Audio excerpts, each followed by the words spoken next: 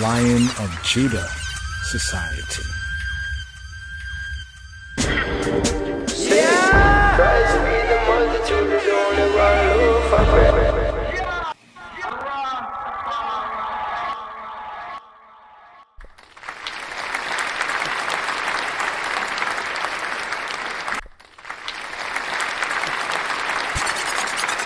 Lion of Judah Society.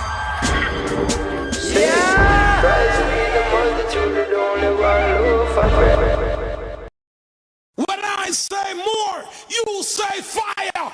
More fire. Yes. Hopefully one's had a good, peaceful, restful Shabbat. Here's the After the Shabbat podcast here, the eve going into the eve of the first day, looking to this new Shabuah, this new 7 days, this new week to come right here. Shabuah Tov, Chabarim, good, new, strong, to come, 7 days, here.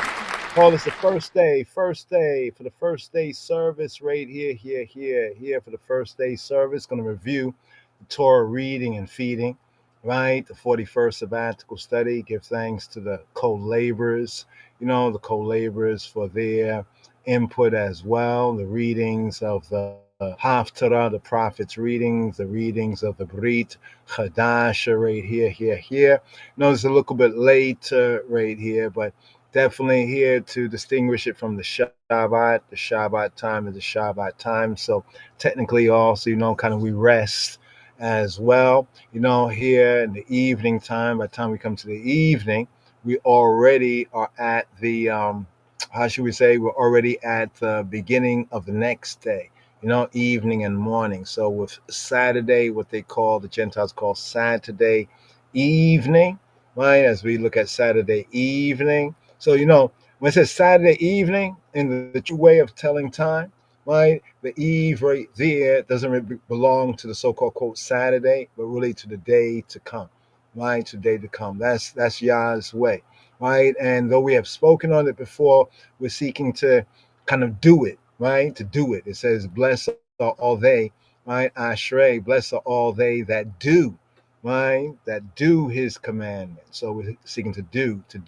Right here, begin off with Queen Makeda right here on the Kadosh, right? The Kadosh right here. No, actually, the first day Psalm right here. We're going to review, the Psalm for the 7th day, the Shabbat Psalm, review the Torah reading and feeding as well, But let's begin off right here for a good Shema Yisrael, and then we'll touch on the Queen Makeda tune, Holy Mount Zion, that brings out even more on the first day, the evening psalm for the first day, which is Psalm 24. The earth is Yahweh's and the fullness thereof. As we begin a new Shabuah right here. Shema Yisrael. Here. O Lord, open thou my lips. Adonai Sefatai Tiftach. And my mouth shall show forth thy praise. Ufi Yagid Tehillatecha. For thou desirest not sacrifice. Or else I would give it. Those words here from Psalm 51, verse 15. Sometimes, it's hard, to really just open up, but we ask Adonai, to open up I and I, lips that we may utter praise. So right here, Shema Yisrael. Here.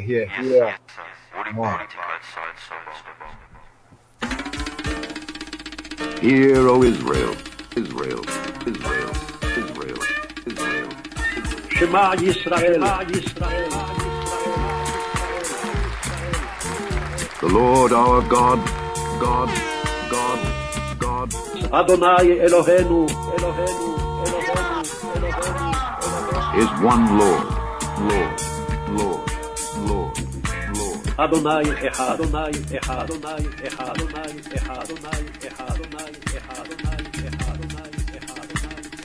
And thou shalt love the Lord thy God with all thine heart, and with all thy soul, and with all thy might.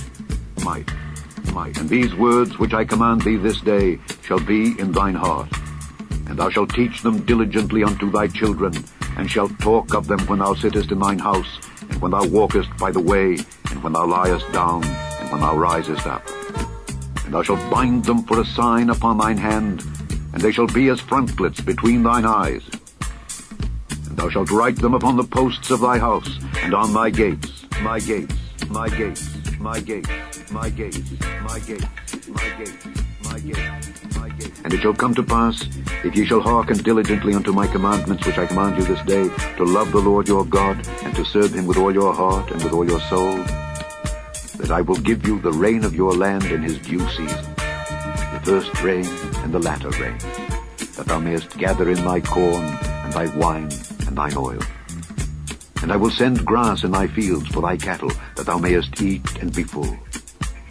Take heed to yourselves, that your heart be not deceived, and ye turn aside and serve other gods and worship them. And then the Lord's wrath be kindled against you, and he shut up the heaven, that there be no rain, and that the land yield not her fruit, and lest ye perish quickly from off the good land which the Lord giveth you. Therefore shall ye lay up these my words in your heart and in your soul, and bind them for a sign upon your hand, that they may be as frontlets between your eyes. And ye shall teach them your children, speaking of them when thou sittest in thine house, and when thou walkest by the way, when thou liest down, and when thou risest up. And thou shalt write them upon the doorposts of thine house, and upon thy gates, that your days may be multiplied, and the days of your children, in the land which the Lord sware unto your fathers to give them, as the days of heaven upon the earth, upon the earth, upon the earth, upon the earth, upon the earth, upon the earth, upon the earth.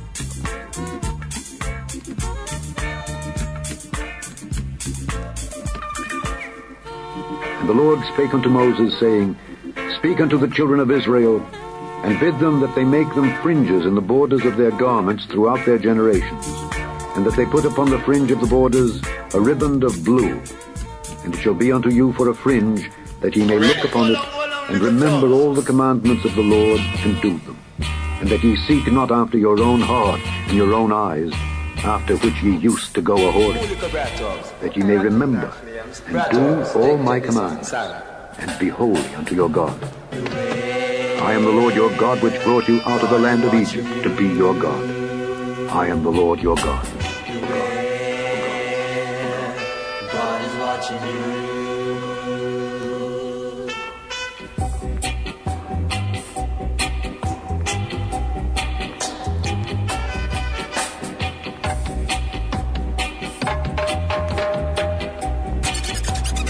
Lion of Judah Society.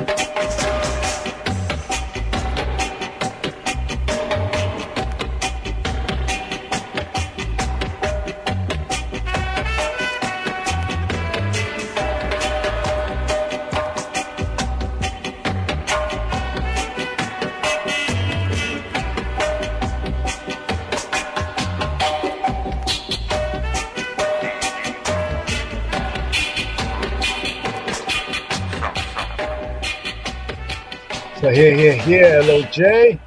Here, Debar Ka. Debar. And the beginning was the Debar word. So right here, what's the word? Here, first day service. Hopefully one Shabbat was Shalom, Meborak, and Meborak.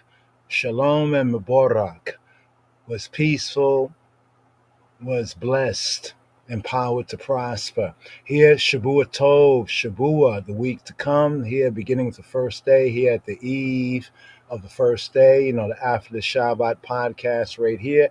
Here we have the 41st sabbatical study. Here we have Phinhas, Phineas, here picking up with Numbers chapter. Here's what we're going to review right here.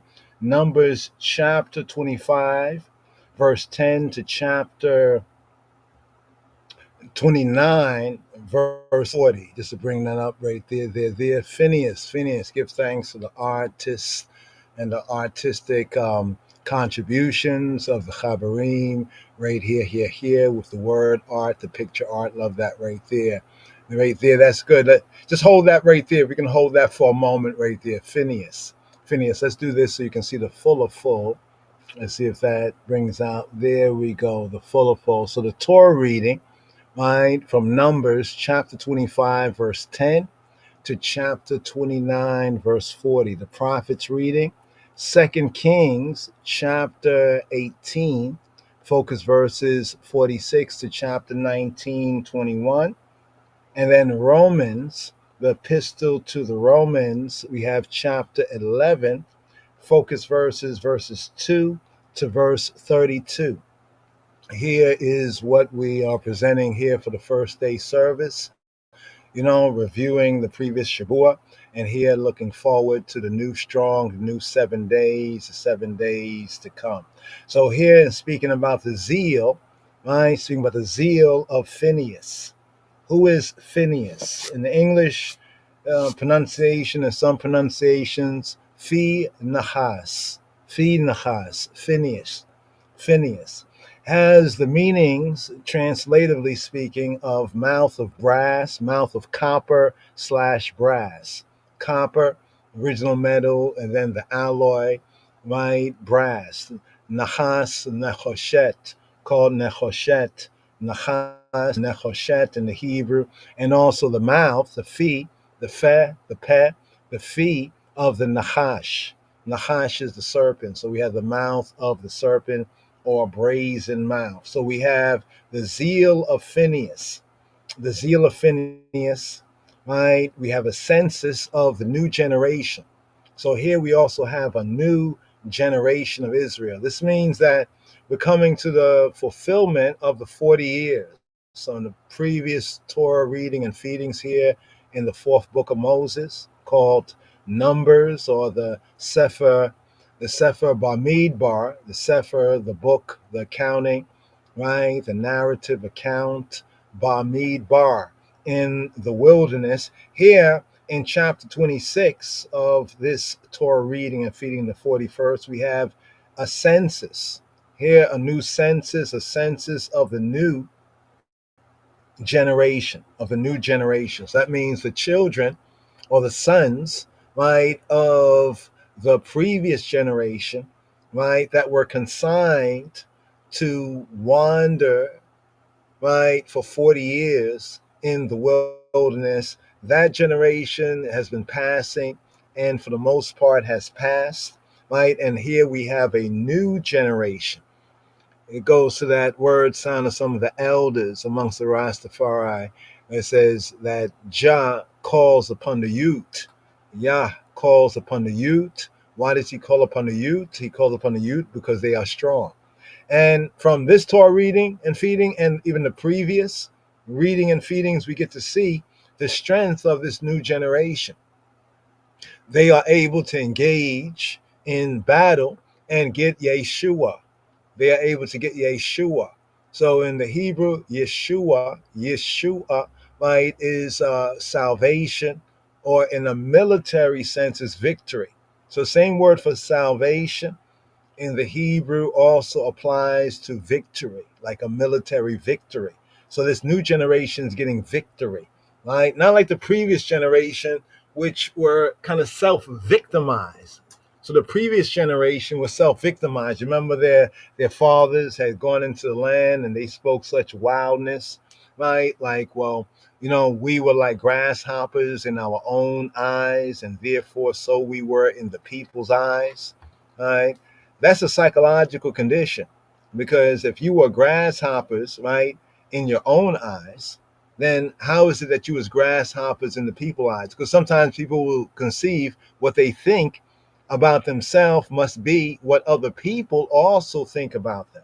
So there's a lot that we can learn as we study and we reason, these Torah reading and feedings. But effectively here, we have a census of a new generation in the 41st Parshat, the Torah portion, Parshat Phinehas, Parshat Phinhas. So some enunciate as Phinhas, others as Phinhas, right? Almost like tomato, so to speak, right? So a census of the new generation. We also have the daughters of Zelophehad, the daughters of Zelophehad. That was these 5 daughters here, that they get the inheritance that usually, right, was consigned to the son. So we can ask some questions. Why was the inheritance usually consigned to the sons, and not to the daughters? But even right here, for equal opportunity, the daughters of Zelophehad, they made a request. Actually, they proposed a case. They brought their case, before Moshe, and therefore before Yahweh. And there was a ruling on this, that these daughters of Zelophehad, since they're the only children, right, of their father, right, their father who died without having sons, why should his name be blotted out? So there's a lot of connecting points. They were kind of zealous. So notice we have the zeal of Phinehas. Let's point this out here. We have the zeal of Phinehas, right? And we also have, in a sense, the zeal, right, of the daughters of Zelophehad. Right? Give a round for the daughters right there, right? So this is kind of equal rights and this and that. And the next thing, we can see it right here, right? Now, one of the reasons, as we've mentioned before, that the sons, that inheritance was usually consigned to the sons. In other words, the land, she, was to be protected by he. And that's the principle there, that the land, she, ideally speaking, from the ancient worldview, was to be protected by the he, right? And the he's, the sons. The sons would have to fight. They would have to, put in that work, lay down their lives if necessary, right? To protect the land, and therefore to protect, the land, right? The men and people, especially the women and children, right? And the livestock of the land, right? So therefore the man to whom more was given, because this is more that was given, more is required. Now with the daughters of Zelophehad, right, there's some conditions that yes, they can receive inheritance, but they must only marry, right, men that are in their tribe. Why are the daughters of Zelophehad only to marry men within their particular tribes? Now this tells us something there. That means that, well, in usual cases, a daughter, right, she could potentially marry outside her tribe, right? However, in the case of the daughters of Zelophehad, in the case of daughters that did receive the inheritance from the fathers, they would have to marry, right, men, right, who are within their own tribe. Why? Why would they be limited to that? Right? Is this sexist? Is it something like, on that level? No.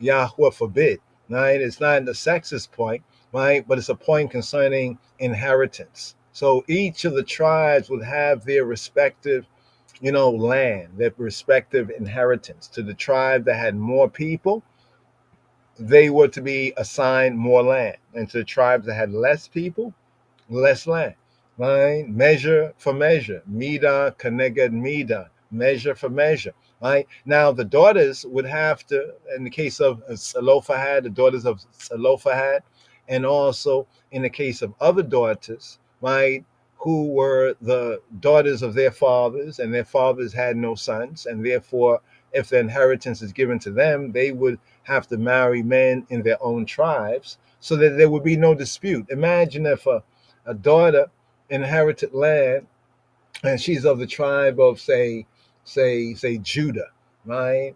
And she marries a man who's of the tribe of Issachar, Manasseh, say one of the northern tribes, or even the tribe of Benjamin. This might breed conflict because in the man now, right, once that marriage, therefore it would revert, right, to the man, as it were, right, and he's of a different tribe. That means that the next tribe might say, part of your land because, one of our men married your daughter, and therefore this will lead to tribal dispute. So we see that even though it's not overtly always mentioned when we study the principles, right, we can kind of do the math and understand that there are logical reasons according to the culture, according to the time and context. Some principles are universal, like the 10 words, falsely called the 10 commandments. Some principles, the Aseret HaDebarim, the 10 words, the Decalogue, some things are universal, while other things are according to certain custom. We have customs that are regulated, customs that people were already practicing, like the blood avenger, and these one can point to what they call the Noahide, or to the Torah, the direction instructions given during the time of Noah, concerning, bloodshed, right? And the requirement for blood, that there be blood for blood, right? But even many of these things are regulated in the Torah. The Torah basically has three parts to it. In the most general sense of Torah, right? The most specific sense of Torah, we can point to the 10 words that are falsely called the 10 commandments. Those words are called the Divrei, right? Habrit, the words of the covenant. They are also referred to as the commandment, not commandments, but the commandment, right? And it's also referred to in Torah as Ha-Torah, and Torah meaning not so much law, right, from a Western Gentile mind, but more direction, instruction. The word Torah come from Yara, right? Yara, and Yara means to aim, right? To point, almost like to aim, to point the finger, right? Almost like to direct, to instruct, right? So we have the daughters of Zelophehad. Just to go over some of the basic points in this Torah reading and feeding: the zeal of Phinehas, a census of the new generation, a new generation of the Bnei Yisrael, of the Israelites, the Israelite daughters, right, of Zelophehad that get the inheritance, right, and the terms and conditions that are applied. And also we just touched on some of the reasons for them, from the context of the ancient world and the scriptures, right? And in Numbers 27 and 12, Joshua is appointed now, right, as Moshe's successor. The interesting thing is that in some appointments, like to the high priest or priests, are anointed. Later on, kings would be anointed. So both priests and kings are anointed. And it's important to remember that order, that before kings were anointed, priests were anointed. That means before you can have an anointed king, you have to have an anointed priest. And this is also one of the significances of the Brit Chadasha with Yeshua HaNotzri, Yeshua HaMoshiach, being the Kohen Gadol according to the Brit Chadasha. But when Joshua here in 27 and 12 of Numbers is appointed, I don't think, maybe we missed it, but I don't think he's anointed, but he is appointed, right, as Moshe's successor. He would be the one who would take the Bnei Yisrael into the land and to also inherit the land.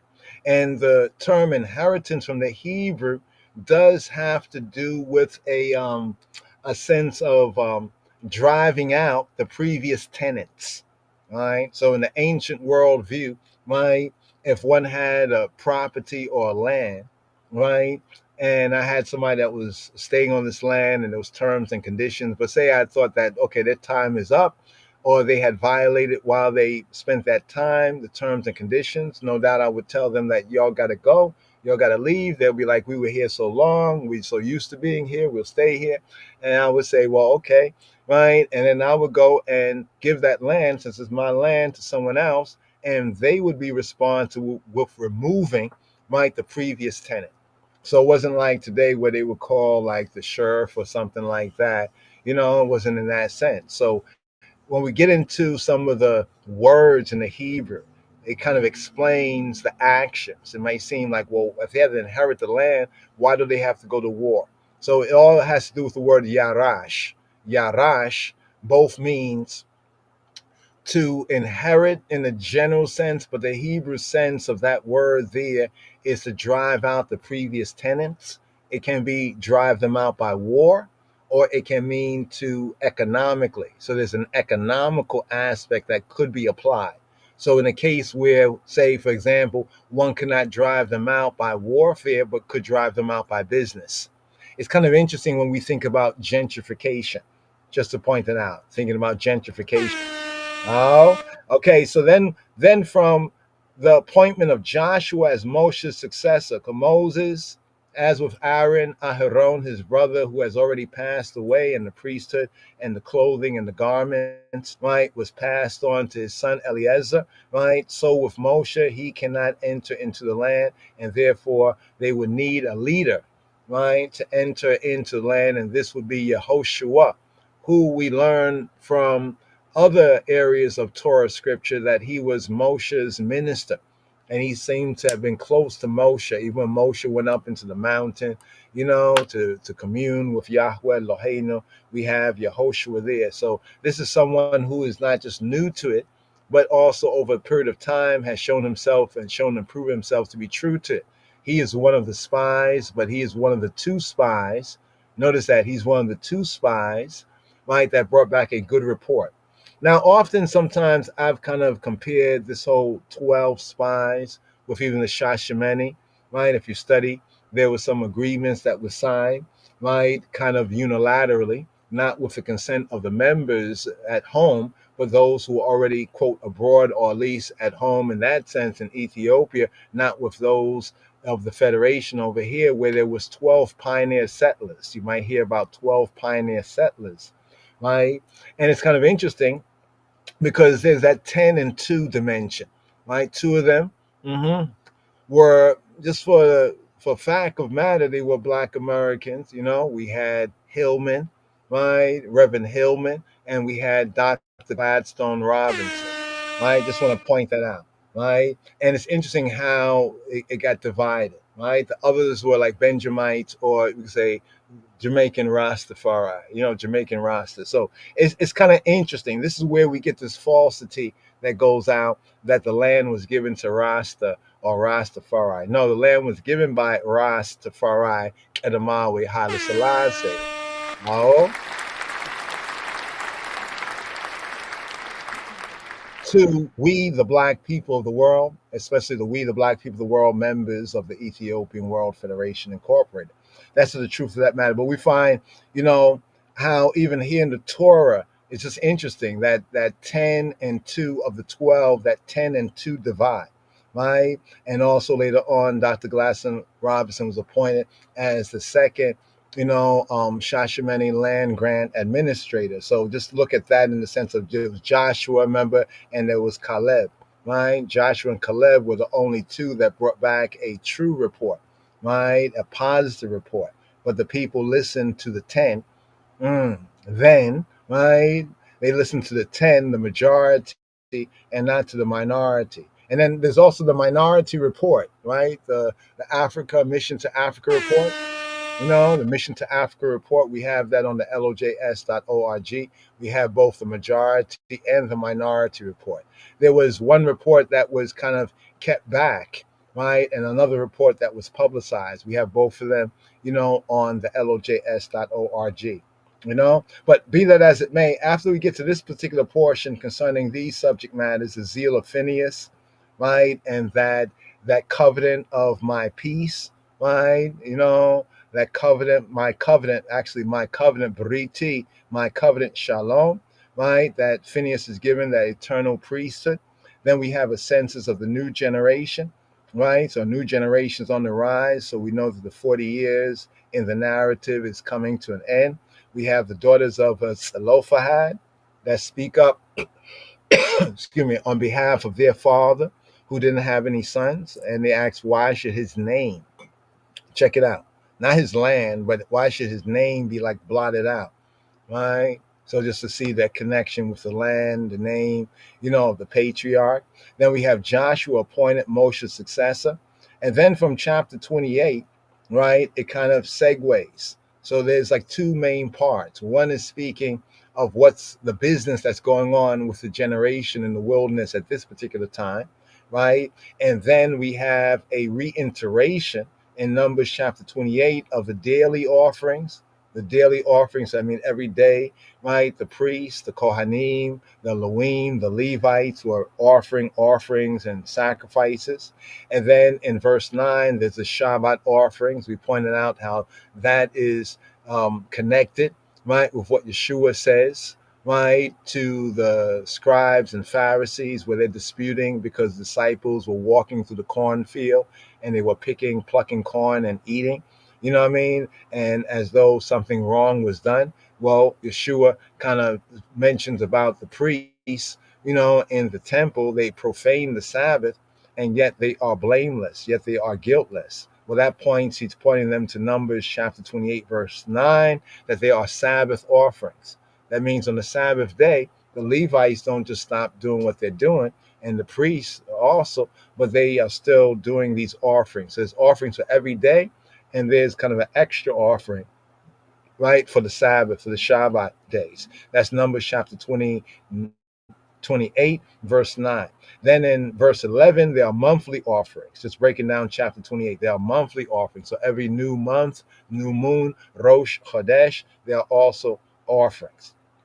Then it goes into the feasts, the festivals, mainly the 3 times in the year and the significant feasts and festivals. At verse 16 of Numbers 28, it speaks of the offerings at Pesach, at Passover. In verse 26 of chapter 28, the offerings at the Feast of Weeks, the Chag HaShabuot, or some will say Shavuot. Shabua is a week. Shabuot is weeks. So when we say Shabua Tov, we're saying like a good week, a week to come, the 7 days to come. So we have the Feast of Weeks because there they counted 7 Shabbats complete. And on the morrow after, so the morrow after the Shabbat is the first day of the week. The Gentiles will call that Sunday, also corresponding to the resurrection day of HaMoshiach Yeshua. Then we cross over to chapter 29. First verse, the offerings in Numbers chapter 29, the offerings at the Festival of Trumpets. So with Passover, we get roughly the March, April time, right? And then about 50 days after Passover, we get the Feast of Weeks, the Harvest Feast, also known as Pentecost in the New Testament, the 50th day, the Chamishim Yom. And then in chapter 29, right, we get to the 7th month. So now we're in the 7th month. Now, as you pointed out, there is the Belial, that tune by Vaughn Benjamin, aka Ake Becca, right? Also sometimes known as the band name Midnight, where he speaks about this, he's pointing to that, right? This feast here, but I think he says in the book of Leviticus, computer writing and cursive, and Numbers chapter 29, verse 1, offerings at the Festival of Trumpets. So the Festival of Trumpets, right, is actually known as Yom Teruah in the Torah. In the later observation amongst the tribe of Judah, Ha-Yehudim, this is known as Rosh Hashanah. Rosh Hashanah means the head of the year. Now, there's a lot of questions, of course. Why is this? This is just the 7th month. Well, we get to learn by the feast in the 7th month that we're coming to the end of the holy year observations of the 7 appointed feasts and festivals that occur in 3 main times. So Passover, time 1, right? The first time. Passover with Passover, unleavened bread, first fruits. All this occurs in one time, one season, the first of the 3 times. Then 50 days later, the Feast of Weeks, the Feast of Shavuot, Feast of Harvest, called Pentecost, happens at the second of the 3 times. And then when we come to the Festival of Trumpets, right, of trumpets in the 7th month, the first day of the 7th month, the Feast of Trumpets, right, which is called in the later observation of the tribe of Judah, is referred to as the head of the year, or Rosh Hashanah, right? Because it's like 1 year is ending here and a new year is beginning, right? The Torah actually brings it out. I know from our Western Gentile mind, we'd be like, it can only be 1 year. Well, it is 1 year, but understanding that with the holy year, in other words, the holy year, the covenant keeping, we have feasts and festivals, appointments that the males of Israel are required to keep in 3 times of the year, right? And that's, you want to count them? That's Passover, right? Unleavened bread, first fruits, harvest called Feast of Weeks, right? Trumpets, right? The Day of the Atonements, and the Feast of Tabernacles called Sukkot, or booths, huts, right? So in Numbers chapter 29, verse 1, we have the offerings at the Festival of Trumpets, the first of the 7th month. Then in Numbers 29 and 7, we have the offerings on the Day of Atonement, the Day of the Atonement, Yom HaKippurim, that occurs 10 days later. And then 5 days after that, right, on the 15th of the 7th month, we have the feast, the Chag HaSukkot, the Feast of Tabernacles, Sukkot, right, or booths, also known as the Feast of Huts, to commemorate how during the wilderness experience, the Bnei Yisrael, the sons of Israel, how we dwelt in huts. So imagine this, that as we get into the land and as we, get situated in the land and build up, and as they built up and, came, maybe had big houses or whatever else like that, that once during the year, right, we would kind of humble ourselves and dwell in booths, dwell in huts, right, recalling how our ancestors, how they tried it, how they dwelt. Now it's interesting because in Ethiopia and parts of East Africa where we have our Judahite and Israelite peoples, we also see that kind of dwelling in huts, dwelling in booths, right? Almost to the description that we have in Numbers chapter 29, verse 12, and also in Leviticus, where they shall take certain goodly branches of different trees and they shall make these thatched huts, and they will dwell in it, right, for 7, right, to 8 days, right? So the offerings at the festival of booths or tabernacles. So this is the overview right here. Then in the prophets reading, we have 1 Kings chapter 18, right? Verse 46 to chapter 19, verse 21, right? Now this covers the drought. There's a drought that ends. So you recall in the New Testament, which book is it? I think it's James. We're talking about fervent, effectual prayer. And then it speaks about Eliyahu, right? That Elijah was a man of like passions. Remember the word passion, right? There's a link with zeal, right? Being passionate, right? Being zealous, right? So it speaks about how Elijah, he prayed, the heavens were shut up, and he prayed again, and they opened up. So here in 1 Kings chapter 18, verse 41, the drought ends. So this teaches us something about drought, Ethiopia, right? Especially during the imperial times, especially near what ones would call the end of that manifestation, that demonstration, that there was a famine, there was drought, right? And we know that this occurs in certain regions of the world, right? In certain sort of predictable ways, at least it happens regularly. But to point out that there was drought, and drought often leads to famine. So we see in the scriptures, right, that there's even drought and famine, right, in the Holy Land, right? Just want to point that out right there. right? Because one might say, oh, well, Ethiopia, that couldn't be anything holy or of Jah because, there's a drought. So let's just study to show ourselves approved. So the drought ends at 1 Kings 18:41. When we get to chapter 19, right, something very interesting. Elijah flees. He runs. He jets. Barach. The Hebrew word for flee is barach. Barach. Right? Like when we say brach. He fled. Right? Eliyahu brach. Eliyahu. Mia Iazabel. He fled from Jezebel. Right?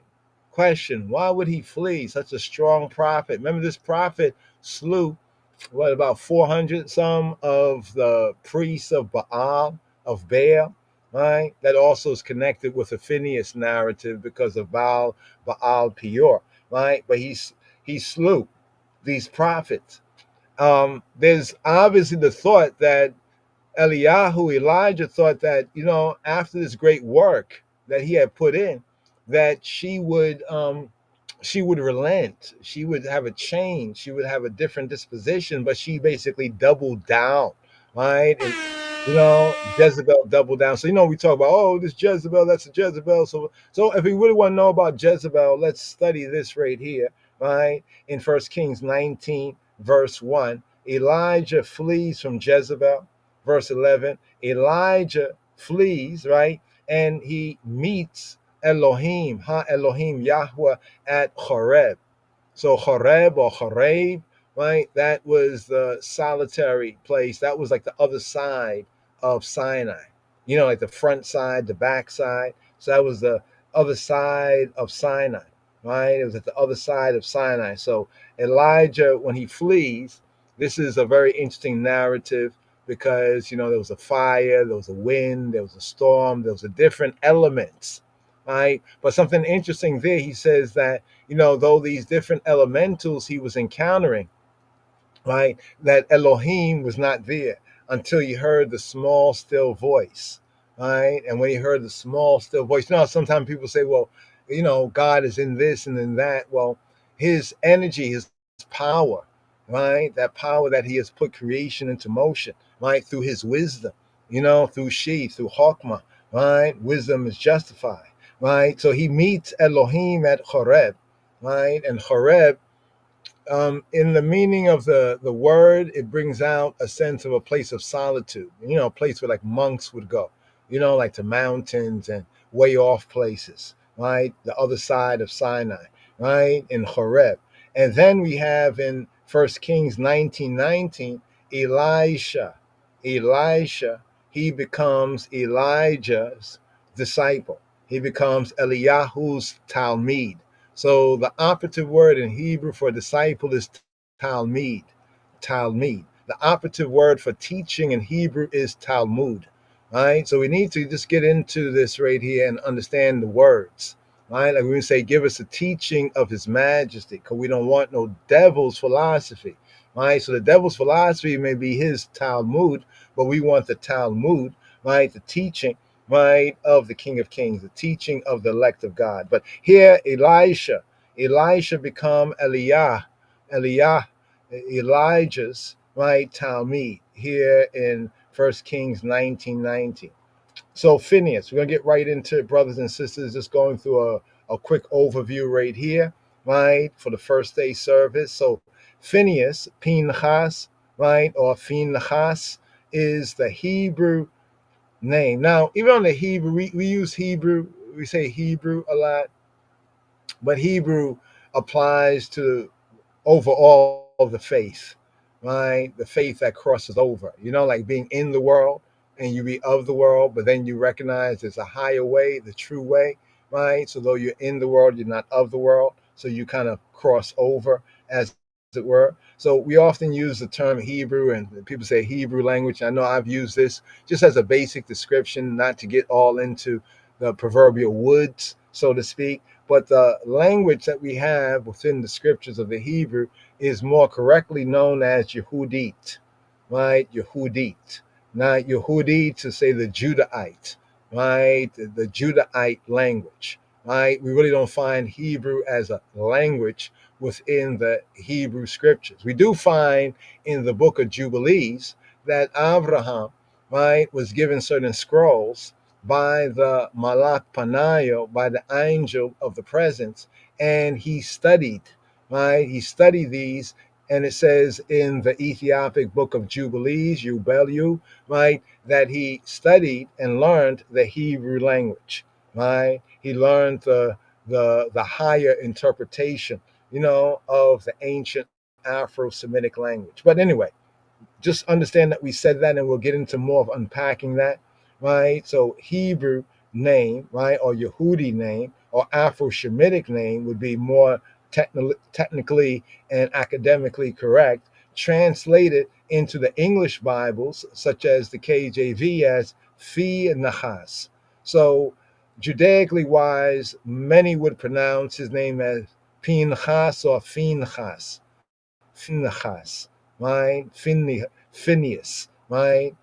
It is also the name of the 41st reading from the Torah because of the second verse.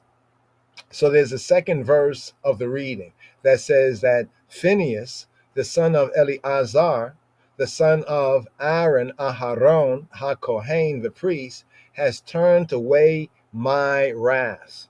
In the Hebrew, chamati, from the word cham. Cham is to be hot. Chamati, my heat.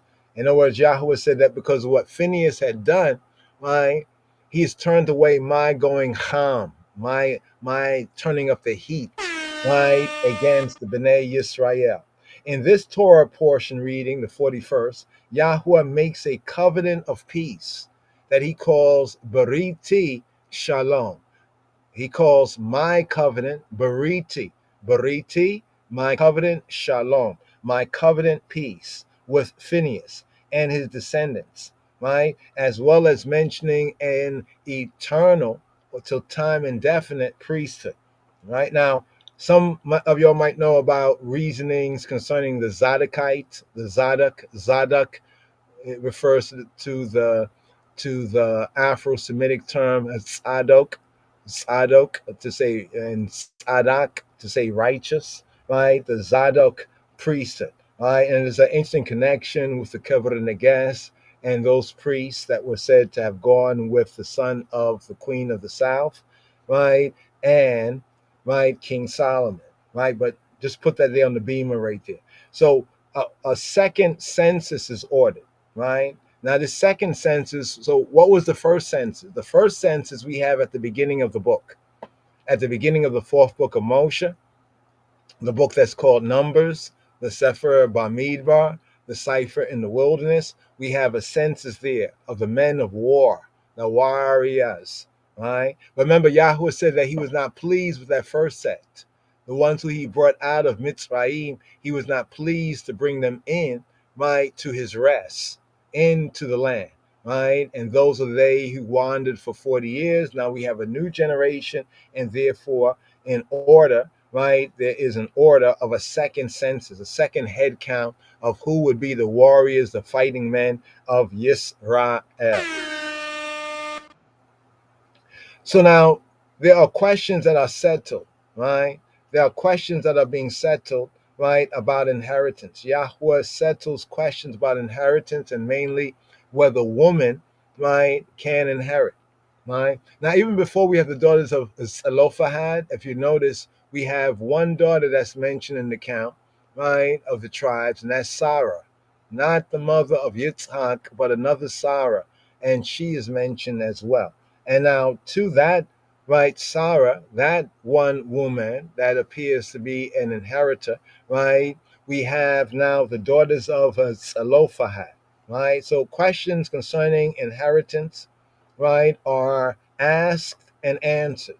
And also Yahweh here appoints Yehoshua,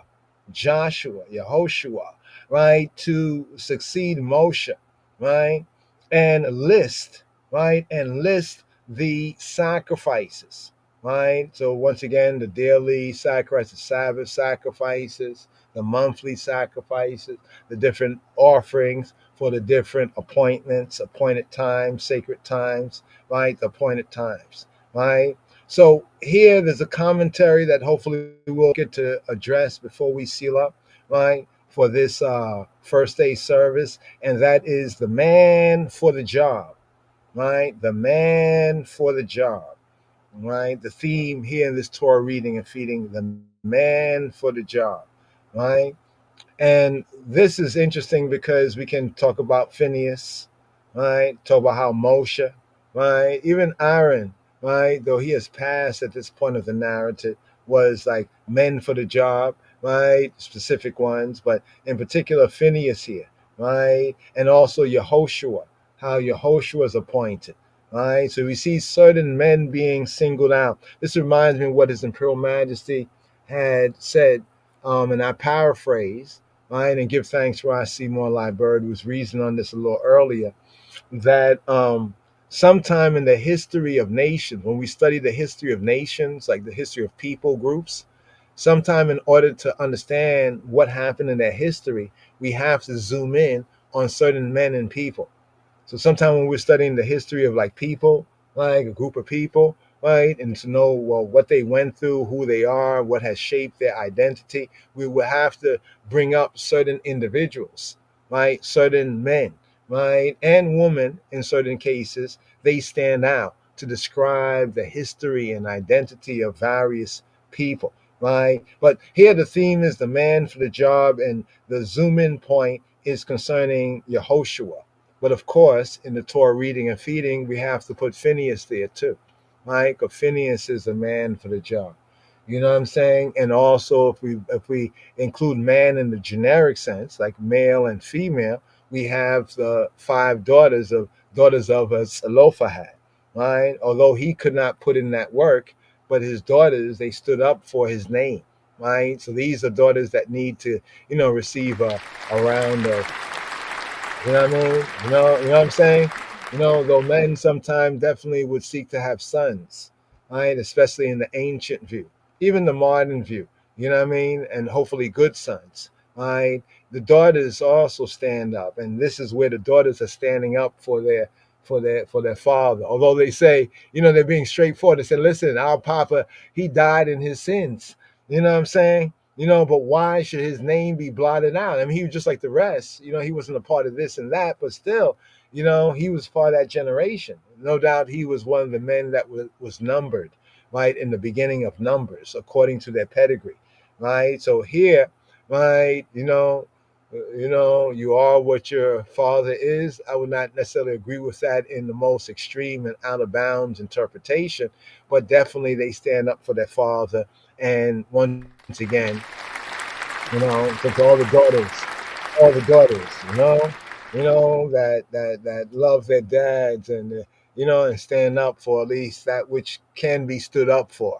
You know what I mean? Though they admit it, he died in his sins. Like, wow. Thanks, daughters. But true it be, right? So Numbers 27:18 says, so Yahweh said to Moshe, take Yehoshua ben Nun, the son of Nun, right? A man in whom is the spirit, the ruach. Check that out. So the qualifications. So remember that Yahweh does not look at, what men and people, we look at the outside, how somebody look and say, oh, this is your king. This is your king. We size them up from our eyes, but Yahweh looks at the heart, right? And he look at the spirit, right? So he says, take Yehoshua ben Nun, a man in whom is ha-ruach, is the spirit, and lay your hand on him. So notice that the hand was laid on, right? Not so much, to put the spirit in him. You notice that?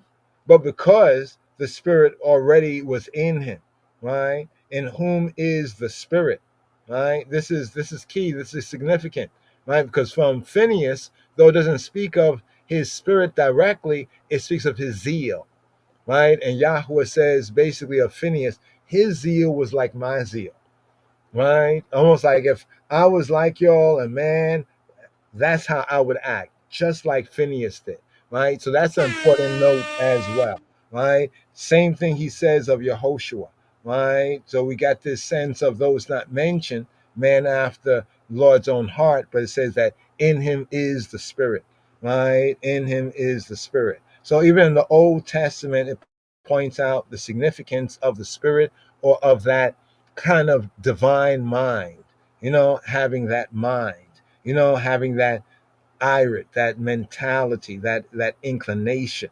You know what I mean? How many of us have it? You know what I mean? And what should we do? Right? What should we do to get it? Get it? All right. So right here. Let us do this here before we ride up. Right? Before we ride up right here. 'Cause we should get right in it. I wanted to share the Amida. The Amida is like the standing prayer, because on the ear it's as though, we're all together in one place, right? But this is in the higher, like we're meeting together in the ear, right? This is the true rapture in the ear. You know what I mean? See, Father already knew that there'll be days like these.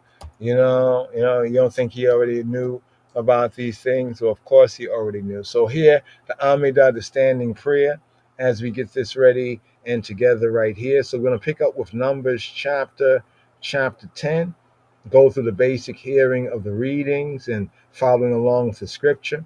I said Numbers chapter 10, right? No. My bad right there. Numbers chapter 25, right? Numbers chapter 25, right? Verse 10. Wow, we're almost fulfilling this book here, this book of Numbers here, the wilderness. Let me see right here. Let's see, I'm looking over some quick notes right here. Let me do this right here. Okay. Before we ride up there, let's just bring these notes in, right? So we can get this out front and forward. So when we go through the KJV and the Hebrew highlights reading, right, we can kind of put together the narrative because there's a lot that's going on right here, right? So here's some of the K and D column delete notes that we find to be overall pretty trustworthy and go into some depths with the Hebrew and some of the languages, right? Numbers chapter 25, verses 10 to 15, as we open up this 41st here on the first day service. For this act of divine zeal, the eternal possession of the priesthood, the kahuna, was promised to Phinehas and his posterity, his seed, as Yahweh's covenant of peace, right? And there it says big ano, like in his, right, in his passion or in his zeal, big ano. The bad translation would be like in his jealousy. The bad translation. The proper translation, big ano, would be in his zeal, right? In his zealousy, right? In his passion, right? By displaying my zeal in the midst of them, the Bnei Yisrael, right? The Israelites, the Yisraelim, right? Kinati, the next Hebrew there, kinati, is not zeal for me, right? So breaking down the Hebrew, right? Kinati, from kina, you have kina, zeal, kinati, my zeal, is not to be translated as zeal for me, right? Right? But as my zeal, kinati, my zeal, the zeal of Yahweh, right? With that, right? Phinehas was filled. So he was filled. And remember, zeal is a spirit. Right? Zeal is a spirit. It's like a state of mind. It's a spirit, right? And impelled to put the daring sinners to death, right? The daring sinners to death, right? So these were sinners, right? And as it says in the law concerning such sins, right, there is a death penalty, and he acted. Now, does this mean that people can act that way? I would not advise that necessarily. But what can we learn, right, from his zeal and what was approved by Yahweh? By doing this, he had averted destruction from the Israelites and restrained the working of Yahweh's zeal. Right? Remember, his zeal is not like the zeal that man can perform, though man may perform it in his spirit in a way that he says, that is like mine. right, that had manifested itself in the plague. So the working of Yahweh's zeal, right, was manifesting in the plague that had taken over Yisrael. Now, I think I said in one of my audibles, I said nega, the nega sarat. Nega, the nega sarat, right, is the plague of leprosy. Here it uses the term for plague, magefa, right, a different Hebrew term, right? Just want to stand corrected. He says, I gave him my covenant of peace, right? You know, Natan, Berit, Natan, Berit, right? The suffix is attached to the governing verb as we have in Leviticus 6:3. So there's comparing as we study the Hebrew with other areas where the same construction, right, is used. As in Genesis 17:2, right? So let's just look at this just briefly here, right? Let's go down to the KJV, get the simple text, right? Start from low degrees to high degrees. It says, or have found that which was lost, and lieth, and lies, bears falsehood concerning it, and sweareth falsely, right? In any of all these that a man doeth, sinning therein. All right, now this is 6:3. Let me now take a little gander at the Hebrew here. O matzah abeda.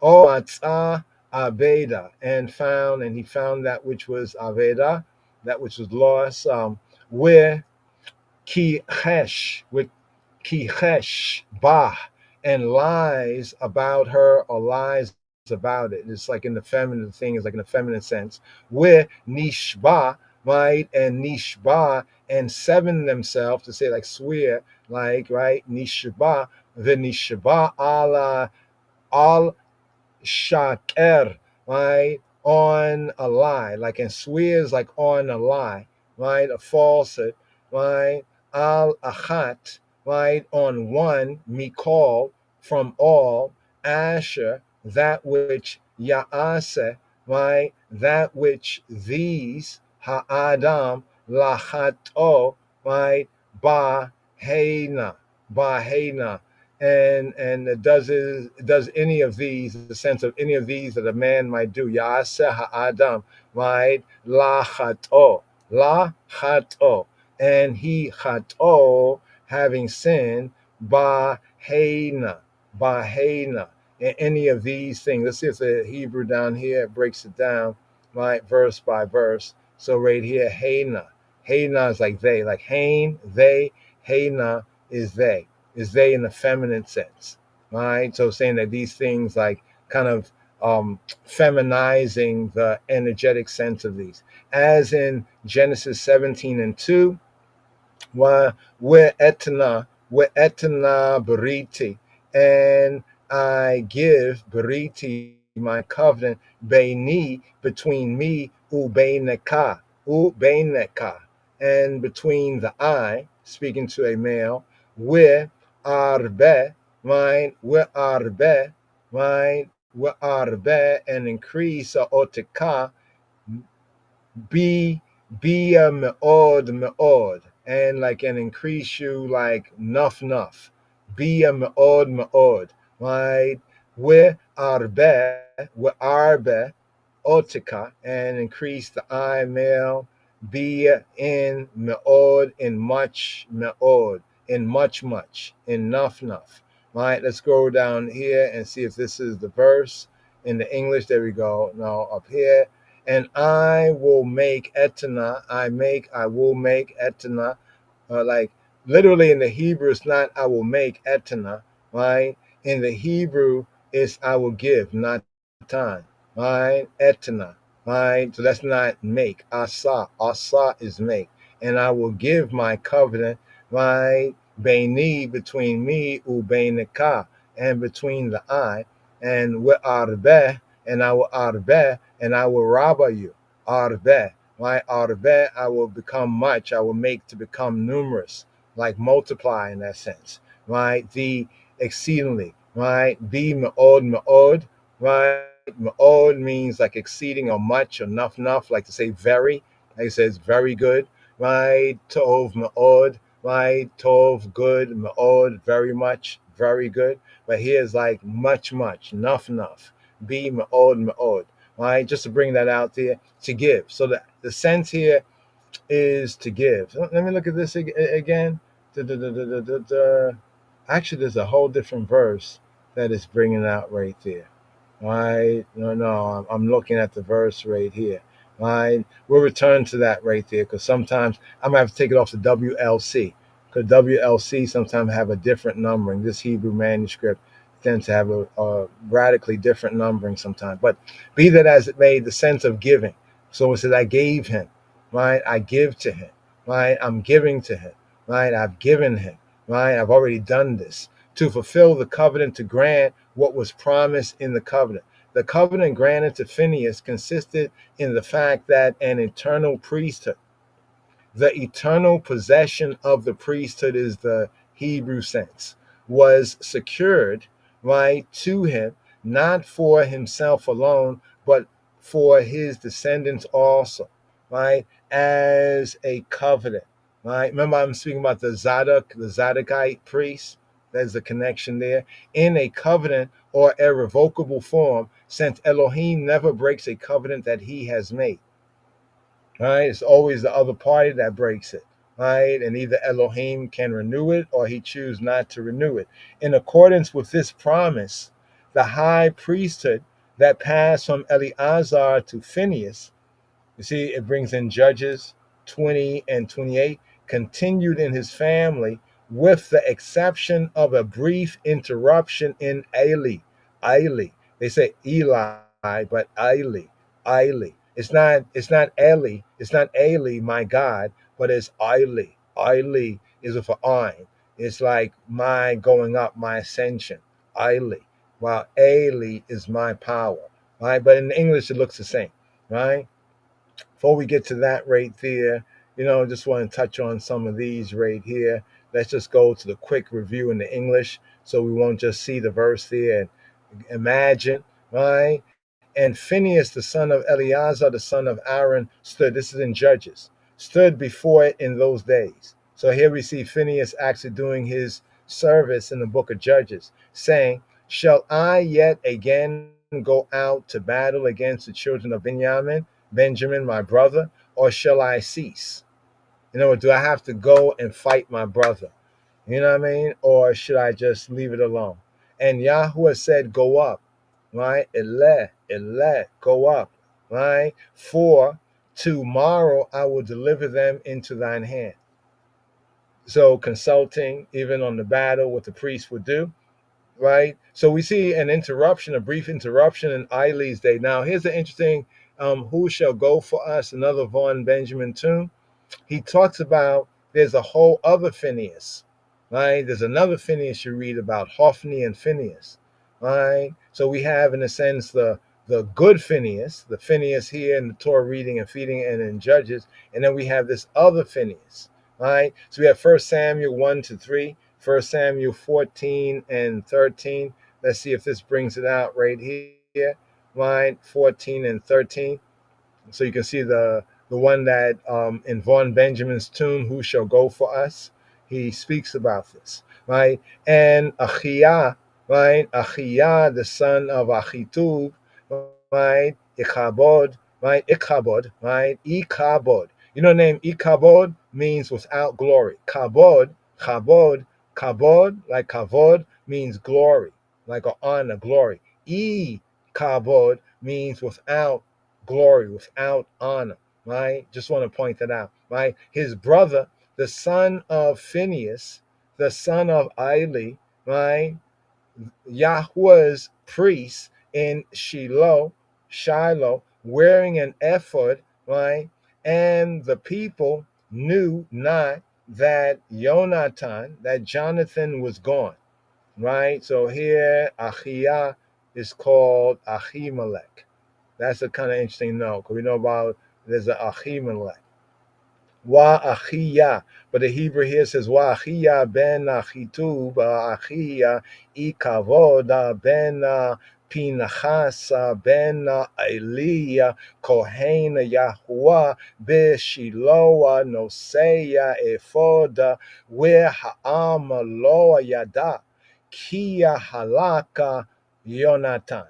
For, because, because halak, he halakad, he went, right? Kia halaka Yonatan, because Yonatan had went, right? So there we have another Phinehas later on, until the time of the last gradual dissolution of the Yehudi.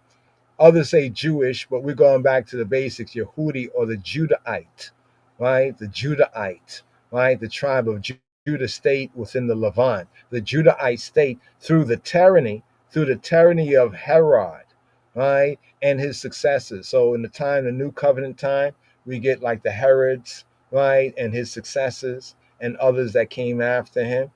So here it says right here, this is from the previous no, actually, in this Torah reading and feeding, right? In this Torah reading and feeding, it tells us this here, KJV light. Now, the name of the Israelite that was slain, that Phinehas, right, the son of Eleazar, right, the son of Aharon HaKohen, has slain, right?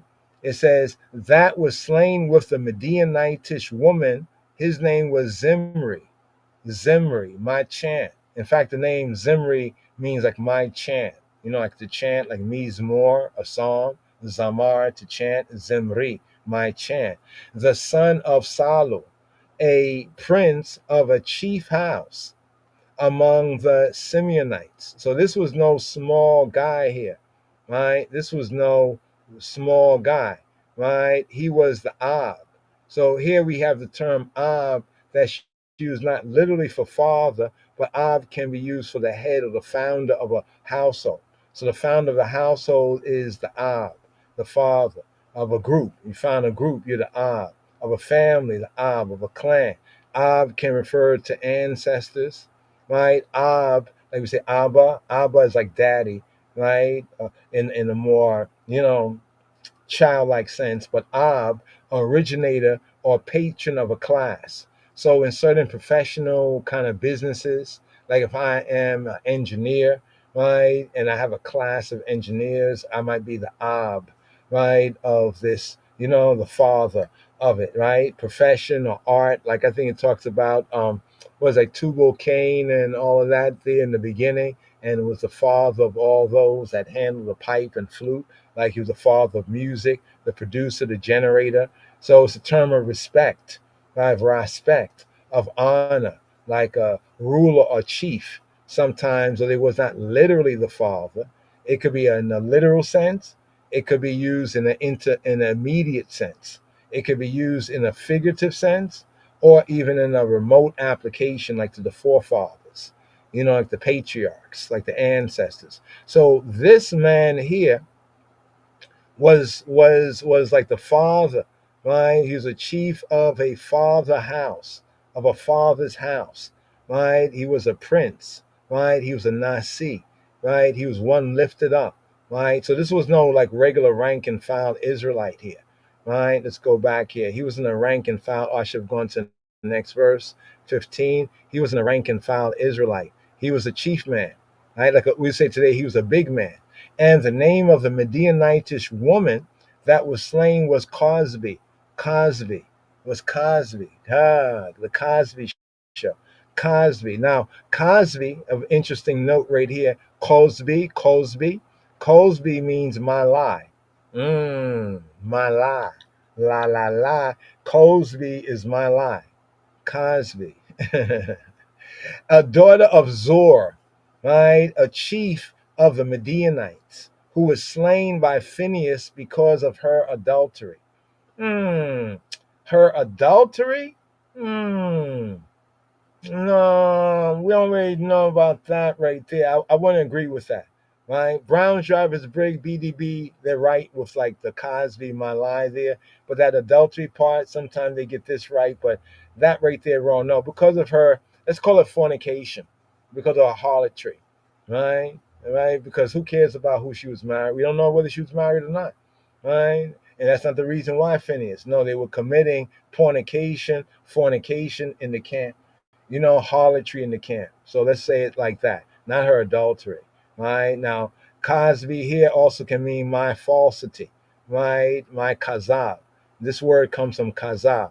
Kazab means like to tell a lie, right? Right? To tell a lie, to be a liar, right? So wow, that's what's going on right there, right? So it says right here that Midianitish woman, daughter of Zor, he was head. Now notice, her father was Rosh. He was a Ras among his people. He was a chief, a prince, right? A Ras, right? He was head over a people, right? And he also was of a chief of a father's house, right? In Midian. So these were now regular people on either side. On either side, you would think that, man, what Phinehas did when the news got back, oh my goodness, people are going to be looking for Phinehas. How you going to slay Zimri? Everybody who's part of that tribe, the Simeonites.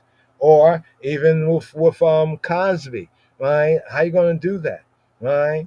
So the names of these two daring sinners are given.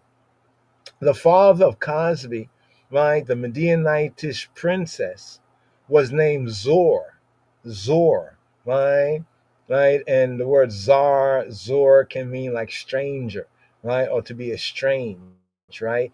And is described here as head of the tribes, right? So in the Hebrew, we have more of the Amot, head of the tribe. So it wasn't just like the translator translates, but head of the tribes, right, of a father's house in Midian, as the head of several, right, of the Midianitish tribes that were descended from one tribe father, right, as we have over here. This is the last reference here, right? Let's go to 31 and 8, KJV light. Let's take it light.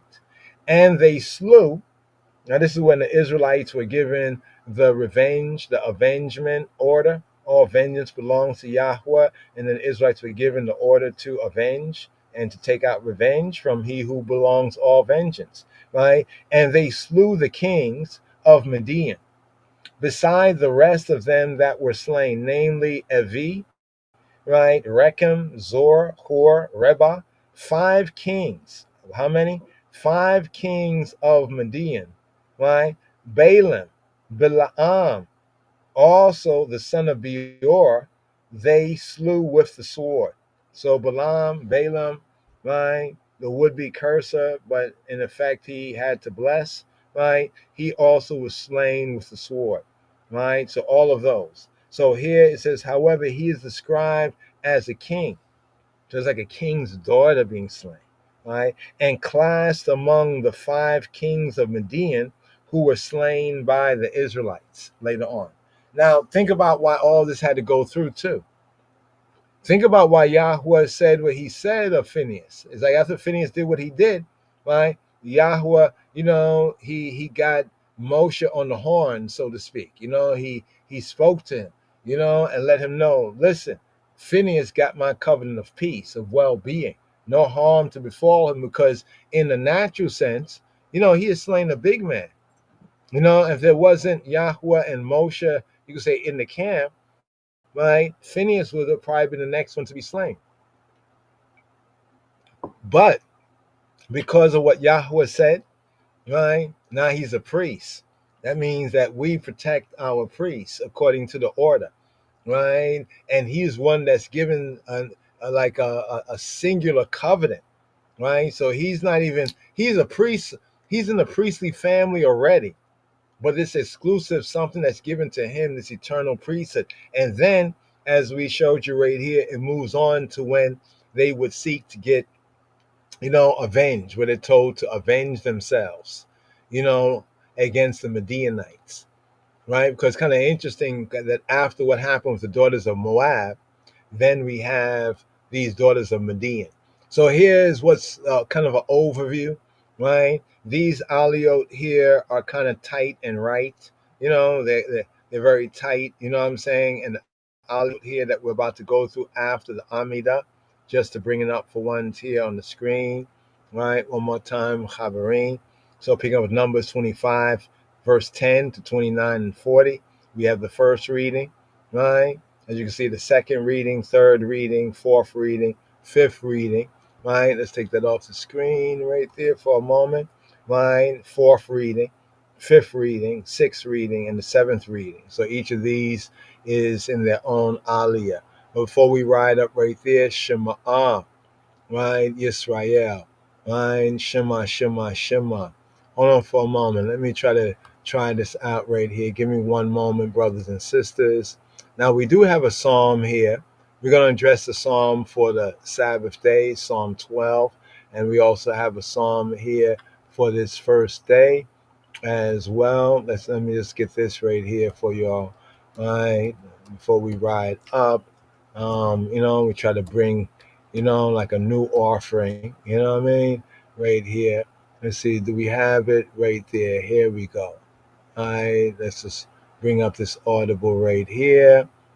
All right, okay, give me one moment. Boom, it's already ready. Hope it sounds good. Shema Yisrael. The reason. Yes, I. Come, make a reason. Shema Yisrael, Adonai Eloheinu, Adonai Echad. And here, Queen Makeda, right here. Coming from Deuteronomy chapter 6, verse 4. Shema.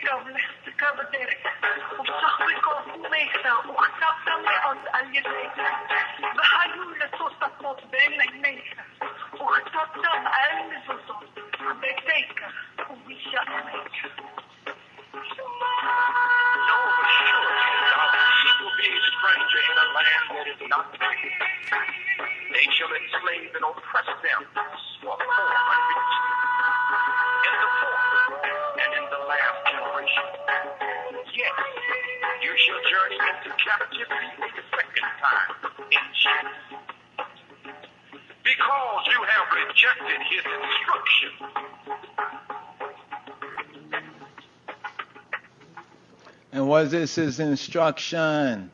What's the instruction to I and I, Rastafari, of the new name, the precious name? What is the King of Kings, Kadamawi, Haile Selassie's instruction to I and I? Well, here.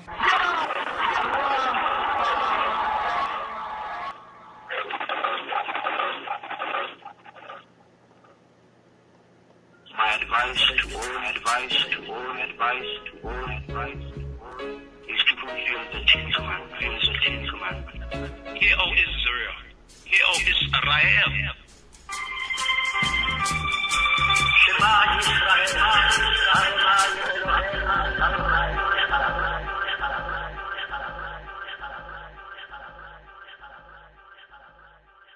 Here, standing prayer, English translation on the Tree of Life. Dub, Eitz Chaim, He Dub wise. Yes, sir. Rastafari.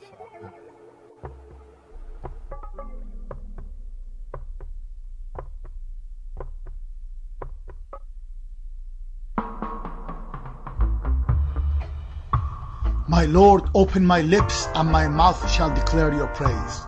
Blessed are you, Lord, our God, and God of our fathers, God of Abraham, God of Isaac, and God of Jacob, the great, mighty, and awesome God, exalted God who bestows bountiful kindness, who creates all things, who remembers the piety of the patriarchs, and who in love brings a Redeemer to their children's children for the sake of his name. O King, you are a helper, a savior, and a shield. Blessed are you, Lord, shield of Abraham. You are mighty forever, my Lord. You resurrect the dead, you are powerful to save.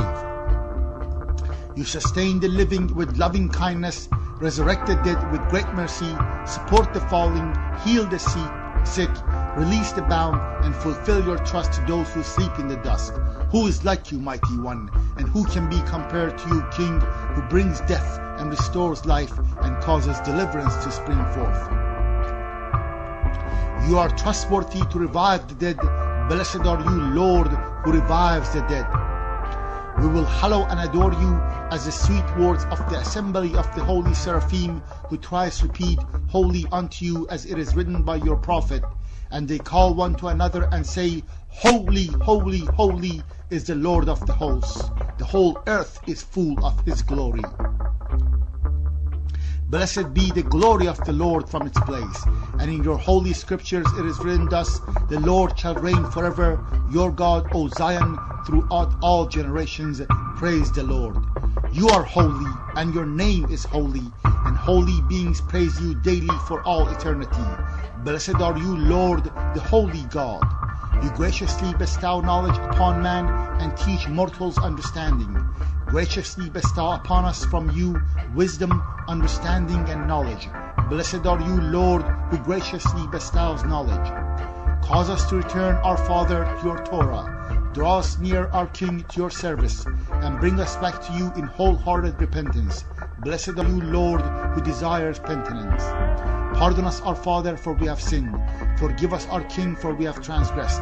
For you are a good and forgiving God. Blessed are you, Lord, gracious one who pardons abundantly. O behold our affliction and wage our battle. Redeem us speedily for the sake of your name. For you, God, are the mighty Redeemer. Blessed are you, Lord, Redeemer of Israel. Heal us, O Lord, and we will be healed. Help us, and we will be saved. For you are our praise. Grant complete cure and healing to all our wounds. For you, Almighty King, are a faithful and merciful healer. Blessed are you, Lord, who heals the sick of his people Israel. Bless for us, Lord our God, this year and all the varieties of his produce for good, and bestow blessing upon the face of the earth. Satisfy us from your bounty, and bless our year like other good years for blessing. For you are a generous God who bestows goodness and blesses the years. Blessed are you, Lord, who blesses the years. Sound the great shofar for our freedom. Raise a banner to gather our exiles, and bring us together from the four corners of the earth into our land. Blessed are you, Lord, who gathers the dispersed of his people Israel. Restore our judges as in former times, and our counselors as of yore. Remove from us sorrow and sighing, and reign over us. You alone, O Lord, with kindness and compassion, with righteousness and justice. Blessed are you, Lord, King, who loves righteousness and justice. Let there be no hope for informers, and may all the heretics and all the wicked instantly perish. May all the enemies of your people be speedily extirpated, and may you swiftly uproot, break, crush, and subdue the reign of wickedness speedily in our days. Blessed are you, Lord, who crushes enemies and subdues the wicked. May your mercies be aroused, Lord our God, upon the righteous, upon the pious, upon the elders of your people, the house of Israel, upon the remnant of their sages, upon the righteous proselytes, and upon us. Grant ample reward to all who truly trust in your name and place our lot among them. May we never be disgraced, for we have put our trust in you. Blessed are you, Lord, the support and security of the righteous. Return in mercy to Jerusalem, your city, and dwell therein as you have promised. Speedily establish therein the throne of David your servant, and rebuild it soon in our days as an everlasting edifice. Blessed are you, Lord, who rebuilds Jerusalem. Speedily cause the sign of David your servant to flourish, and increase his power by your salvation, for we hope for your salvation all day. Blessed are you, Lord, who causes the power of salvation to flourish. Hear our voice, Lord our God, merciful Father. Have compassion upon us, and accept our prayers in mercy and favor. For you are God who hears prayers and supplications. Do not turn us away empty-handed from you, our King, for you hear the prayer of everyone. Blessed are you, Lord, who hears prayer. Look with favor, Lord our God, on your people Israel, and pay heed to their prayer. Restore the service to your sanctuary, and accept with love and favor Israel's fire offerings and prayer. And may the service of your people Israel always find favor. May our eyes behold your return to Zion in mercy. Blessed are you, Lord, who restores his divine presence to Zion. We thankfully acknowledge that you are the Lord, our God, and God of our fathers forever. You are the strength of our life, the shield of our salvation in every generation. We will give thanks to you and recount your praise evening, morning, and noon, for our lives which are committed into your hand, for our souls which are entrusted to you, for your miracles which are with us daily, and for your continual wonders and beneficences. You are the beneficent one, for your mercies never cease, the merciful one, for your kindness never end, for we always place our hope in you. And for all these, may your name, our King, be continually blessed, exalted and extolled forever and all time. And all living things shall forever thank you and praise your great name eternally. For you are good. God, you are everlasting salvation and help, O benevolent God. Blessed are you, Lord, beneficent is your name, and to you it is fitting to offer thanks. Bestow peace, goodness, and blessing, life, graciousness, kindness, and mercy upon us and upon all your people Israel. Bless us, our Father, and all of us as one, with the light of your countenance. For by the light of your countenance you gave us, Lord our God, the Torah of life and loving kindness, righteousness, blessing, mercy, life, and peace. May it be favorable in your eyes to bless your people Israel at all times and at every moment with your peace. Blessed are you, Lord, who blesses his people Israel with peace. May the word of my mouth and the meditation of my heart be acceptable before you, Lord, my strength and my Redeemer. My God, guard my tongue from evil and my lips from speaking deceitfully. Let my soul be silent to those who curse me. Let my soul be as dust to all. Open my heart to your Torah, and let my soul eagerly pursue your commandments. As for all those who plot evil against me, hasten to annul their counsel and frustrate their design. Let them be as chaff before the wind. Let the angel of the Lord thrust them away, that your beloved ones may be delivered. Help with your right hand and answer me. Do it for the sake of your name. Do it for the sake of your right hand. Do it for the sake of your Torah. Do it for the sake of your holiness. May the words of my mouth and the meditation of my heart be acceptable before you, Lord, my strength and my Redeemer. He who makes peace in his heavens, may he make peace for us and for all Israel, and say Amen. May it be your will, Lord our God and God of our fathers, that the Bet Hamkidash be speedily rebuilt in our days, and grant us portion in your Torah. Amen. Amen. Amen. Amen.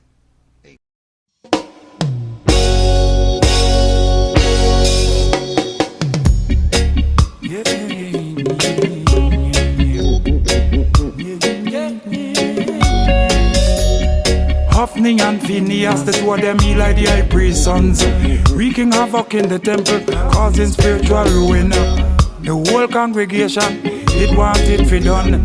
The wrath of the Lord slay the two hand done. When he like hear it, he like them father fall down. The shock to his heart, it was not a random. In spirit and in truth, Samuel the surrogate son, one which was obedient to the ancient wisdom. Samuel hear the voice of the Lord. Hear the voice of the Lord when he like shut down. Bring the oil to David, send the anointing cherub. Who will go for us? Here am I, he send me. Who will go for us? Jah, here am I, he send me. Yeah. Still small voice Samuel hear him not sleep. High priest mediating in a wall of grief. How him hunger Agag the Amalekite chief. To obey is better than sacrifice, regretted in a grief. Seeking familiar spirit, prognostication speak. Decibels of resonance, I tell you, don't do it. Conscience internal, pluck your heartstring beat. Conscience internal, pluck your heartstring beat. Who will go for us? Oh, here am I, he send me.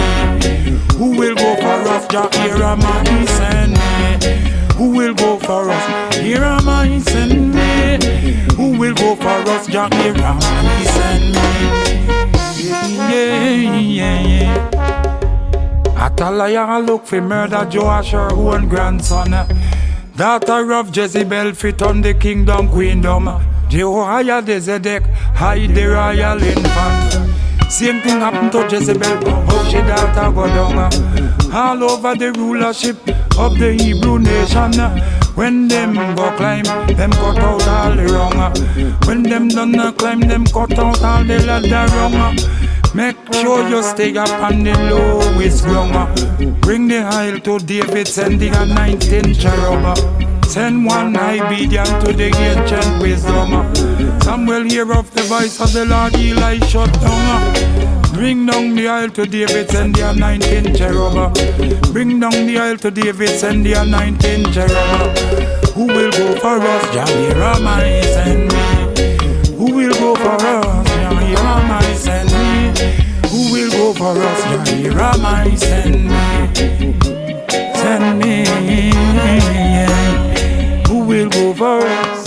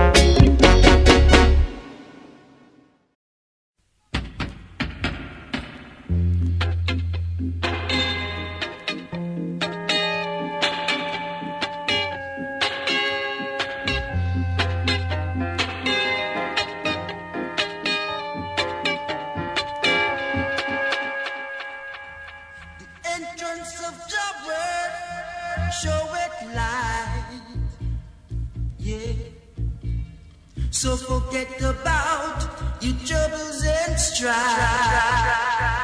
Baruchu et Adonai Hamivorach. Baruch Adonai Hamivorach Leolam Va'ed. Baruch Adonai Hamivorach Leolam Va'ed. Baruch Ata Adonai Eloheinu Melech Haolam. Asher Bachar Banu Mikol Ha'amim V'natan Lanu et Torato. Baruch Ata Adonai Noten HaTorah.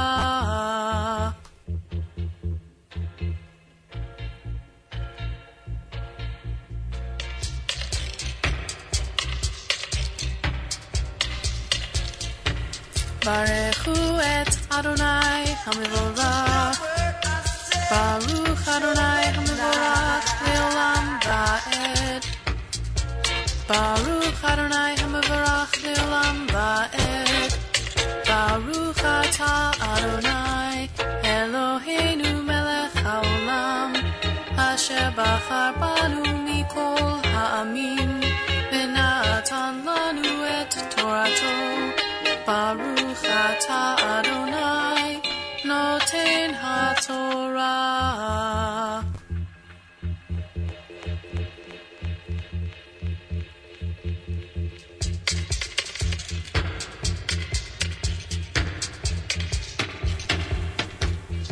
Baruchu et Adonai Hamivorach.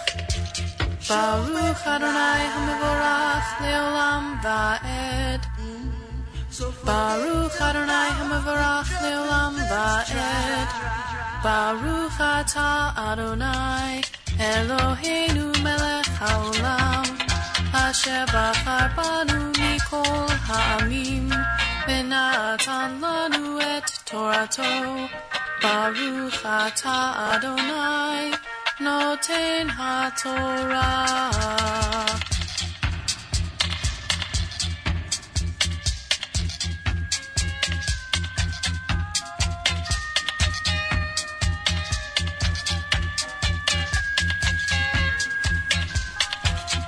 Baruchu et Adonai Hamivorach. Baruch Adonai Hamivorach Leolam Va'ed. Baruch Adonai Hamivorach Leolam Va'ed.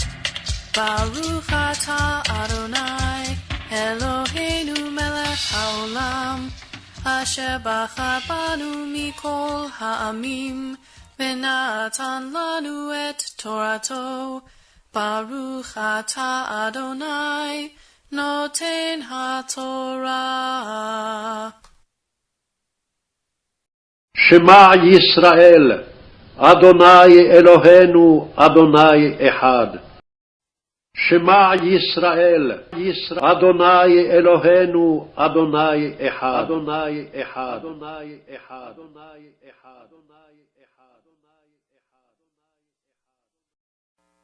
Shalom, Habarim, Shabbat Shalom, Senbet Salam, Salam, Salam, Salam, Salam. For this Shabbat, Shabbat Phinhas, Senbet Phinhas. Here, Shema Yisrael, Israel, Shema, Rastafari, Hoy, Shema. Shalom, Habarim, Shabbat Shalom, Senbet Salam, Salam, Salam, Salam, Salam. For this Shabbat, Shabbat Phinhas, Senbet Phinhas. Here, Shema Yisrael, Shema, Rastafari, Hoy, Shema. Give here. For this 41st sabbatical study, this Shabbat strong, here. The first Aliyah, the first Anaphora, the first reading, offering up for this Shabbat Phinhas, Shabbat Finhas. This Torah portion reading and feeding. Hebrew, Phinhas. P, mouth, and Nahas of brass. P, pie, mouth, Nahas. Mouth of brass, brazen mouth, Nahas. Serpent mouth. Here we have first Aliyah, Beshem Ha'ab, Weh Habain, Weh Ruach Kadosh Yahweh Echad. Here picking up with the fourth book of Moshe, Hebrew book called the known Numbers. Here, chapter 25, verse 10. For this sabbatical study, this 41st, Hebrew first words right here. Why Dabir Yahweh Moshe Lemor, and the Yahweh Yahweh HaKadosh Baruch Hashem spake to Moses, saying, Phinehas, the son of Eleazar, the son of Aharon HaKohen, Aaron the priest, hath turned my wrath away from the children of Bnei Yisrael, while he was zealous for my sake among them, that I consume not the Bnei Yisrael, the sons, the children of Yisrael, in my zealousy, in my jealousy. Why daberi Yahweh el Moshe lemor, Phinhas ben Eleazar ben Aharon HaKohen, Heshiv et Hamati me'al bnei Yisrael, be'akano et kinati betoka, ulo kliti et bnei Yisrael, be'kinati. Wherefore, say, behold, I give to him my covenant of peace, my covenant beriti of shalom, and he shall have it, and his seed race after him, even the covenant berit of an everlasting kahuna, everlasting kahanet, everlasting priesthood, because he was zealous for Elohayu, for his Elohim, true good, true God, and made an atonement, Kippur, Kapar, made an atonement for the Bnei Yisrael, the sons, the children of Yisrael. Now, the name of the Israelite that was slain with the Midianitish woman was Zimri, the son of Salu, a prince of a chief house, a chief bait among the Simeonites. And the name of the Midianitish woman, the Isha, was slain was Cosbi, the daughter of Zur. He was head Rosh Ras over a people, and of a chief house Beit in Median. And Yahweh Jehovah spake to Moshe, saying, Vex the Midianites, and smite them, for they vex you with their wiles, wherewith they have beguiled you in the matter of Peor, and in the matter of Cosbi, the daughter of a prince of Midian, their sister, which was slain in the day of the plague for Peor's sake. Hear, Shema Yisrael.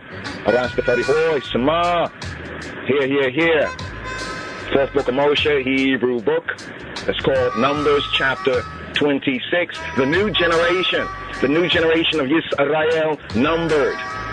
And it came to pass after the plague that Yahweh Jehovah spake to Moshe and to Eleazar, the son of Aharon HaKohen, of Aaron the priest, Lemor, saying, take the sum of all the aggregation of the Bnei Yisrael from 20 years old and upward throughout their father's house, all that are able to go to war in Israel. And Moshe and Eleazar HaKohen, the priest, spake with them in the plains of Moab, by Jordan, near Jericho, Lemor, saying, take the sum of the people from 20 years old and upward, as Yahweh Jehovah commanded Moshe, and the Bnei Yisrael, the sons, the children of Yisrael, which went forth out of the land of Mitzrayim, out of the land of Kemet. And hear, Shema, give ear right here, for the Sheni Aliyah, the second Aliyah offering up, Anaphora, the second reading, here for this Shabbat, Phinhas, Sendet, Phinehas. Hear, fourth book of Moshe, Numbers chapter 26, hear at verse 5, for the Sheni, the second Aliyah, the second offering up, the second Anaphora, Aliyah, here for this Shabbat, Phinehas, Shabbat Phinhas.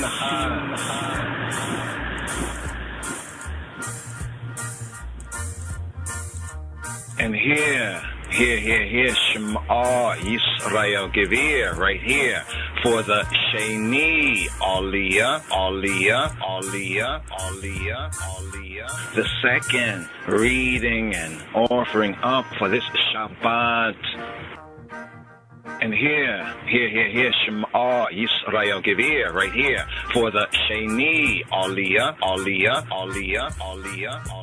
the second reading and offering up for this Shabbat, Phinhas, Shabbat, Sendet, Phinhas.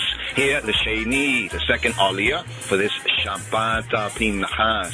Here, picking up with the fourth book of Moshe, the Hebrew book, called Numbers chapter 26. Here, Shema give ear, 26, Numbers 26, here at verse 5, for the Sheni, the second Aliyah, the second reading, offering up for this Shabbat, Phinhas. Ruben, Bikor Yisrael, Bnei Ruben Hanok, Mishpachata Ha-Hanoki, Le-Falu, Mishpachata Ha-Palui. Here for the second reading, the second offering, Anaphora, lifting up. Second Aliyah right here, picking up with Numbers chapter 26, here at verse 5. Reuben, the eldest son of Yisrael. Reuben, Bikor Yisrael. Reuben, the firstborn of Yisrael. Reuben, Bikor Yisrael. Reuben, the firstborn, the eldest son of Yisrael. The children of Reuben, Hanok, of whom cometh the family of the Hanokites. Of Palu, the family of the Paluites.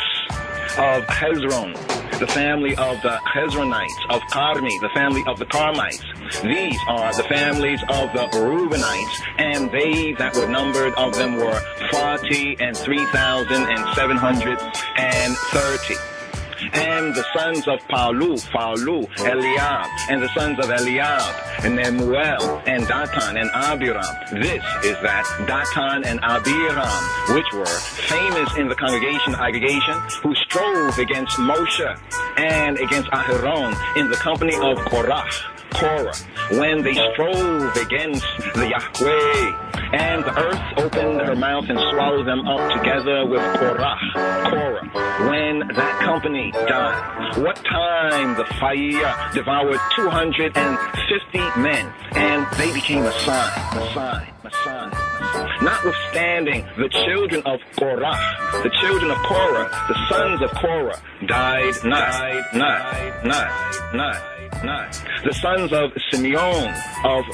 Simeon, after their families of Nemuel, the family of the Nemuelites, of Yamin, Jamin, the family of the Jaminites, of Yakin, the family of the Jakinites, of Zerah, the family of the Zarhites, of Shaul, the family of the Shaulites.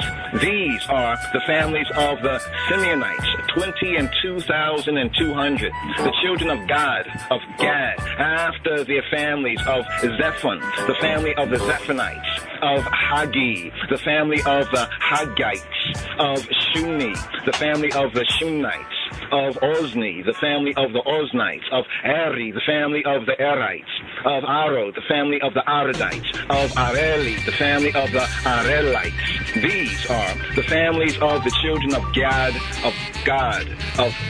according to those that were numbered of them, 40,500. The sons of Yehuda, of Judah, were and Onan. And and Onan died in the land of Canaan, And the sons of Yehuda, of Judah, after their families were of Shelah, the family of the Shelanites, of Pharez, the family of the Pharezites, of Zerah, the family of the Zaharites.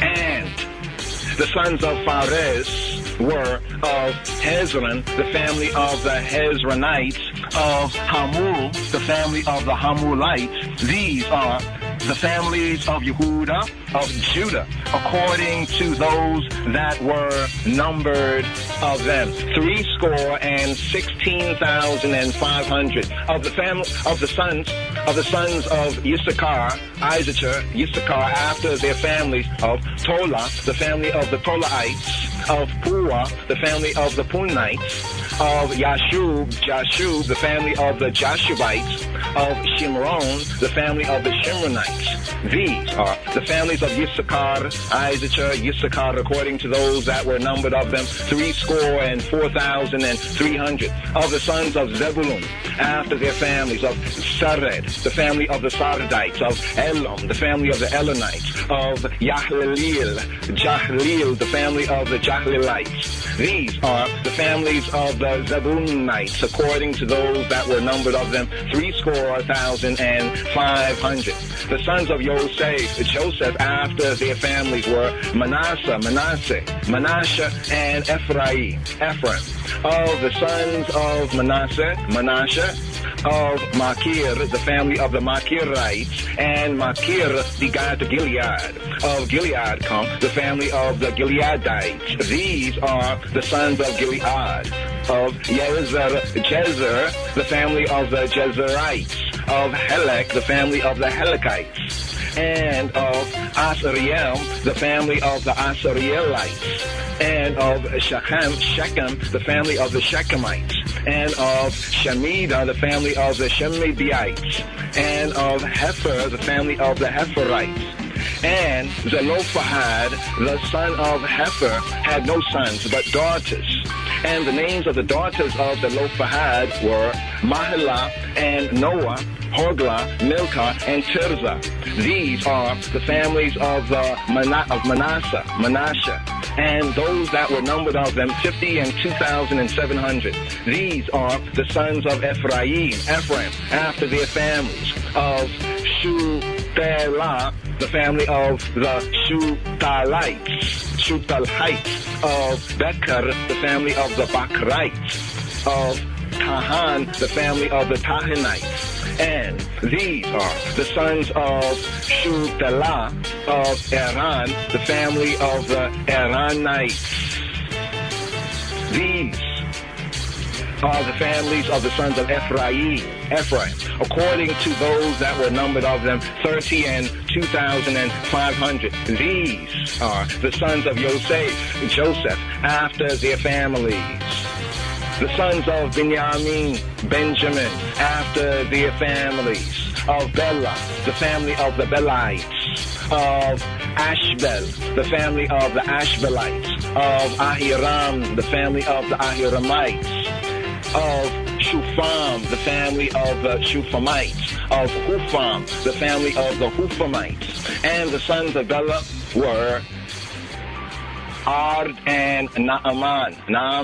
Of Ard, the family of the Ardites. And of Naaman, the family of the Naamanites. These are the sons of Benjamin, after their families, and they that were numbered of them were 40 and 5,600. These are the sons of Dan, after their families, of Shuham, the family of the Shuhamites. These are the families of Dan, after their families. All the families of the Shuhamites, according to those that were numbered of them, were 64,400. Of the children of Asher, after their families, of Jimna, the family of the Jimnites, of Jesui, the family of the Jesuites, of Beriah, the family of the Berites, of the sons of Beriah, of Heber, the family of the Heberites, of Malkiel, the family of the Malkielites. And the name of the daughter of Asher was Sarah. These are the families of the sons of Asher, according to those that were numbered of them, who were 50 and 3,400. Of the sons of Naphtali, after their families, Jahziel, the family of the Jahzielites. Of Gun, the family of the Gunites. Of Jezer, the family of the Jezerites. Of Shilim, the family of the Shilimites. These are the families of Naphtali, according to their families, and they that were numbered of them were 40 and 5,400. These were the numbered of the Bnei Yisrael, the sons of children of Yisrael, 600,000 and 1,730.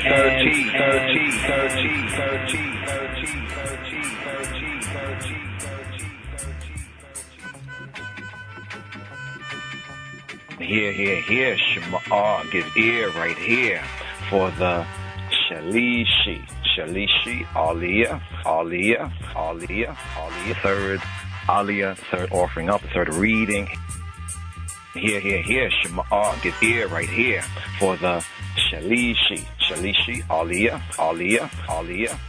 third Aliyah, the third offering up, the third reading here for this Shabbat Phinhas. Senbet Phinehas.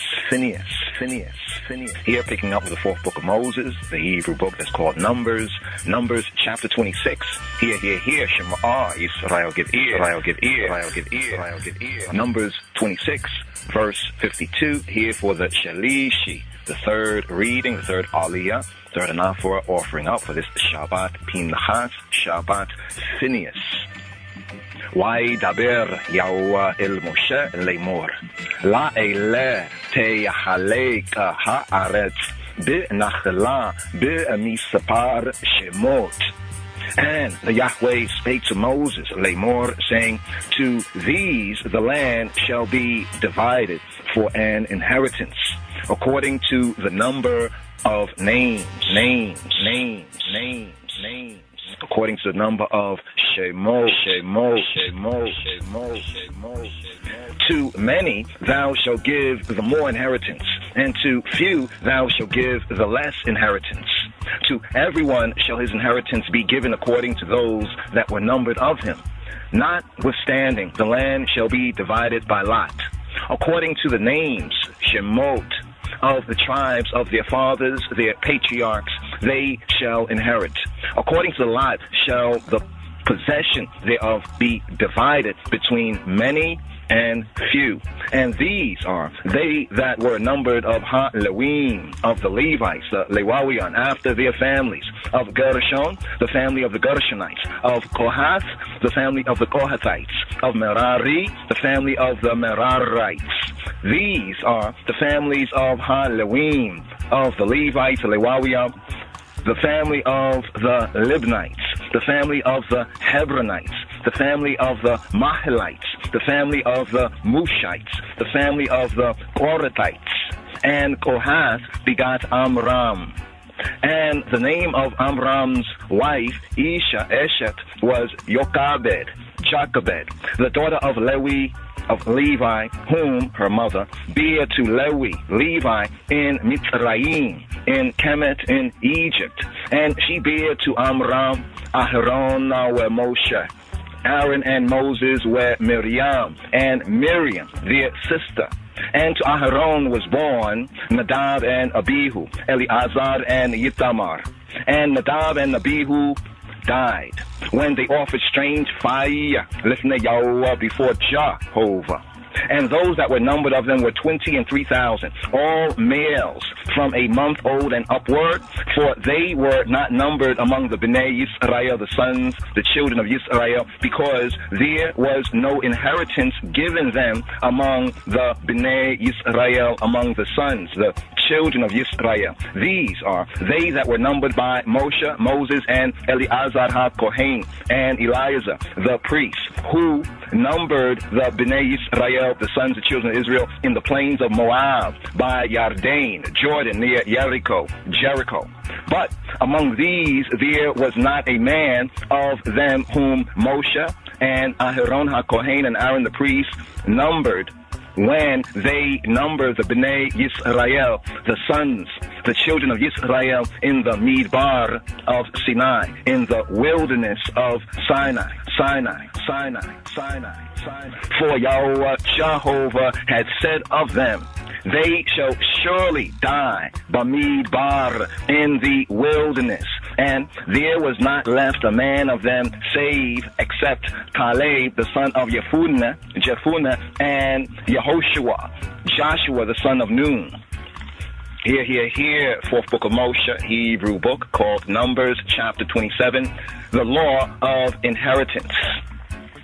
Then came the daughters of Zelophehad, the son of Hefer, the son of Gilead, the son of Machir, the son of Manasseh, of the families of Manasseh, the son of Joseph.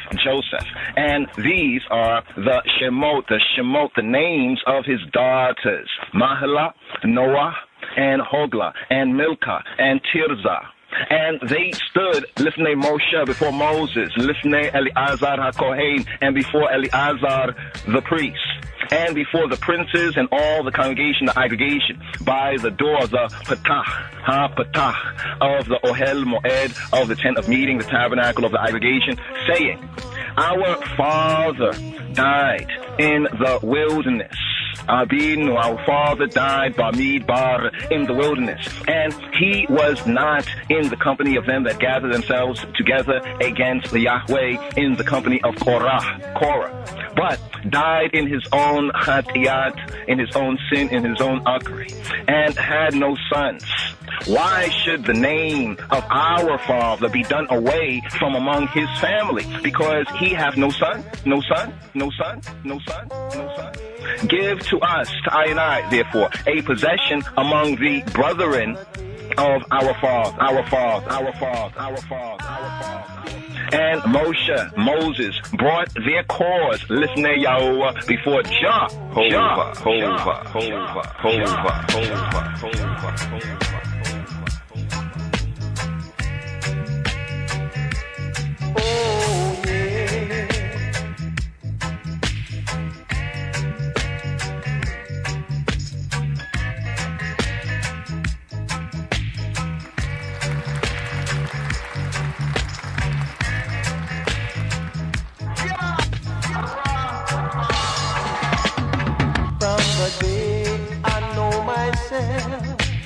I've been a drifter.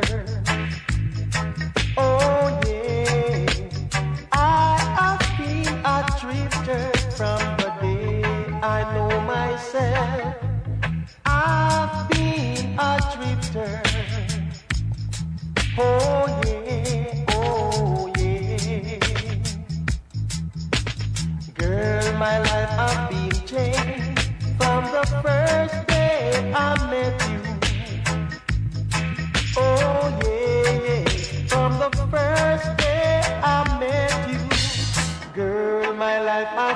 changed from the first day I met you.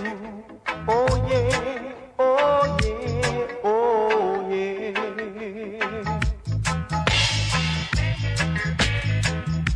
My life has been changed, yeah.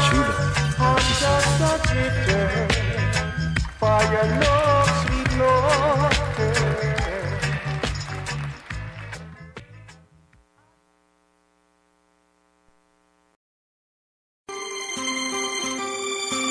שמע ישראל, אדוני אלוהינו, אדוני אחד. שמע ישראל, אדוני אלוהינו, אדוני אחד. שמע ישראל, אדוני אלוהינו, אדוני אחד. שמע ישראל, אדוני אלוהינו, אדוני אחד. אדוני אחד. אדוני אחד. אדוני אחד. Shema, and hear, Shema, Shema, Shema, Shema, Shema, Shema, Shema, give ear and hear for the Rebi'i, Aliyah, Aliyah, Aliyah, Aliyah. Reading and now for an offering up for this Shabbat Phinhas. Hear, picking up with the fourth book of Moshe, the Hebrew book called Numbers chapter 27, and hear, Shema, give ear for the Rebi'i, Aliyah. Here, picking up with chapter 27, Numbers 27, at verse 6 for the fourth reading, offering up Aliyah here for this Shabbat Phinhas. Vayomeri Yahweh el Moshe Leimor, and Yahweh spake to Moshe Leimor, saying, Kena benota Tzelofachada Dobrota Nadon תיתן להם אחוזת נחלת בתוק אחי אביהם והעברת את נחלת אביהן להן. The daughters of Zelophehad speak right. Thou shalt surely give them a possession of an inheritance among their father's brethren, and thou shalt cause the inheritance of their father to pass to them. And thou shalt speak to the Bnei Yisrael, to the sons, to the children of Yisrael, saying, if a man die and have no son, then ye all shall cause his inheritance to pass to his daughter. And if he have no daughter, then ye all shall give his inheritance to his brethren. And if he have no brethren, then ye all shall give his inheritance to his father's brethren. And if his father have no brethren, then ye all shall give his inheritance to his kinsman that is next to him in of his family, and he shall possess it. And it shall be to the Bnei Yisrael, the sons, the children of Israel, a statute of judgment, as the Yahweh commanded Moshe, to prepare for death. Here, fourth book of Moshe, Hebrew book called Numbers 27, verse 12. And the Yahweh said to Moshe, get thee up into this Mount Abarim, and see the land which I have given to the Bnei Yisrael, the sons, the children of Yisrael. And when thou hast seen it, thou also shalt be gathered to Amika, thy people, as Aharon Achika, thy brother, was gathered. For ye all rebelled against my commandment in the desert of Zin, in the strife of the congregation of the aggregation, to sanctify me, sanctify I at the water before their eyes. That is the water of Meribah in Kadesh, in the Midbar, the wilderness of Zin. Yahushua appointed in Moshe's place. Verse 15.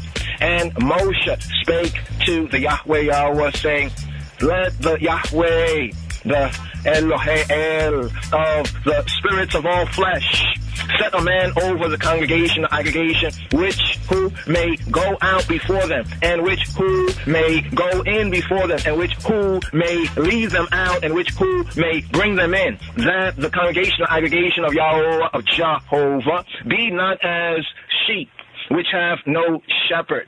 And the Yahweh said to Moshe, take thee, Yahushua, the son of Nun, a man in whom is Haruach, the spirit, and lay thine hand upon him, and set him before Eleazar, HaKohen, the priest, the Kahan, and before all the congregation, and give him a charge in their sight.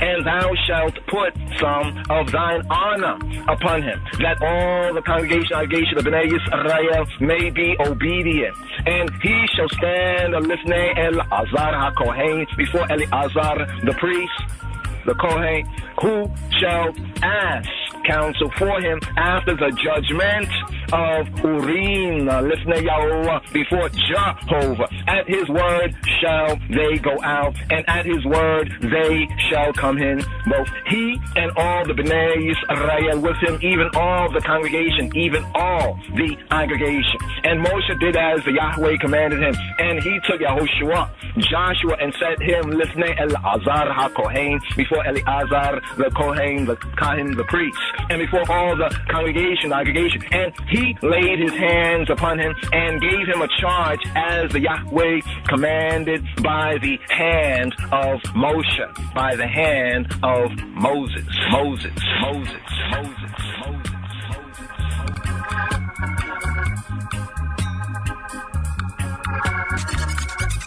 Lion of Judah Society.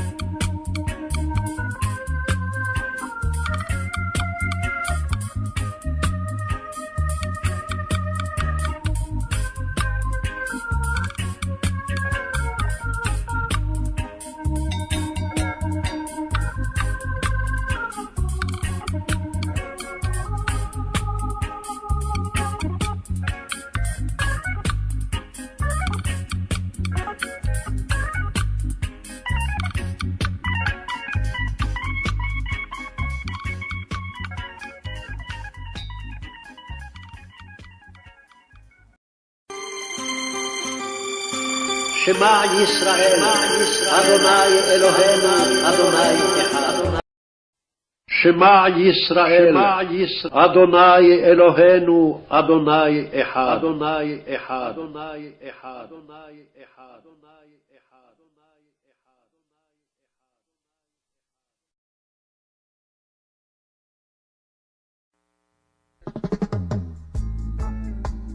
Shema Yisrael, Shema Yisrael, here.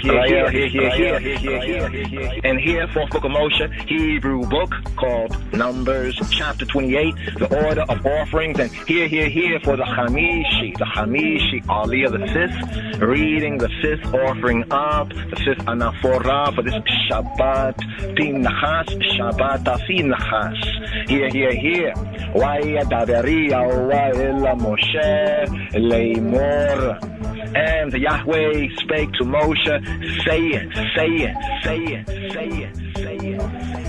command the children of Israel and say to them, my offering and my bread for my sacrifices made by fire,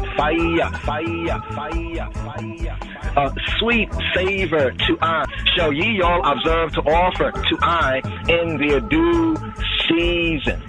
את בני ישראל ואמרת אליהם את הרבניה לחמי לאישיה ריח ניחוחי כשמרוע להקריב לי במועדו.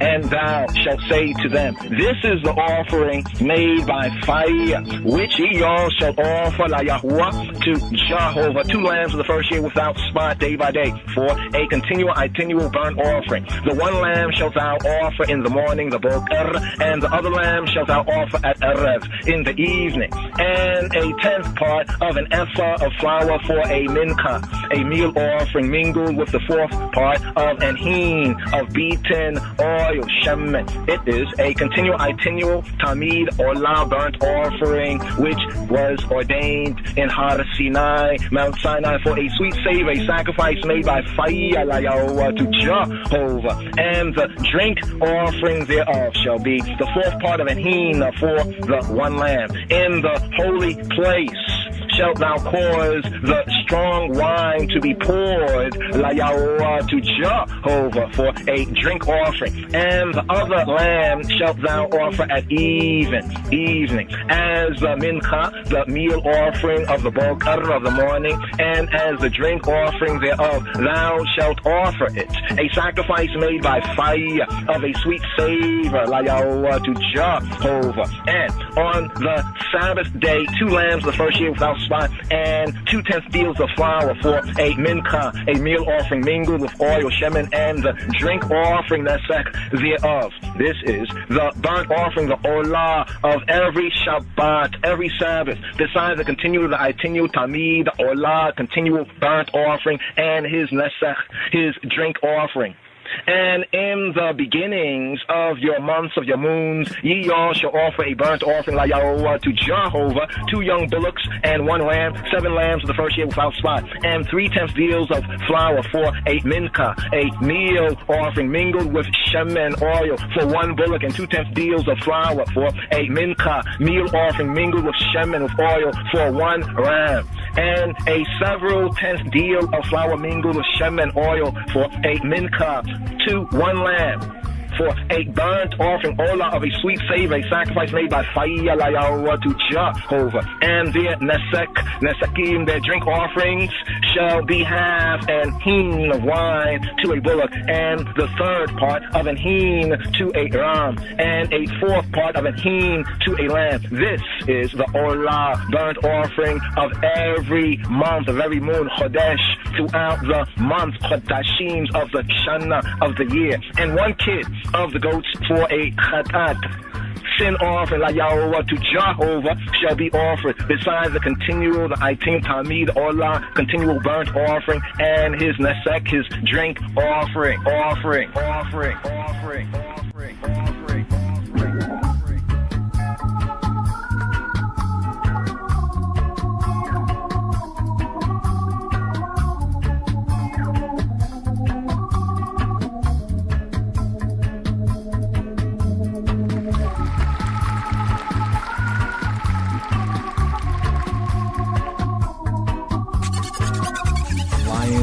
Judah Society.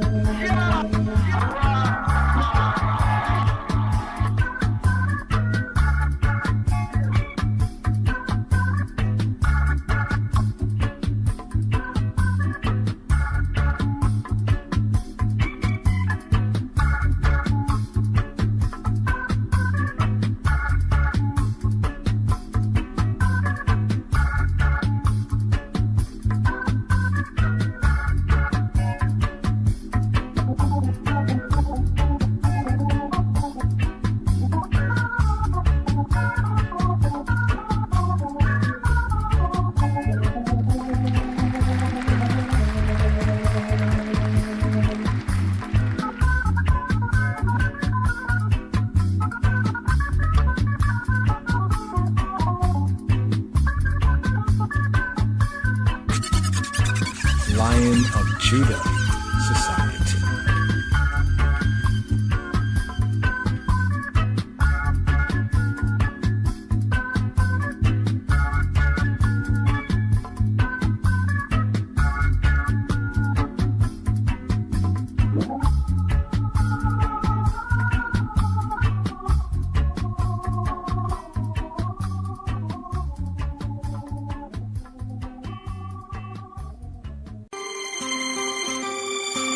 שמע ישראל, אדוני אלוהינו, אדוני אחד. שמע ישראל, אדוני אלוהינו, אדוני אחד. שמע ישראל, אדוני אלוהינו, אדוני אחד.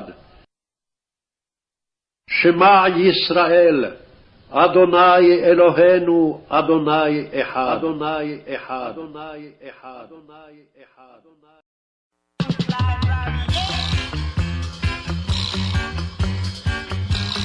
ובחודש הראשון ב14 יום לחודש פסח ליהוה.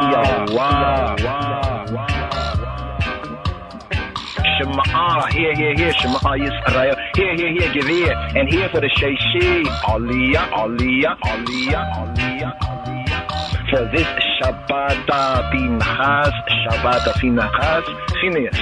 Here, fourth book of Moshe, Hebrew book called Numbers chapter 28. Here, at verse 16.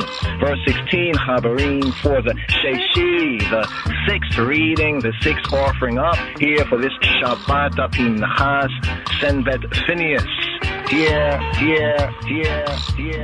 Numbers chapter 28, verse 16, the Sheishi Aliyah, the sixth Aliyah. And in the 14th day of the first month, the first moon, is the Passover, La Yahweh of Jehovah. ובחודש הראשון ב14 יום לחודש פסח ליהוה. And in the 15th day of this month, of this moon, Chodesh, is the feast, Hag. 7 days shall unleavened bread be eaten. In the first day shall be a holy and convocation called out, assembly. Ye all shall do no manner of servile work therein. But ye all shall offer a sacrifice made by fire for a olah, burnt offering, la Yahweh, to Jehovah, 2 young bullocks and 1 ram, and 7 lambs of the first year. They shall be to you without blemish. And their mincha, their meal offering, shall be of flour mingled with shemen oil. 3/10 deals shall ye all offer for a bullock, and 2/10 deals for a ram. A 7/10 deals shalt thou offer for every lamb, throughout the 7 lambs, and 1 goat for a chat'ah, a sin augury offering, to make an kippur, an atonement for you. Ye all shall offer these besides the olah, burnt offering in the book of the morning, which is for a continual burnt offering. After this manner ye all shall offer daily throughout the 7 days the meat of the sacrifice made by fire of a sweet savor, la Yahweh, to Jehovah. It shall be offered besides the continual tamid olah, continual burnt offering, and his nesek, his drink offering. And on the 7th day ye all shall have a holy isla convocation. Ye all shall do no servile work. Also in the day of the first fruits, when ye all bring a new mincha, a new meal offering, la Yahweh, to Jehovah, after your weeks be out, ye all shall have an isla vacation, holy convocation called out, set apart, assembly. Ye all shall do no servile work, but ye all shall offer the olah, burnt offering for a sweet savor, la Yahweh, to Jehovah, 2 young bullocks, 1 ram, 7 lambs of the first year, and their mincha, their meal offering of flour mingled with shemen oil. 3/10 deals to 1 bullock, 2/10 deals to 1 ram, a 7/10 deals to 1 lamb throughout the 7 lambs, and 1 kid of the goats to make a kippur, an atonement at 1 ment for you. Ye all shall offer them besides the continual burnt offering and his meal offering. They shall be to you without blemish, and their drink offerings. Here, Shema, give ear. 4th book of Moshe, Hebrew book called Numbers chapter 29.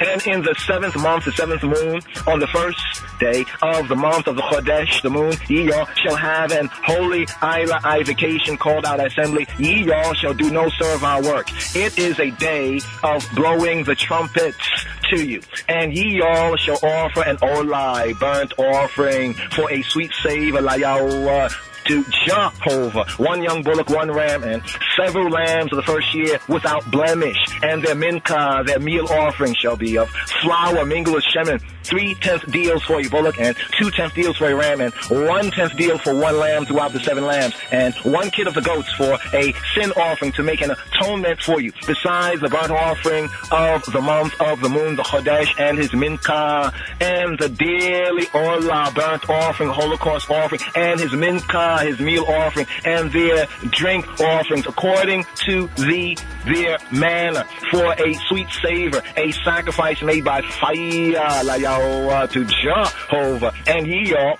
shall have on the 10th day of this 7th moon, Chodesh month, and holy vacation, and ye all shall afflict your soul, your soul, your soul, your soul, your soul, your soul, your psyches. Ye all shall not do any work therein, but ye all shall offer an olai, burnt offering, to Jehovah, for a sweet savor, 1 young bullock, 1 ram, and several lambs of the first year. They shall be to you without blemish, and their minka, meal offering, shall be of flour mingled with shemen oil, 3/10 deals to a bullock, and 2/10 deals to 1 ram, a several tenths deal for 1 lamb throughout the 7 lambs, 1 kid of the goats for a chatat, a sin offering, besides the sin offering of atonement, and the continual burnt offering, and their meal offering of it, and their drink offering.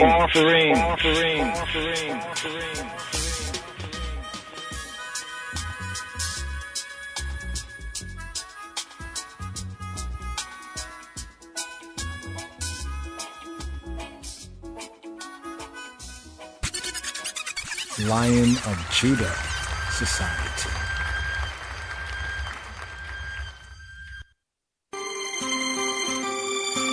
Shema Yisrael, Adonai Eloheinu, Adonai Echad. Shema Yisrael, Adonai Eloheinu, Adonai Echad.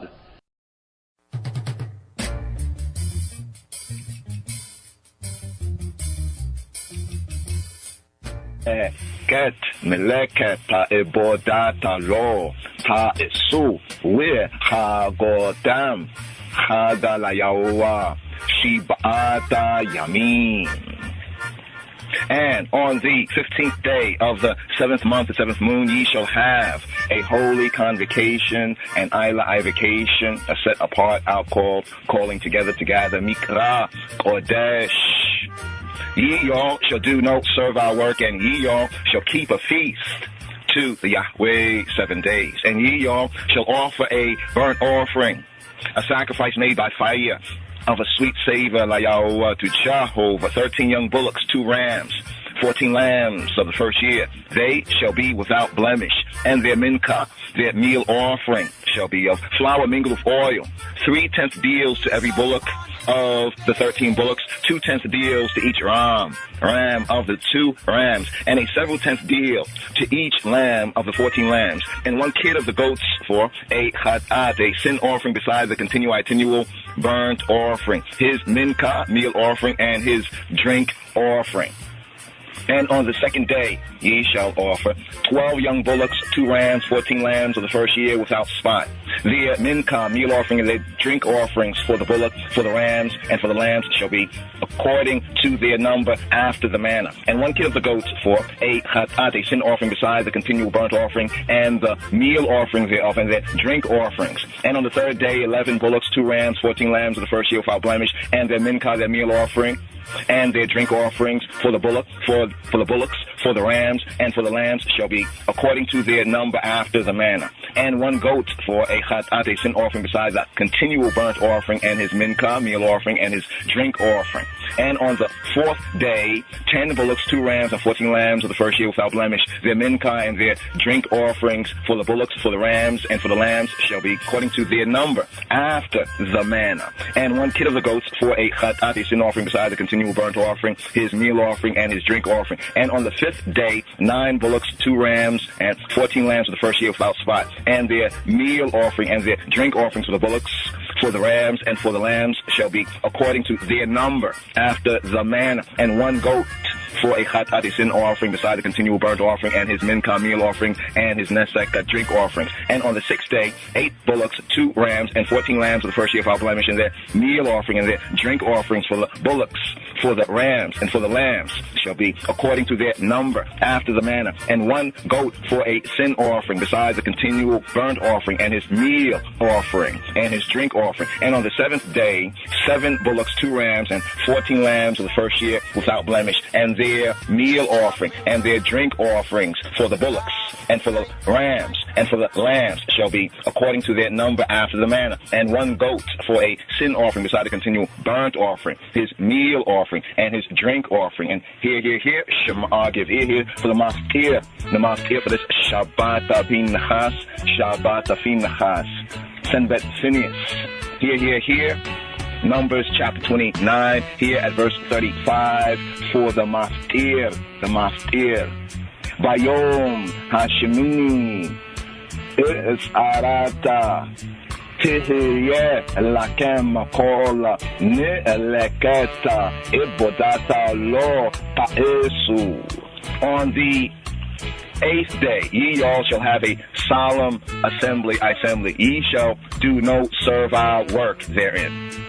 But ye all shall offer a burnt offering, a sacrifice made by fire, of a sweet savor, la Yahuwah, to Jehovah, 1 bullock, 1 ram, 7 lambs of the first year without blemish, their mincha, meal offering, and their drink offerings for the bullock, for the ram, and for the lambs shall be according to their number after the manner. And 1 goat for a sin offering, beside the continual burnt offering, and his meal offering, and his drink offerings. These things ye all shall do, la Yahuwah, to Jehovah, in your set feasts, beside your vows and your free will offerings, for your burnt offerings, and for your meal offerings, and for your drink offerings, and for your peace offerings.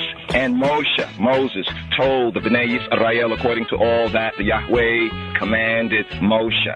And here, 4th book of Moses, Hebrew book called Numbers, chapter 30, the law of vows. And Moshe spake to the heads, the Roshei, the Rases, the heads of the tribes, concerning the Bnei Yisrael, saying, this is the thing which the Yahweh hath commanded.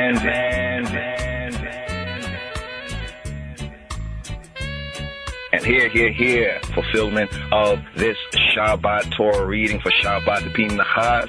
Kubur l'k'alu, kubur l'dimstu, kubur l'chaylu, glory to the word, glory to the sound, glory to the power. Kubur l'abinu l'melkeinu, glory be to Einai Father, Einai King, kubur l'kedamawi, Chayla Selassie, glory be to the first power of the Trinity, Beshem Yeshua HaMoshiach, in the name of Getachina, in the name of Mechanatach, in the name of Jesus Christos. Yes, I, Rastafari. Amen.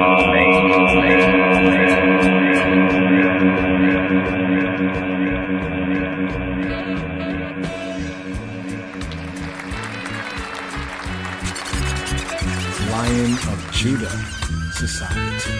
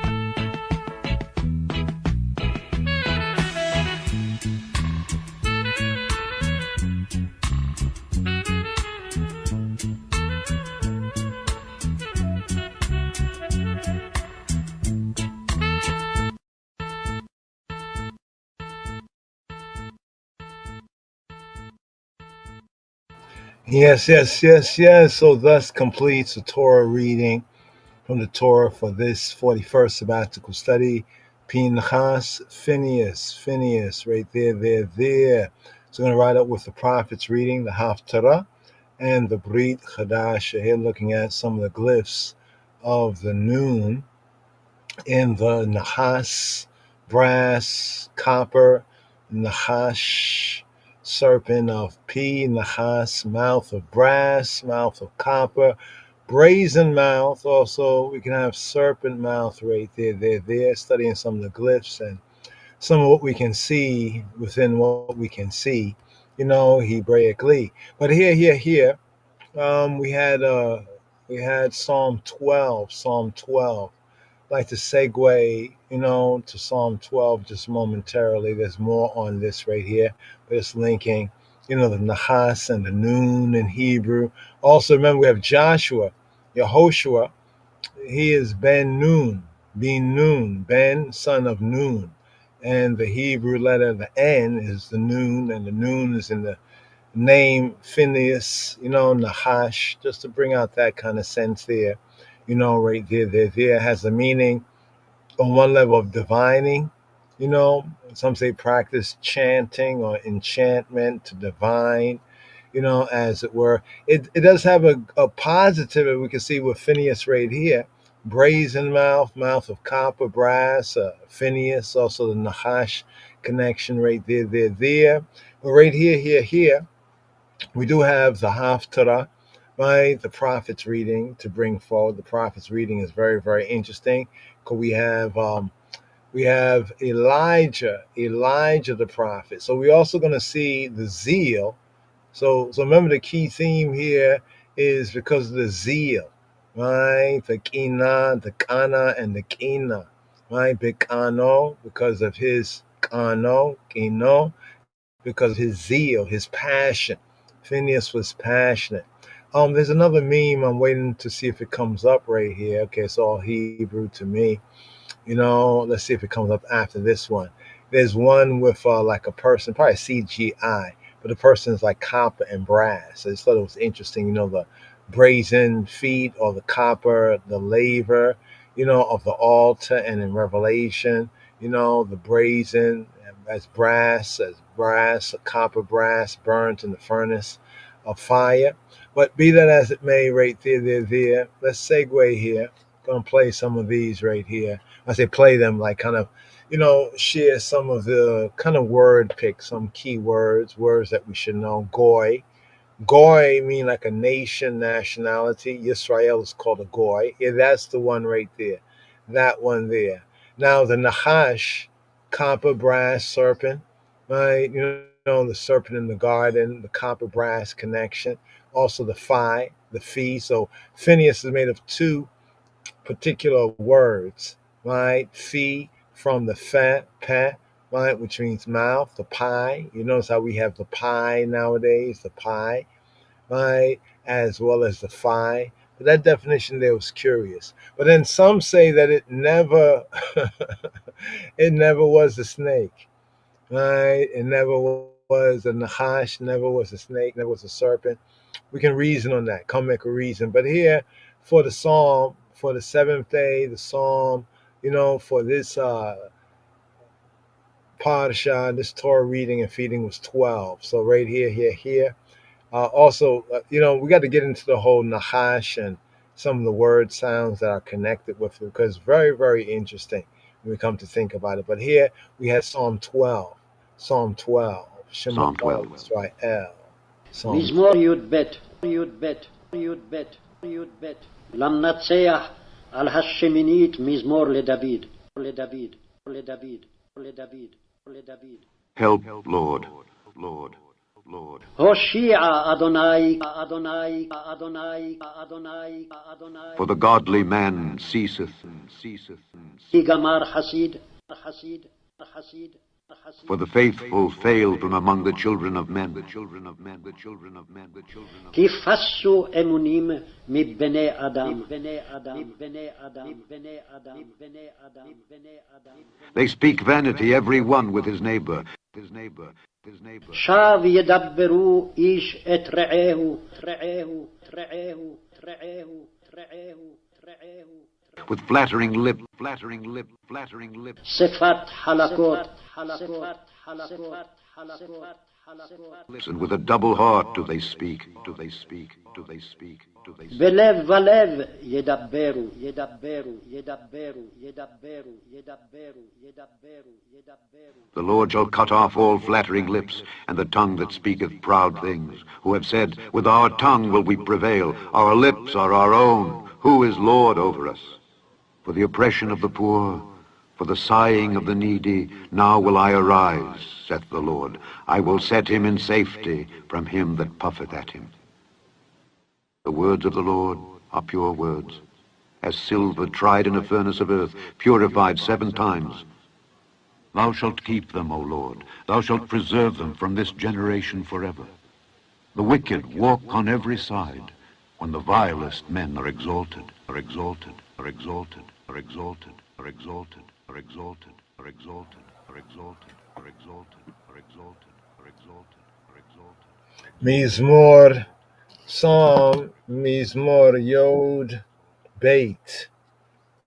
Yud-vet, some say Yod, Beit, Psalm 12. So Psalm 12, Mizmor Yod Beit, is a psalm here in the season that corresponds with the 7th day of the Shabuah, for the Shabbat day, and corresponds to Torah reading and feeding for Phinehas, or Phinhas, or some might say Pinchas. But Phinhas, not so much Pinchas, but interesting even as that goes, right?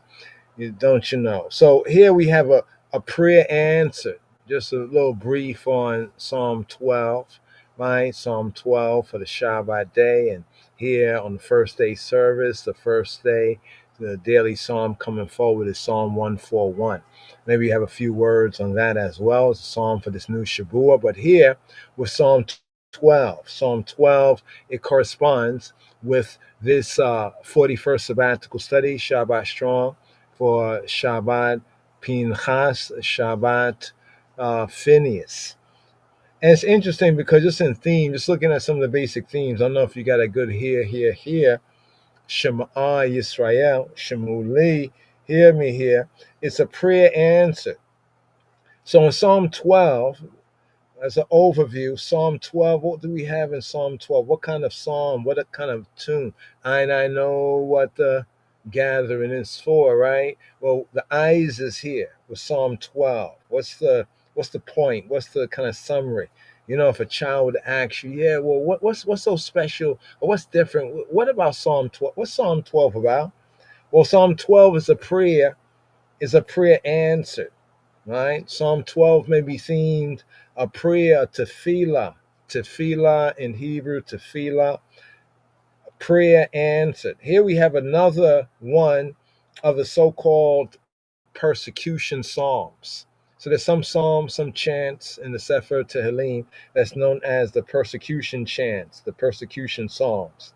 In that the innocent, right? The innocent are beset by slanderous enemies who plot, right? Who plot their ruin, who plot their hurt, who plot their calamity, right? Who plot their ruin. Unlike the previous, like for example, Psalm 11, right? Wherein in Psalm 11, Mizmor Yud Aleph, Psalm 11, right? What do we have in Psalm 11? The preceding psalm, right? The psalmist utters his assurance, always faithful, always sure, his surety of divine aid, of Yahweh's guidance, protection, assistance. And here, Elohim Atzmo, right? Elohim himself interpositions and interposes his answer to ha-tefillah, to tefilato, to the prayer, to his prayer, right?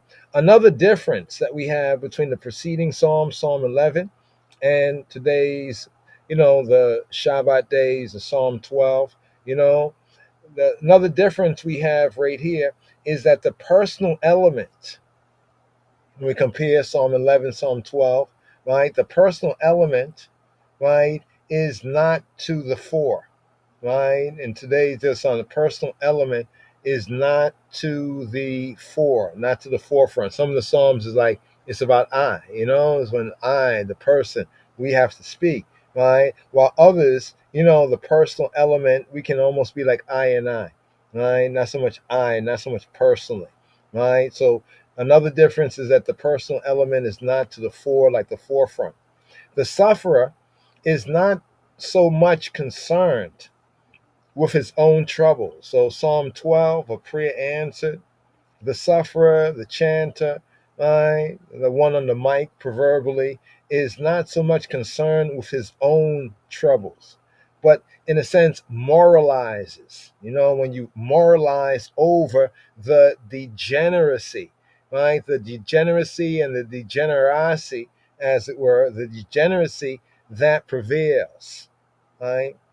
It's likely that the psalmist here we have Dawid, Mizmor le Dawid, that the psalmist at Dawid depicts the state of society in Yisrael, in Israel, during Shaul, during Saul's declining years, in the declining years of first king of Israel, right? Anointed king, albeit King Saul, right? Now, another interesting thing I noticed as I just heard the verses read by, was that Alexander Scorby, right? The reader right there, some of the Hebrew highlights, Abraham, Shemuelof, right? Some of the Hebrew highlights right there it sounded a lot like it could have been said for Phinehas and during the time of Phinehas, right? For example, right? Phinehas, right? And the Israelites at that time, there was the innocent, those who were praying, and weeping because of the loss of all the men, them, the fathers, the sons, the brothers, the husbands that got caught up in the Pimp of the Gap conspiracy, in the Baal Peor, in the Pimp of the Gap, the Lord of the Opening, got caught up in all that, and many of them were hung, or impaled. You know what I mean? So there was like much death. Many ones perished. There was a Magefa. There was a plague, right, during that time. So we see there's a degeneracy, right, even amongst Israel, which is very interesting because the previous Torah portion we have Bilaam, right? We have Balaam, right, who's called by Balak, the king of Moab, to curse the sons of Israel because he was too scared to fight. So he wanted to have the children of Israel, the sons of Israel, cursed. But Balaam, because of his knowledge of Yahweh and that we say relationship, because Yahweh, he calls on him and Yahweh speaks to him and tells him that they are blessed, therefore you must bless and you cannot curse, Yet at this particular point here in this reading and feeding, right, as a continuation of the previous, something changes here. Right? And this is what connects with what's called the way of Balaam, the era of Balaam, right? And the doctrine of Balaam, and also Revelation, where it speaks about how Balaam, would teach ones and ones, the servants to eat like unclean things and to sacrifice these things that are, for other Elohim, for demons and devils. You know what I mean? And this is kind of what happened, with the sons of Israel through the daughters of Moab initially. And then here, segueing into this Torah portion, we have the Medianite, we have Cosby, right? Which interesting in the Hebrew means my lie or my falsehood. Cosby, Kazab, to lie.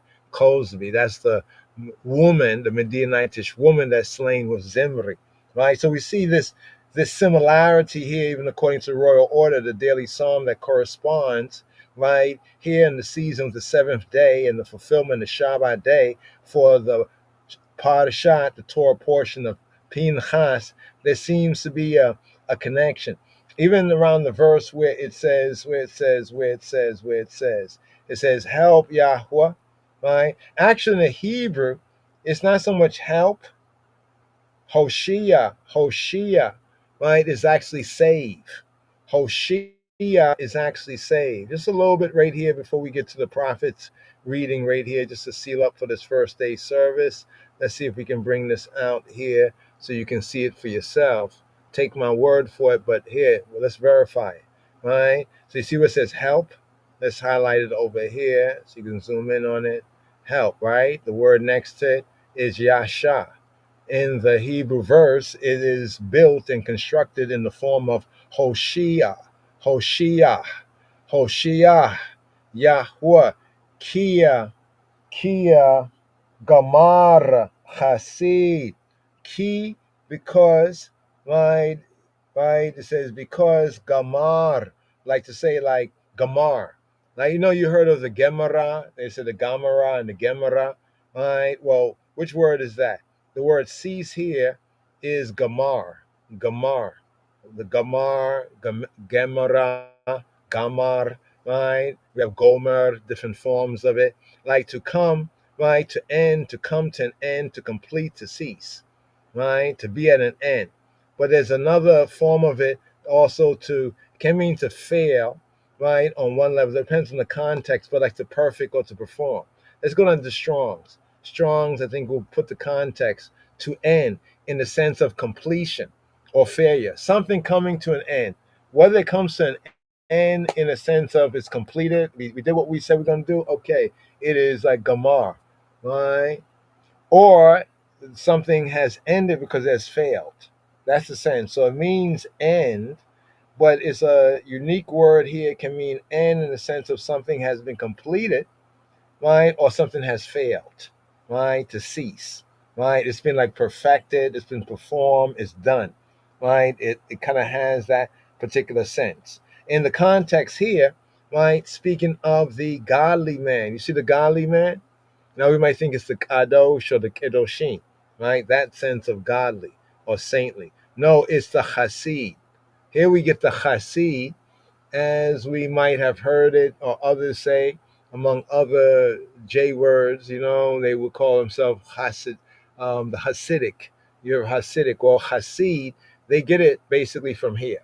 Now, what they do with it, that's a whole other reasoning, right? But they basically get it from here, Hasid, right? So in the Hebrew, there's two senses when speaking of the, the saints. There's the saints in the sense of the Kedoshim, which is the plural of Kadosh, Kedoshim, and we have the Hasid in the plural sense of the Hasidim. So sometimes in translation it might be translated as Holy One, and if you don't go to the source text, you might assume that it's saying Kadosh or Kedoshim, right, or Kadeshe, the holy ones of such and such and such. But actually, this is the Hasid. Now, Hasid, as we should know by now, is an attribute of Yahweh, often brought out in translation as his mercy or his loving kindness, right? So his chesed, his mercy or his loving kindness. So the sense of one being a Hasid is a holy one, but is a different sense from somebody being kadosh or kedoshim, which is set apart. The Hasid is like one who has received of mercy and loving kindness, and therefore that has kind of powerfully changed their life. So now they become more merciful and loving kind. The best example that I can give in the Brit Chadash sense, in Adonenu Yeshua HaMoshiach sense, when he gives the parable about the man who owed this next man a whole bunch, and the man couldn't pay it, and the boss man, he basically said, listen, I'm going to have you and your family work off this debt. So I'm going to basically not sell you into slavery in that Gentile sense, but I'm going to have to put you to work, right? So you can pay off the debt, right? Because you owe a debt, how do you pay it? Do you have wherewithal? Well, now you have to get in and employ. And sometimes people's families would have to be, or they would be placed in employment. So your whole family's working off some debt, a bad business transaction, right? Be that as it may, in the parable, right, of Adonenu, of Robenu, our Lord, our Rabbi, the Rabbi Yeshua HaMoshiach, right? In the parable, what's interesting is that to teach us the lesson of the Hasid is that the man who owed the debt, he fell on the mercy, of his Lord, of his boss, right? And the man basically canceled out the debt and said, because you love me, You know what I mean? And you beg me, you beseech me. You know, man was like, whoa, my wife, my family, my child. Oh my gosh, please, boss. You know, please, like, spare me this. You know, it's a tough. Whatever he said, it worked, and he basically got mercy. He owed a debt. You know what I mean? Someone who canceled a debt doesn't mean that you didn't owe a debt, right? Because they canceled it. You know, so it's also of interest of how Yeshua teaches certain principles. You know, even sometimes using money and financial examples. Ain't that interesting too? Right? To show an example of mercy, loving kindness. You owe a big debt. That's such a debt that, man, if I had to pay this off and work, yeah, my whole family might have to help me work off this debt, because that's a lot, of shekels right there. But if one says, well, because you love them, and you beg them for mercy, they give you mercy. That's a sense of chesed, right? Of being a chassid. So his boss was a chassid, was a merciful man, right? A loving, kind man. Now the same man in Rabbeinu Yeshua's parable, right? He basically goes, right, back to, his, like, everybody got a boss. There's a boss of a boss, right? So he also was a boss over those who were under him, right? Who was in his compound, on his land, or what have you. But they were basically his servants. And somebody under him owed him a debt. But of course it was much less than what he owed his boss. Man, he was wicked. Yep, he was very wicked. You know what I mean? And the servants who understood what had just happened, they were like, what is this? I mean, how's that? He owed this big debt. He and all his family is about to get, put into employment to work off the debt. And now this other guy, right, owes him a lesser debt, and he's so wicked about it. So they basically went and they told the bigger boss. When the bigger boss heard this, whoa, right? It's a bad thing when your advocate, like in a court case, so you have an advocate, like a lawyer, advocate. It's a bad thing when the advocate turns prosecutor, right? When the advocate turns prosecutor, right? And so what Yeshua is basically saying is that this can happen, right? Remember, he's our advocate, right? But then he can also turn prosecutor, right? You know what I mean? If you fall out of the good standing of advocacy, you know what I'm saying? So he gives this example, but in that example is example of chassid, right? Of that the man who owed the debt that was forgiven, he did not really receive the chesed. He received the fact that the debt was forgiven and he don't have to pay back anything. But then he could not transfer that to the man underneath him who owed him far less. Remember, he didn't have that debt to pay off. Right? That was a relief, right? A big relief. You know what I mean? Not saying that it was right, but one could understand if he felt that way about the guy who owed him, if his debt was still in effect. But his big debt, right, was canceled, and he could not cancel a little debt. So he did not have that loving kindness. So the chassid is one who receives of the loving kindness and therefore seeks to manifest that loving kindness. Like he says, with a merciful man, he will be merciful. You know what I mean? If a good man, he'll be good. You know what I'm saying? A measure for measure. So that's the chassid. So here, this psalm is about how the chassid, right, the loving kind man, the goodly man, right, comes to an end, right, and how the faithful, right, how the faithful pasas, how the faithful disappear, right, from among the sons of men, from amongst human beings. It's like, in generations where there's less goodly people, like chassid, goodly people, loving, kind people. And there's less faithful people, credible people, people of Aman, Mitmanan, right? People of, how should we bring this down? Faithful, yeah, firm people, people are established, confirmed, like verifiable, reliable, you know what I mean? Trusty, trustworthy, right? People, right? Amongst human beings, right? And we just see a resonance of this with the Torah portion reading and feeding. Just want to point that out right there without going into much detail, just touching on this first verse, the chassid, right? When the virtues, right? When such virtues as the goodly man's virtue and the faithful virtues, are scorned. And when evil, right? When evil, bad mind bad mind and envious, you know what I mean? In an evil way, when those who hold fast to the truth, right, and righteousness, they're in the danger of their lives. So, you know what I'm saying? So we can even look at it within the sense of Phineas. Phineas, in a sense, was in danger because he had slew a big man, right? And also a woman that could be called a big woman for her people, the daughter of a king or some chieftain, right? Here, this is the big man of the tribe of Simeon. You know what I'm saying? As it were, right? And this is during a time like the psalm here speaks about, where there was a lot of degeneracy going on. But there's a verse here that really stands out. Which verse I was going to point to? Play one more tune before we get to the prophet's reading. I think it's verse in the Hebrew, verse 6, but the KJV would be verse 5. Let's go to verse 5 here. For the downpression of the poor, right? For the sighing of the needy, now will I arise, saith Yahweh. Now remember how Yahweh said of Phinehas that like he commended his zeal, right? Almost, it was like deuces. It was like your zeal is like my zeal, right? I like that.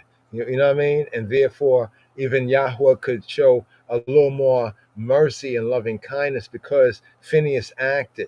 It's like this verse right here that is put in the mouth of Yahweh for the downpression of the poor and the sighing of the needy. Now will I arise. It's almost like Phinehas when he was there with those who were weeping, right, outside the door of the tabernacle of Yahweh's abode in the camp of Israel, and he saw this folly, right, this uckery going on. He rose up, right, you know what I mean? And in a sense, he had set in safety, right, from him, according to translation, that puffeth at him. Right, because this man that brought the woman to the next man in the tent for fornication purposes, it's like puffing up. Right? Remember, it was done in the sight of Moshe, it was done in the sight of the congregation, right? And of course, it was done in the sight of Yahweh, right? And Yahweh could have arose, right? But he said that Phinehas instead had arose to intervene on behalf of the sufferers. That's what I'm going to talk about in the Torah portion, that they were weeping. That's why I mentioned that. Why were they weeping? You got to think. Well, it doesn't tell us why they were weeping. Well, obviously, it does tell us that the men them that got caught up, right, in the uckery, in the Baal Peor, the pimp of the opening, the pimp of the gap, the Lord of the opening, thing with the daughters of Moab and no doubt Midian, as well as we have here. So many of them died and were lynched or hung and impaled.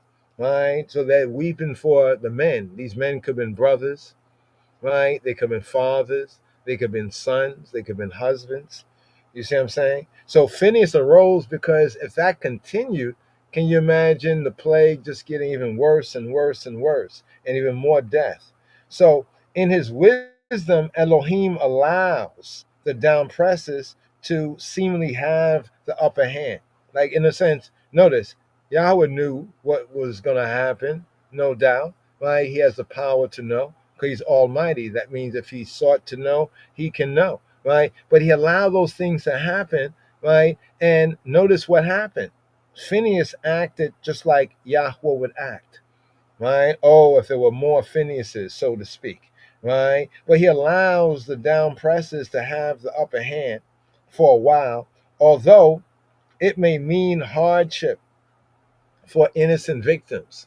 People say, where's God? How come God didn't do nothing about this? Well, where's the Phineases? Right? Can't we ask where's the Phineases? Right? Phinehas acted, right? And that gives us kind of a case in point. Yahweh, of course, did and does and will act. You understand? But notice how Phinehas acted. So when people say, well, where's God when there's bad things, when people are being abused, where's God? Where are the Phineases? Where are the Hasids and the faithful? You know what I mean? Where's the Phineases? Where are they? Right? To stand up, right? Against the hardships for the innocent Vicks, right? But even he who be, decides when the moment is opportune, right? To assert his will, right? That things do happen, but while these things do happen, we have to ask, where's the righteous? Right? It says, if the foundations be destroyed, what are the righteous doing? Right? While they're destroying the foundations, oh man, things are getting bad. Everything is going to hell in the handbasket. So we just like watching it, just looking at it. We have no power, no will, what does the magic says? The elect of God, the voice of justice that matters most, even just speaking up. So we have areas like Exodus 2 and 24 to give a case in a point on this 5th verse here. The key part I'm zooming in on is this verse right here, where it has this in the mouth of Yahweh, right? Now will I arise. And no doubt, Phinehas also said this in himself, now I will arise. Yeshaya, Isaiah 33 and 10 also is another area. Now, the second part of this verse, puffeth, right? When you study the Hebrew sense, not to go all into it right now, this can also have a sense of those who would ensnare him, right? This expresses the haughty and contemptuous attitude of the downpressers toward the downpressed. So the people in the camp of Israel during the time of Phinehas, they were downpressed by their weeping and lamenting for all the deaths of the men, right, who had gone astray after Baal Peor. You know what I'm saying? And then we have this man of Israel that's bringing a 304 from the Midianites to another man of Israel, while many are lamenting other men of Israel doing this very same thing who were deaded on, you know what I mean, who were hung before the sun and impaled, right, as we had in the early part of chapter 25, right? So those who would ensnare, so that's that puffy, I'm saying all this to say that's that puffy attitude, right? I will set him in safety at whom they puff, right? The real bringing out of the translation, I will set him in safety from him that puffeth at him. A better way of bringing out it, I will set him in safety at whom they puff, right?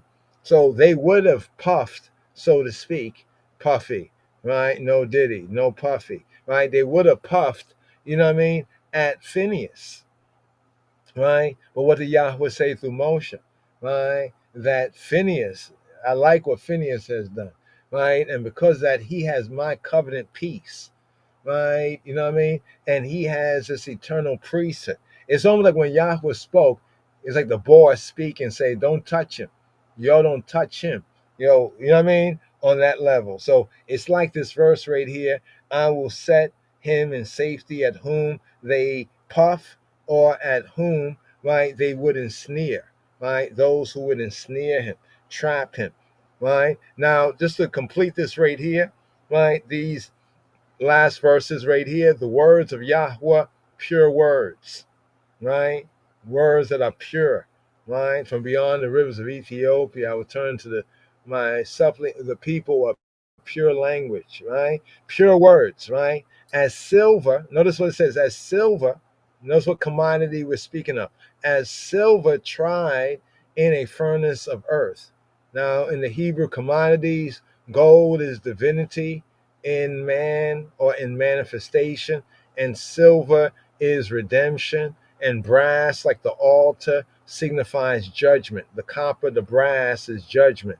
So the copper and the brass of the altar, and also the name Phinehas, Phinhas, right? The mouth of copper, brass, also signifying judgment, right? He acted in a judgment sense. And notice, though his name means mouth of brass or brazen mouth or copper brass or even serpent's mouth, he doesn't say a thing.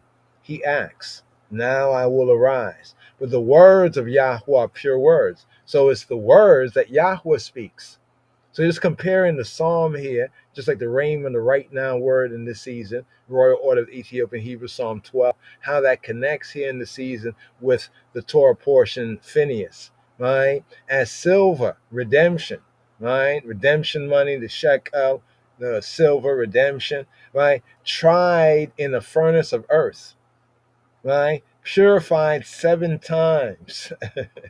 I'm laughing because, we're having this reasoning, like in the back chat, with some of the ones about the 7, like the significance of number 7, 7 times, right? Some even say seven seals in man. Some say 7 lives, 7 times. This whole idea of 7, right? But notice what it says in this verse here, right? The words of Yahweh are pure words. So it's Yahweh who speak the words concerning his Briti Shalom, the covenant of peace. Now notice what Yeshua also says, something interesting to the same effect. Think not that I've come to bring peace in the world, but a sword. Right? So Phinehas, he brings a javelin, a romach, the equivalent of, javelin, but a weapon. We could say a sword, at least in this effect. You know what I'm saying? And we have Yeshua saying, don't think that I've come to bring peace, but he come to bring a sword. And his peace is not like, the worldly peace, the Gentile, other nations, and the worldly peace. You know what I mean? So what's interesting is that how Phinehas acted, even though we can recognize, okay, yeah, they were committing fornication, people died, but some might find it kind of hard to accept. But like, man, you mean you? So I could just do that? No, I'm not saying you or me can do that. But look what Phinehas did, right? And how that connects with what Yeshua says, that his peace, right, is not like the world. What I mean? But it's a sword. And how Phinehas did not speak a word. And how Yahweh, the words of Yahweh, pure words, how he spoke the words concerning Phinehas being given his covenant of peace, eternal priesthood, right? And then it says, as silver tried in the furnace of earth, right? Silver signifying redemption. You'll notice when silver is used in the tabernacle, the connection, the theme is redemption. As when gold is used in the tabernacle in Yah's way, in Yahweh, in Yah's way, truth and life, it is linked with divinity in manifestation or divinity in man, right? And when brass is used, it often signifies judgment. And Phinehas, Nahas in Phinehas, right, signifies both copper brass as a metal and Nahash, also serpent, or a form of divining, right? Right? Purified 7 times. You see that right there? Purified 7 times. So this is a good medi right here. Does it mean that the words of Yahweh, yes, they're pure words? They're like silver redemption that's tried in the furnace. Even that word furnace of earth, right? A furnace on the ground. When we read this in the Hebrew, it's a furnace on the ground. Could it speak about the fire, that fire baptism, the fire that, just to think about those contexts there.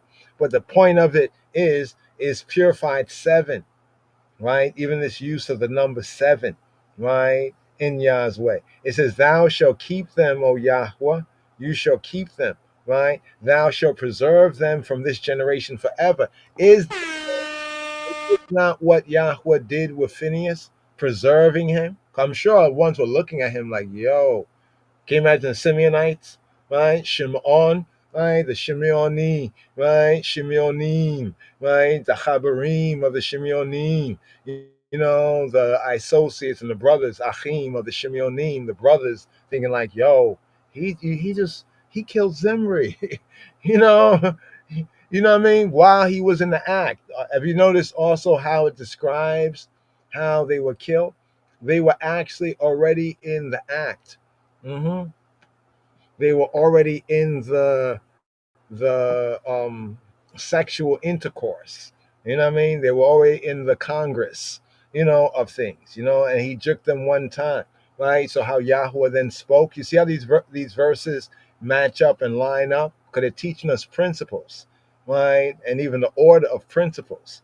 Thou shalt keep them, O Yahweh. Thou shalt preserve them. The word keep in the shamar sense, right? In the shamar sense, right? Tishmeraim, Ata Yahweh Tishmeraim. Ata Yahweh, you, O he who be, Tishmeraim. You will shamar them.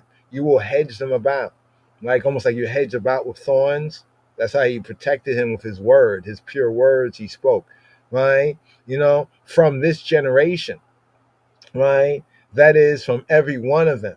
See, in the Hebrew sense, it's more like, right? That is every one of them.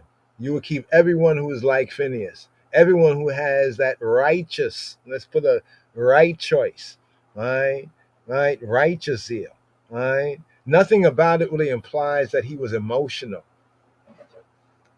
in the sense of a personal emotional. That's why it would be jealous if it was a personal, right? But that he was zealous, like as Yahweh said, for my kinati, with my zeal, right? Because Yahweh knows the spirit, he knows the heart, right? So he could tell whether, like if Phinehas, oh man, I want that woman, why he get that woman? That'll be a different thing, right? That would have been murder right there. But he was zealous because he saw what was going on, and he's a priest's son, right? So that means he has or should have an insight, and he did have an insight. But notice what it says to seal up the song. It says, the wicked walk on every side, right?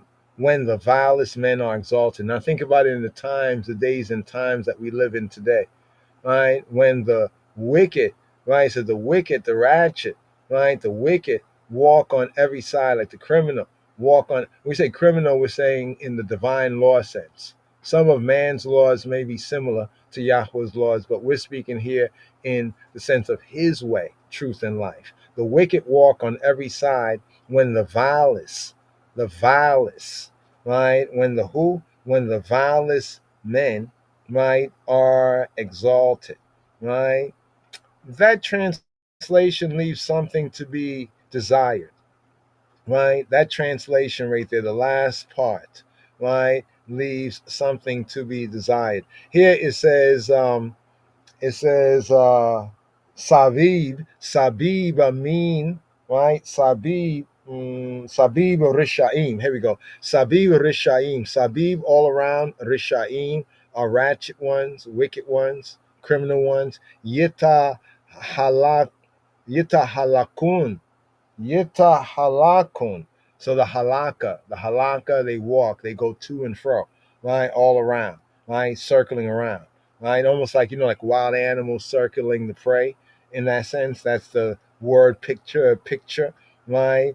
It says karum, right? Karuma, right? Zulut, karum, zulut, right? Karum, lifted up, zulut, right? The zulut.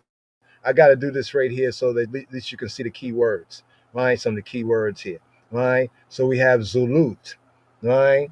And I know some be saying is Zulutha, right?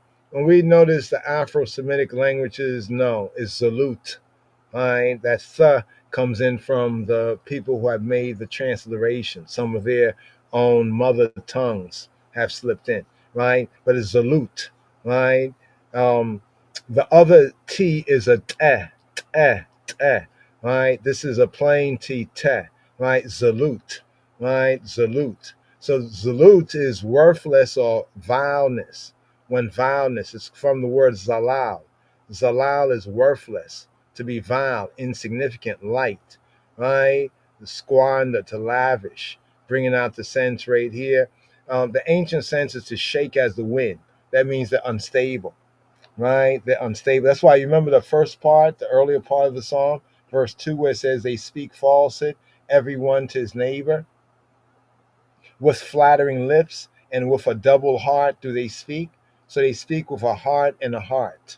You know what I mean? They speak one thing like with their mouth and then another thing going on. Like they bless outwardly but curse inwardly. Another way of bringing out this same mental, right, psychological condition, right, of the wicked, right? With flattering lips and with a double heart do they speak. May Yahweh cut off all flattering lips, the tongue that speaketh proud things, who have said, that's verse 5, they have said, what have they said? They said, our tongue will we make mighty. So they thought that by their words, our tongue we will make mighty. Our lips are with us. Our lips are ours, right? Who is Lord over us? We can speak. It almost sounds like Korah and the rest of them in that rebellion. Remember, these are the children, some of these are the children of that previous generation, right? So some of them must have, still carry some bitterness about what happened to their forefathers. Some of them might have, you know what I mean? But figuratively, to be loose, in the figurative sense, as it's being used here in the psalm, to be loose morally. They're morally loose in their caboose, right? That and therefore they are worthless, prodigal, right? Remember the prodigal son? Now the prodigal son, they can come. The prodigal son did return, but that's an example of one. How many did not return? You see what I'm saying? To be gluttonous, riotous, you know? So while people were worshiping because of the tragedy that was going on, other ones were having a party. They were having a ball, right? It wasn't enough that they had a ball with Baal. They had a ball with Baal, right? You know what I'm saying? But now they were seeking to do this in the camp, and Phinehas rose up. So when the vilest men are exalted, you see right here in the English, where after men it has two words. It has the H1121 and the H120. This is Ben, right? Right? Ben, right? The root word, and Adam.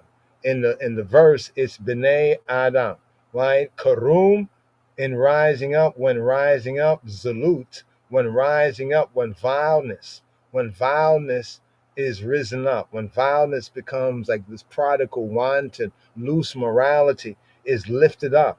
Libnei Adam, for the children of Adam, for the children of humanity. When we see among humanity vileness being lifted up, right? It's like times like these right here. So here you see, here the translators note, bring out the Hebrew of sons of men. So a more better translation is when vileness, zalut, is exalted. Karum zalut, when they exalt zalut, right? Loose morality is lifted up, right? Libnei Adam, right? For the children of humanity. When we live in a situation where there's looseness of morals, then we have times like these, like perilous times. Wicked men, right, are to be found everywhere when they who are set in authority, when those who, the moral of the psalm here, just to seal up, right, wicked men are to be found everywhere, right? And the word here, Rasha. Rasha can mean defiant, and defiancy in a good thing can lead to one being wicked or criminal and therefore guilty. You know what I mean? When wicked men are to be found everywhere, when those who are set in authority, right, are of vile character. Can you imagine that?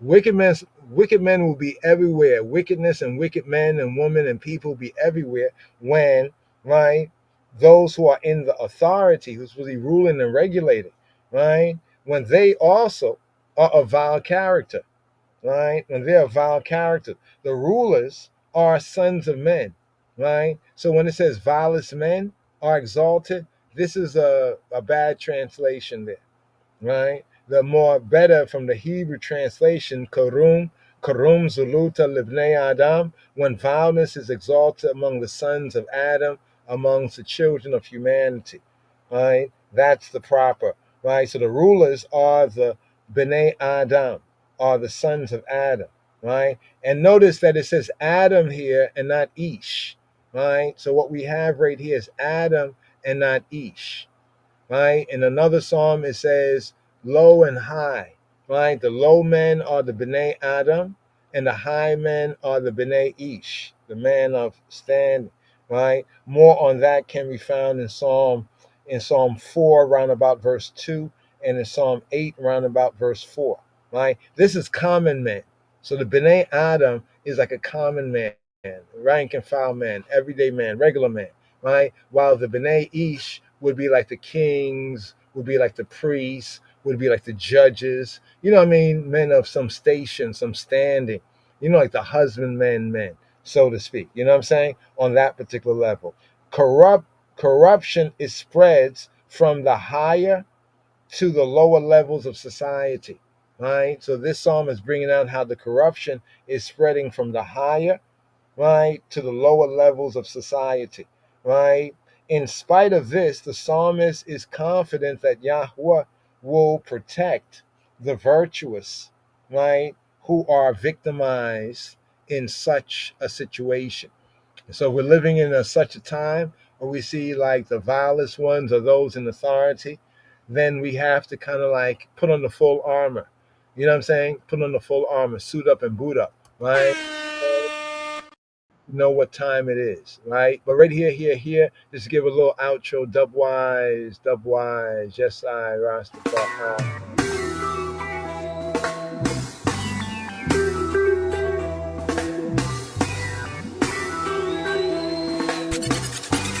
Lion of Judah Society. מזמור י"ב למנצח על השמינית מזמור לדוד. Help, Lord. הושיע אדוני. For the godly man ceaseth. יגמר חסיד. For the faithful fail from among the children of men. יפסו אמונים מבני אדם. They speak vanity, every one with his neighbor. שב ידברו איש את רעהו.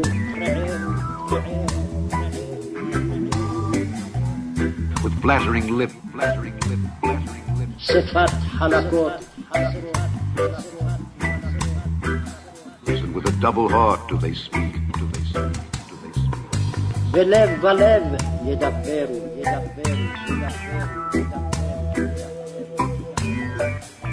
The Lord shall cut off all flattering lips, and the tongue that speaketh proud things, who have said, with our tongue will we prevail, our lips are our own, who is Lord over us? For the oppression of the poor, for the sighing of the needy, now will I arise, saith the Lord. I will set him in safety from him that puffeth at him. The words of the Lord are pure words, as silver tried in a furnace of earth, purified 7 times. Thou shalt keep them, O Lord. Thou shalt preserve them from this generation forever. The wicked walk on every side, when the vilest men are exalted, are exalted, are exalted, are exalted, are exalted, are exalted.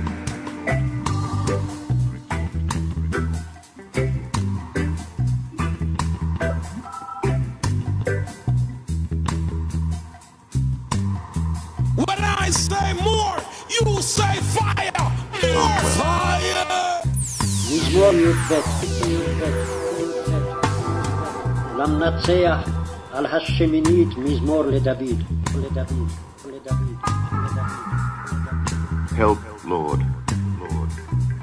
הושיע אדוני. For the godly man ceaseth. יגמר חסיד. Psalm 12. מזמור י"ב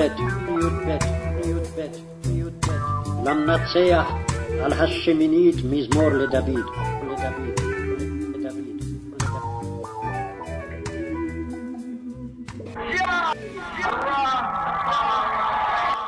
Yes.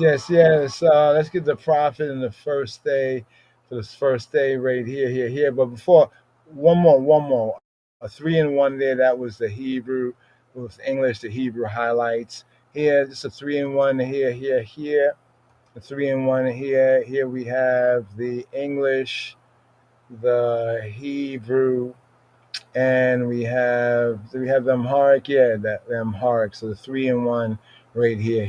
Yeah, that was on the heathen back against the wall. But here, the 3-in-1 here. Who the cap fits, let him, you know the rest.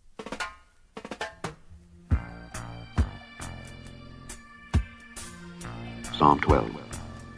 Help, Lord, for the godly man ceaseth, for the faithful fail from among the children of men.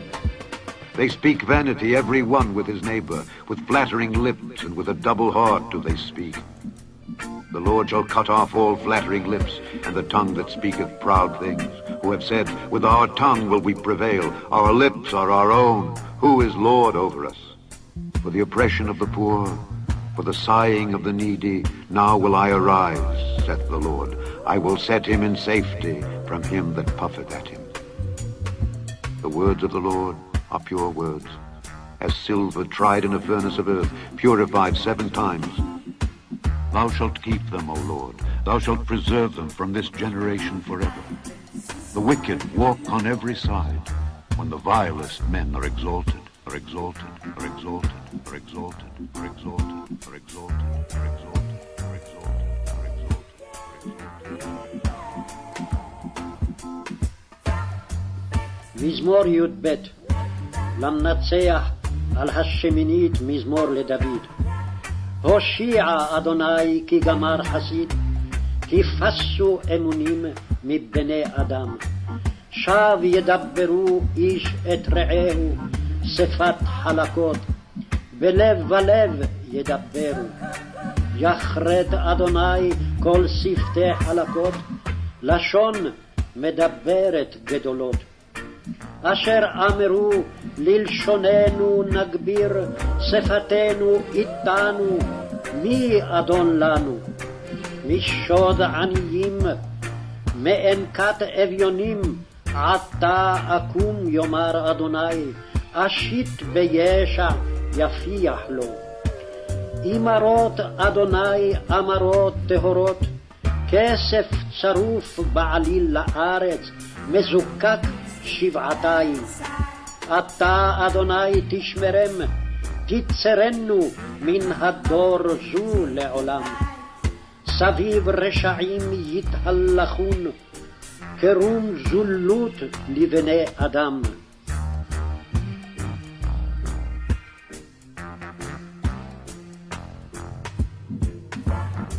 መዝሙር 11 በቅንፍ 12 ለመዘምራን አለቃ ስለ 8ኛ የዳዊት መዝሙር።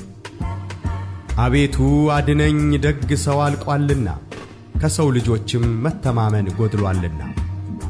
እርስ በርሳቸው ከንቱ ነገርን ይናገራሉ፣ በሽንገላ ከንፈር ሁለት ልብ ሆነው ይናገራሉ። የሽንገላን ከንፈሮች ሁሉ እግዚአብሔር ያጠፋቸዋል፣ ታላቅ ነገር የምትናገረውንም ምላሳችንን እናበረታለን። ከንፈራችን የኛ ነው፣ ጌታችን ማን ነው የሚሉትን ስለ ድሆች መከራ፣ ስለ ችግረኞች ጩኸት እግዚአብሔር አሁን እነሳለሁ ይላል።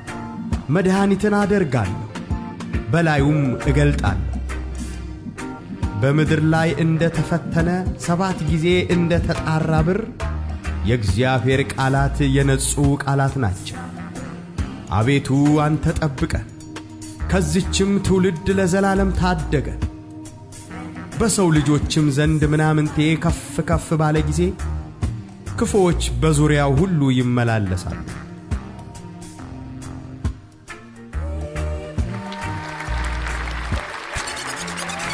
Lion of Judah Society.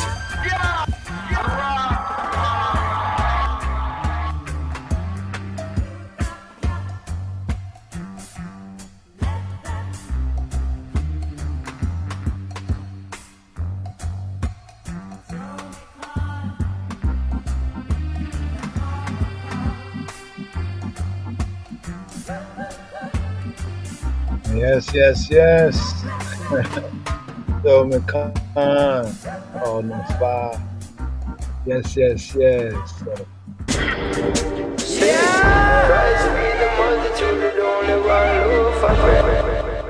So right here. Hopefully get the folder, the Elijah folder right here. Picking up with the Haftarah, aka the prophet's reading, the beam reading right here. That was Psalm 12 right there, just highlighting that, the connection, mystic connection, with the Torah reading and feeding, some keys right there. Here we have the prophets, the second. We'll have the 3, presentments here on the After the Shabbat podcast here, picking up with 1 Kings chapter 18 from verse 46 to chapter 19, verse 21. 19 verse 21, and here's some of the themes that we have here in the prophet's reading right here. The drought ending, Elijah flees from Jezebel, Eliyahu, he meets High Elohim at Horeb, and Elisha become Eliah, my disciple, his Talmud. So right here, yeah. So one moment, right here. Gonna bring this forward. Lion of Judah Society.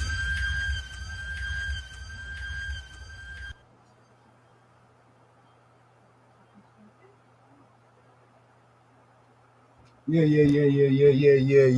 Just one moment right here. But anyway, stretching for the right hand of fellowship to our co-laborers here, Ras Ayason Tafari for the New Covenant reading, and up next right here, Ras Sahar Ahad here for the Haftarah, aka the Prophet's reading right here. So the key right here, again, the Shema Yisrael. Well,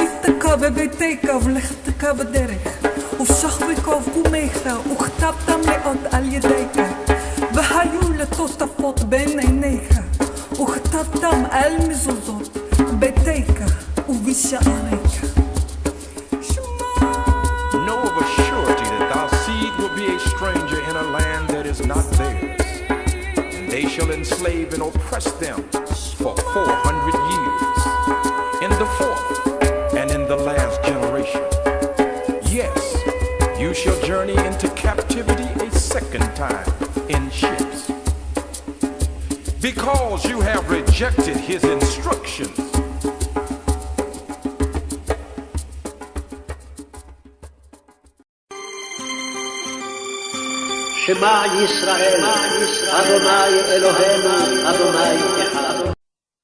שמע ישראל, אדוני אלוהינו, אדוני אחד.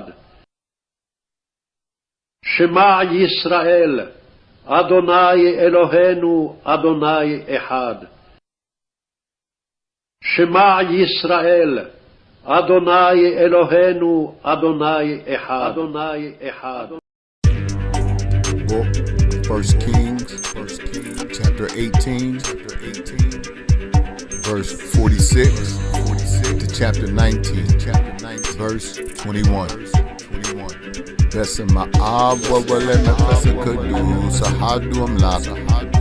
And the hand of Yahweh was on Elijah, and he girded up his loins and ran before Ahab to the entrance of Jezreel. Chapter 19. And Ahab told Jezebel all that Elijah had done, and withal how he had slain all the prophets with the sword.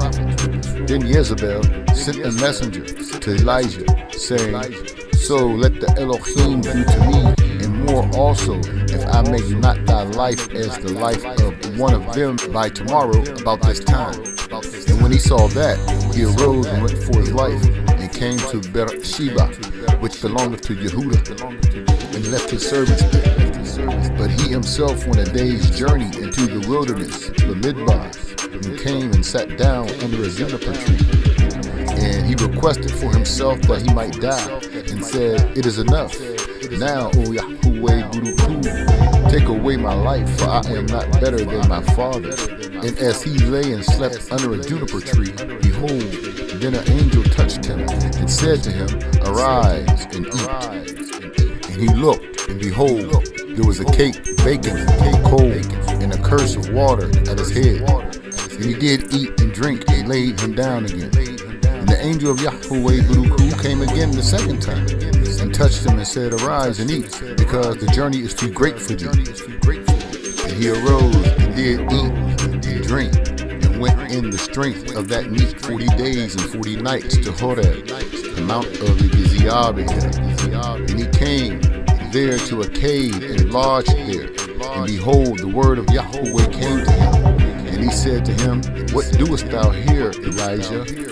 And he said, I have been very jealous for Yahweh Elohim Zebaoth Baruch, for the children of Israel have forsaken thy covenant, thrown down thine altars, and slain thy prophets with the sword.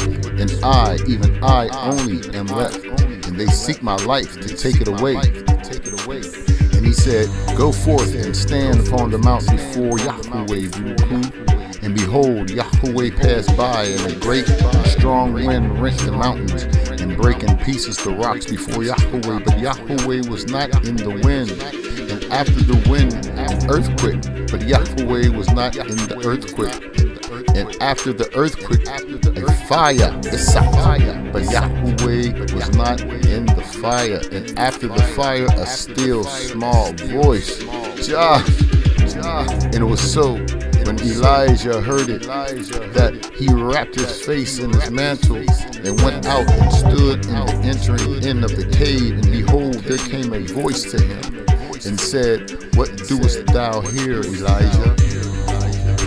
And he said, I have been very jealous for Yahweh Elohim Zebaoth Baruch, because the children of Israel have forsaken thy covenant, thrown down thine altars, and slain thy prophets with the sword, and I, even I only, am left, and they seek my life to take it away.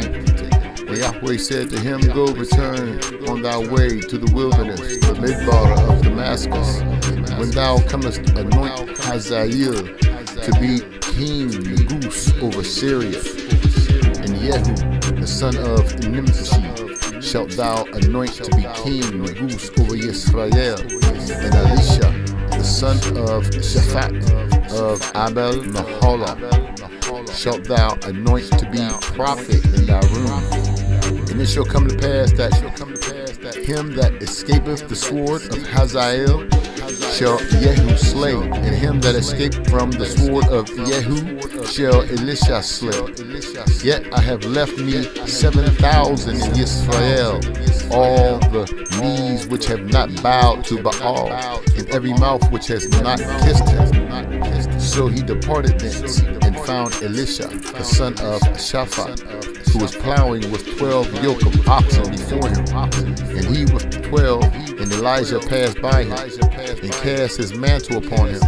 And he left the oxen and ran after Elijah, and said, let me, I pray thee, kiss my father and my mother, and then I will follow thee. And he said to him, go back again, for what have I done to thee? And he returned back from him, and took a yoke of oxen, and slew them, and boiled their flesh with the instruments of the oxen, and gave to the people, and they did eat. Then he arose and went after Elijah and ministered to him. Amen. Kebole kwalu, kebole demsu, kebole hayu, kebole ketemawe hala selasi, yuste kese Ethiopia, sume igezi awe hera, yuste kese. Jah Rastafari, Yeshua Shalom. Amen. Yes. Give thanks. Like that dub right there, like that. Yes, I. We're bringing out of it. Yes, I. Just a little, in the KJV, the part about, remember the jealous part, where he says he was jealous. I think he said twice there. Let's just go to that verse. This is what we were speaking about earlier in the Shabua, right here. So here it says, and he said, I have been very jealous for Yahweh Elohei Tzebaoth. So here, let's just go to the Hebrew of this for a moment.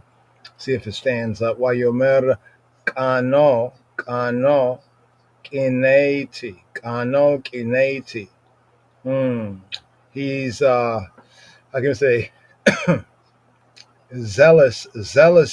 zealously his zeal, very passionate, like Yahweh Elohei Tzebaoth, for Yahweh, right? Elohei, the Elohim of, the God of, Elohei Tzebaoth, Elohei Tzebaoth. This is actually what it says, just to get a little compare and contrast right here.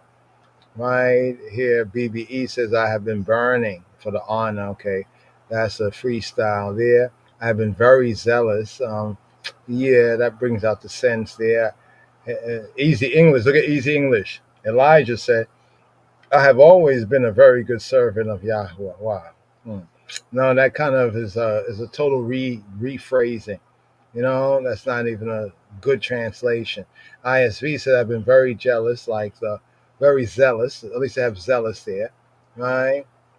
But the KJV uses jealous. So what they do sometimes, same word, in some verses they'll put jealous and others zealous, and it doesn't always seem to be sensible with the inner narrative. NET says I've been absolutely loyal. Well, that brings out a sense of what true zealousy is about, but that's not actually a true translation. That kind of explains it. Sadly, the NHEB says I've been very jealous, as well, right? So all these are saying very jealous, a few of them zealous. This one says jealous too, but the key point is, we touched on it already here, he says kano, right? It's like when it says you shall diligently hear, Shemoa tishma. Shemoa, like in hearing, you shall hear. In being passionate, I've been passionate. Right? In being passionate, right? Passionate, I am passionate. Right? So that's a way of saying like really real, for real, for real. For real, for real, I have had this zeal. La Yahweh, right? Elohei Tzebaot. That's just the part that we want to bring out right there, because as we saw it, we're like, oh wow. Right, the key theme is zeal. Right, let's keep it on the Z. Let's take the Z. Since they say J was an invented letter in the English, let's take the Z. Right, zealous, especially in these positive. Remember, it says two sides of a coin, but on the right side, so to speak, it's the zeal. Right, the zeal for a right and a good purpose is the zeal. So I've been very zealous. I think it said it up here. We'll see over here and in verse 10 as well. You can see the same sense right here. But now here, right? Still keeping with the Eliyahu theme, the Elijah theme. Here we go to the Brit Chadasha, right? Here we go to New Covenant reading. Shavua Tov, Yom Harishon Tov. Yom, the day, Harishon, the first day, Tov. May it be good, a good first day here. And a Shavua Tov as well. Because here we have, let's see where we got it right here. Here we have Romans, right? Let's bring this out right here. Romans, right? Chapter 11, right? Let's get a fuller screen. Let's bring it right there. Romans chapter 11, verses 2 to 32. And it continues with the theme of zeal. And those who had a zeal. So we have Phinehas on one hand from the Torah reading. In the prophets reading, we have Elijah, Eliyahu, right? And right here, right? We have the Brit Chadasha. Shema Yisrael, Adonai Elohenu, Adonai Echad. Shema Yisrael, Adonai Elohenu, Adonai Echad. Shema Yisrael, Adonai Elohenu, Adonai Echad. Adonai Echad. Adonai Echad. Shema Yisrael, Adonai Elohenu, Adonai Echad. The Brit Chadasha Chadis Kidan Renewed Covenant reading for RSS number 41, Phinhas, Phinehas, from Romans chapter 11, verse 2 through 32. We begin B'Shem Ha'ab Ha'Bein Ruach HaKadosh Yahweh Ahad. In the name of the Father and the Son and the Holy Spirit, He who He be, the One. Romans chapter 11. But spiritual Israel is finding salvation. Verse 2, Beit. Verse 3, Gimel. Verse 4, Dalet. Lo zanach ha-Elohim et damo asher yidau mikerem. Halo tedau et asher ha-katub omer be'Eliyahu vehu tzoek el ha-Elohim al Israel lemor. יהוה, את נביאך הרגו, ואת מזבחותיך הרסו, ויוותר אני לבדי, ויבקשו את נפשי. ומענה אותו דבר אלוהים, הסרתי לי 7,000 איש, אשר לא קראו לבעל. Elohim has not cast away his people that he foreknew. Know ye not what the scripture saith of Elijah, how he maketh intercession to Elohim against Israel, saying, Yahweh, they have killed thy prophets and digged down thine altars, and I am left alone, and they seek my life. But what saith the answer of Elohim to him? I have reserved to myself 7,000 men who have not bowed the knee to the image of Baal. Even so then, at this present time also, there is a remnant, according to the election of grace. And if by grace, then it is no more of works. Otherwise, grace is no more grace. But if it be of works, then it is no more grace. Otherwise, work is no more work. National Israel is judicially blinded. What then? Israel has not obtained that which he seeketh for, but the election has obtained it, and the rest were blinded. According as it is written, Elohim has given them the spirit of slumber, eyes that they should not see, and ears that they should not hear, to this day. And David saith, let their table be made a snare, and a trap, and a stumbling block, and a recompense to them. Let their eyes be darkened, that they may not see, and bow down their back away. I say then, have they stumbled that they should fall? El Chalila, Elohim forbid, but rather through their fall salvation is come to the Gentiles, for to provoke them to jealousy. Now, if the fall of them be the riches of the world, and the diminishing of them the riches of the Gentiles, how much more their fullness? The Gentiles warned, for I speak to you Gentiles, inasmuch as I am apostle of the Gentiles, I magnify mine office, if by any means I may provoke to emulation them that are my flesh, and might save some of them. For if the casting away of them be the reconciling of the world, what shall the receiving of them be but life from the dead? For if the first fruits be holy, the lump is also holy, and if the root be holy, so are the branches. And if some of the branches be broken off, that thou, being a wild olive tree, wert grafted in among them, and with them partaketh of the root, and the fatness of the olive tree, boast not against the branches. But if thou boast, thou bearest not the root, but the root thee. Thou wilt say then, the branches were broken off, that I might be grafted in. Well, because of lack of faith, they were broken off, and thou standest by faith. Be not high-minded, but fear. For if Elohim spare not the natural branches, take heed, lest he also spare not thee. Behold therefore the goodness and severity of Elohim. On them which fell, severity, but toward thee goodness. If thou continue in his goodness, otherwise thou also shalt be cut off.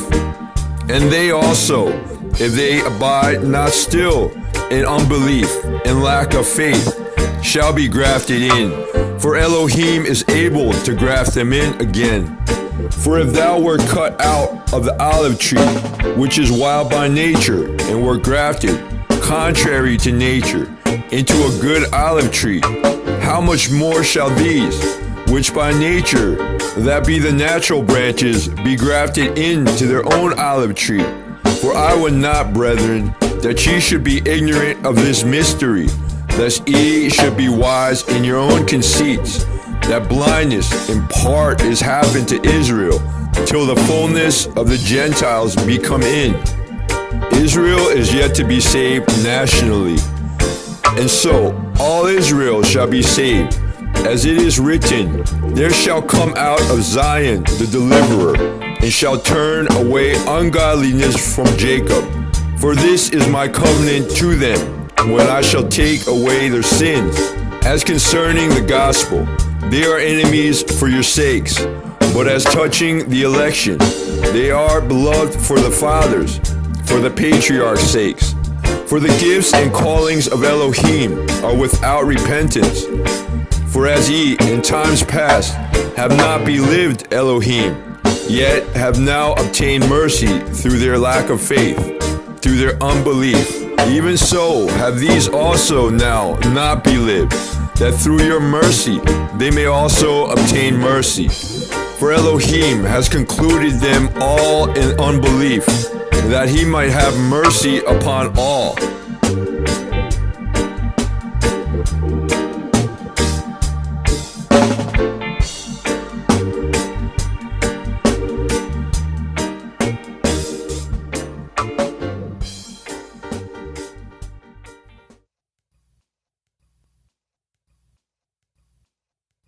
Kabor Lakalu, Kabor Ladimtu, Kabor Lachailu, Kabor Lakedamawi, Chaile Selassie, Be Jesus Christos Sim. Glory to word, glory to sound, glory to power. Glory to Abinu, Melkenu, our Father, our King, the first power of the Trinity, in the name of Yeshua HaMashiach, Jesus Christ. Yes, I, Rastafari.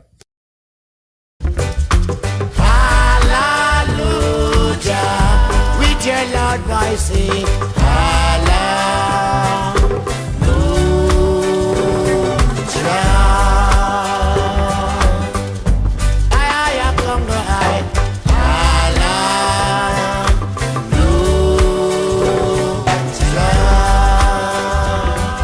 Mount Zion birds shall sing and say,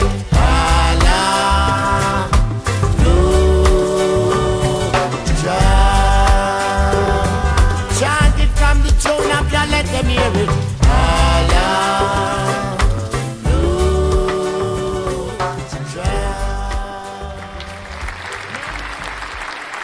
Shabbat Tov, right there. Yeah, the meal right there, the three parts of the meal, the Torah, the prophets, and the Brit Chadasha. This is the Brit Chadasha read right there. Romans chapter 11, the theme right here, Chaverim, yes, right here, Sabbath seal, moving forward the first day, Baracha, blessing, we have 144 right here, Psalm 144, be solid as a rock, Shema Yisrael.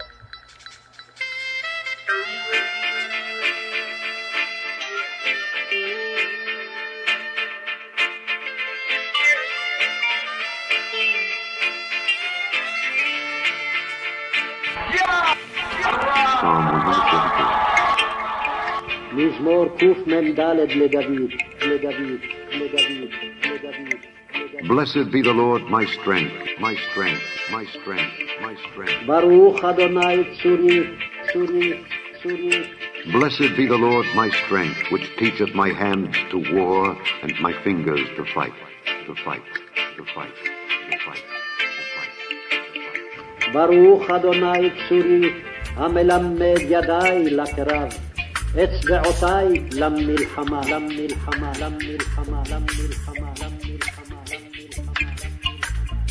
My goodness and my fortress and my fortress and my fortress and my fortress. חסדי ומצודתי. My high tower and my deliverer. משגבי ומפלתי. My shield and he in whom I trust. מגיני ובו חסיתי. Who subdueth my people under me. הרודד עמי תחתיי. Lord, Lord, Lord. Adonai, Adonai, Adonai, Adonai. What is man that thou takest knowledge of him? Knowledge of him, knowledge of him, knowledge of him. ما أدام واتدعيه واتدعيه واتدعيه واتدعيه واتدعيه. Or the Son of Man that thou makest account of him? Man is like to vanity. His days are as a shadow that passeth away. Bow thy heavens, O Lord, and come down. Touch the mountains, and they shall smoke. Cast forth lightning and scatter them. Shoot out thine arrows and destroy them. Send thine hand from above. Rid me and deliver me out of great waters, from the hand of strange children, whose mouth speaketh vanity, and their right hand is a right hand of falsehood. I will sing a new song unto thee, O God. Upon a psaltery and an instrument of 10 strings will I sing praises unto thee. It is he that giveth salvation unto kings, who delivereth David his servant from the hurtful sword. Rid me and deliver me from the hand of strange children, whose mouth speaketh vanity, and their right hand is a right hand of falsehood, that our sons may be as plants grown up in their youth, that our daughters may be as cornerstones, polished after the similitude of a palace, that our garners may be full, affording all manner of store, that our sheep may bring forth thousands and 10,000s in our streets, that our oxen may be strong to labor, that there be no breaking in nor going out, that there be no complaining in our streets. Happy is that people that is in such a case. Yea, happy is that people whose God is the Lord. Adonai, Adonai, Adonai, Adonai.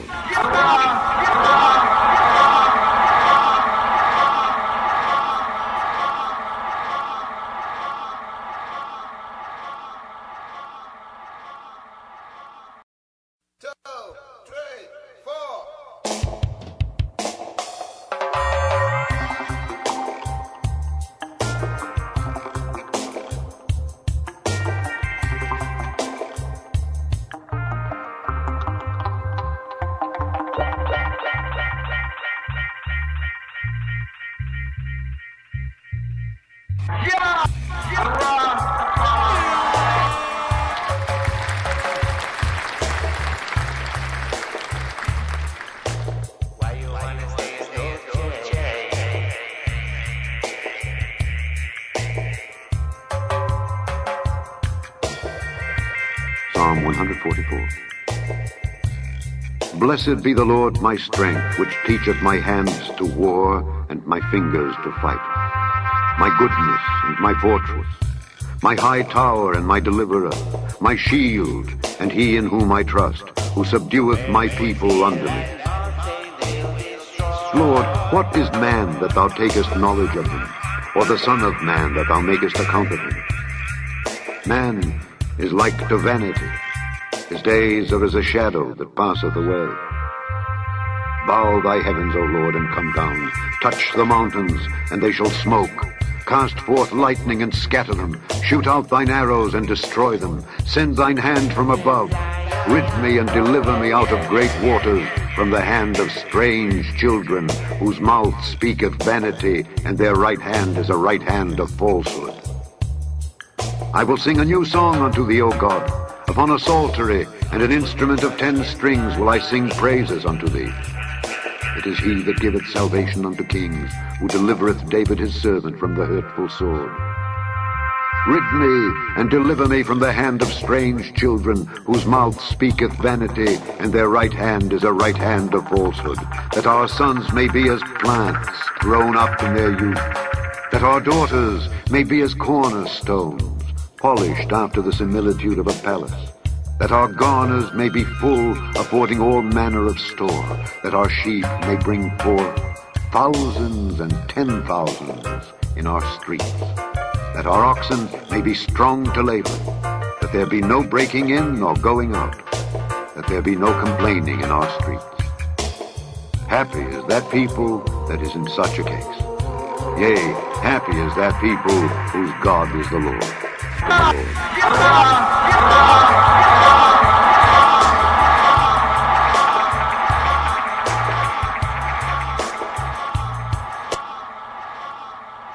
Bracha, bracha, blessings, blessings, empowerment to prosper in the weak and the strong and to overcome. Get the fruits of the victory. Psalm 144 right there. Here, 67, bracha, and this it, sealing up, Hebrew, meets the Chabad, KJV.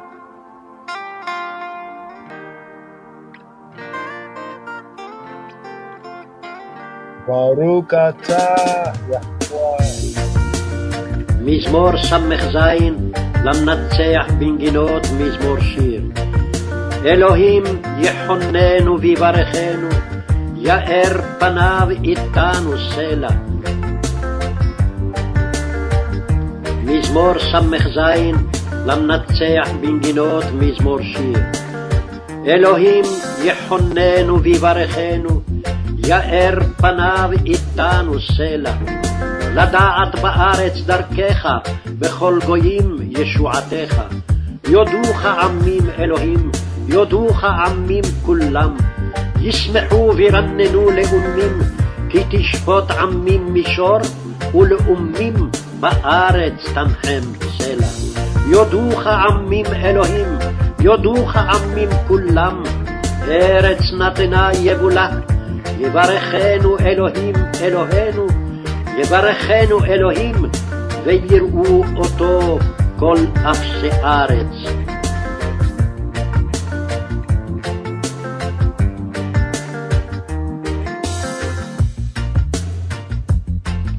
מזמור ס"ז למנצח בנגינות מזמור שיר. Psalm 67. God be merciful unto us, and bless us, and cause his face to shine upon us. Psalm 67. God be merciful unto us, and bless us, and cause his face to shine upon us. Selah.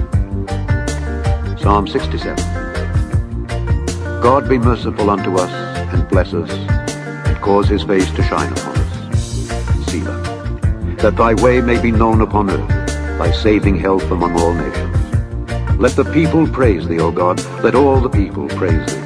O let the nations be glad and sing for joy, for thou shalt judge the people righteously, and govern the nations upon earth. Selah. Let the people praise thee, O God, let all the people praise thee. Then shall the earth yield her increase, and God, even our own God, shall bless us. God shall bless us, and all the ends of the earth shall fear him, shall fear him, shall fear him, shall fear him, shall fear him.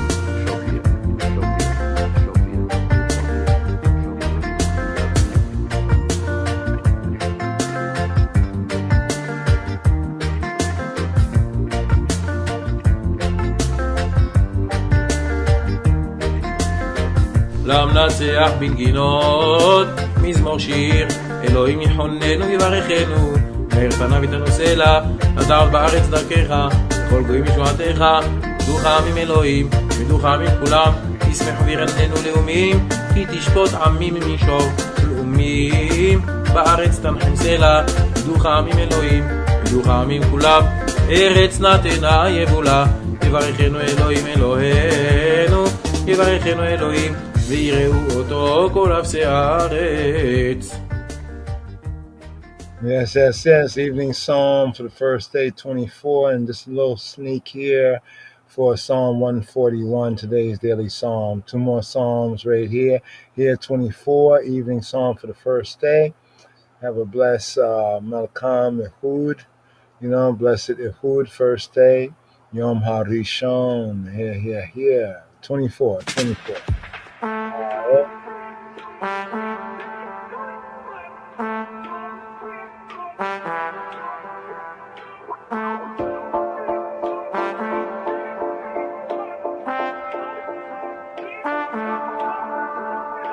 Psalm 24. The earth is the Lord's, and the fullness thereof, the world and they that dwell therein. For he hath founded it upon the seas, and established it upon the floods. Who shall ascend into the hill of the Lord, or who shall stand in his holy place? He that hath clean hands and a pure heart, who hath not lifted up his soul unto vanity, nor sworn deceitfully. he shall receive the blessing from the Lord, and righteousness from the God of his salvation. This is the generation of them that seek him, that seek thy face, O Jacob. Selah. Lift up your heads, O ye gates, and be ye lift up, ye everlasting doors, and the King of glory shall come in. Who is this King of glory? The Lord strong and mighty, the Lord mighty in battle. Lift up your heads, O ye gates, even lift them up, ye everlasting doors, and the King of glory shall come in. Who is this King of glory? The Lord of hosts. He is the King of glory. Selah, Selah, Selah,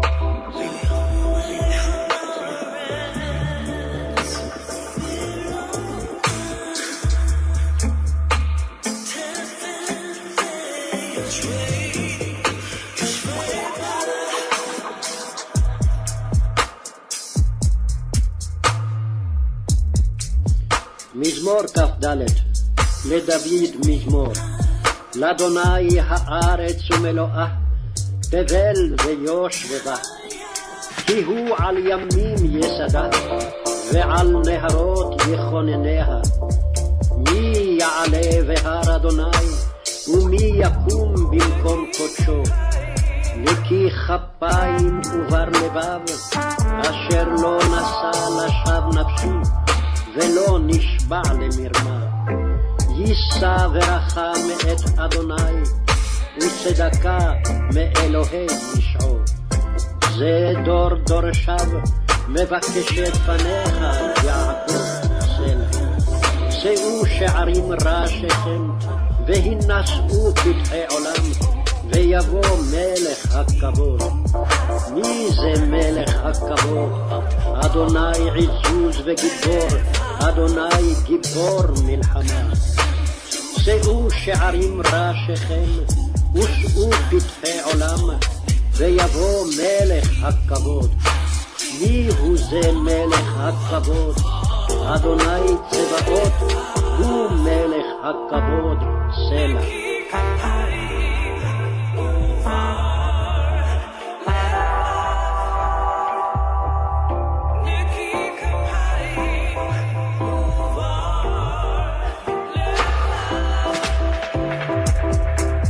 לדוד מזמור, לאדוני הארץ ומלואה, תבל ויושבבה, כי הוא על ימים יסדה, ועל נהרות יכונניה. מי יעלה בהר אדוני, מי יקום במקום קודשו. נקי כפיים ובר לבב, אשר לא נשא לשווא נפשי, ולא נשבע למרמה. יישא ברכה מאת אדוני, וצדקה אלוהי ישעו. זה דור דורשיו, מבקשי פניך יעקב סלע. שאו שערים ראשיכם, ינשאו פתחי עולם, יבוא מלך הכבוד. מי זה מלך הכבוד? אדוני עזוז וגיבור, אדוני גיבור מלחמה. שאו שערים ראשיכם, ושאו פתחי עולם, ויבוא מלך הכבוד. מי הוא זה מלך הכבוד? אדוני צבאות, הוא מלך הכבוד סלע.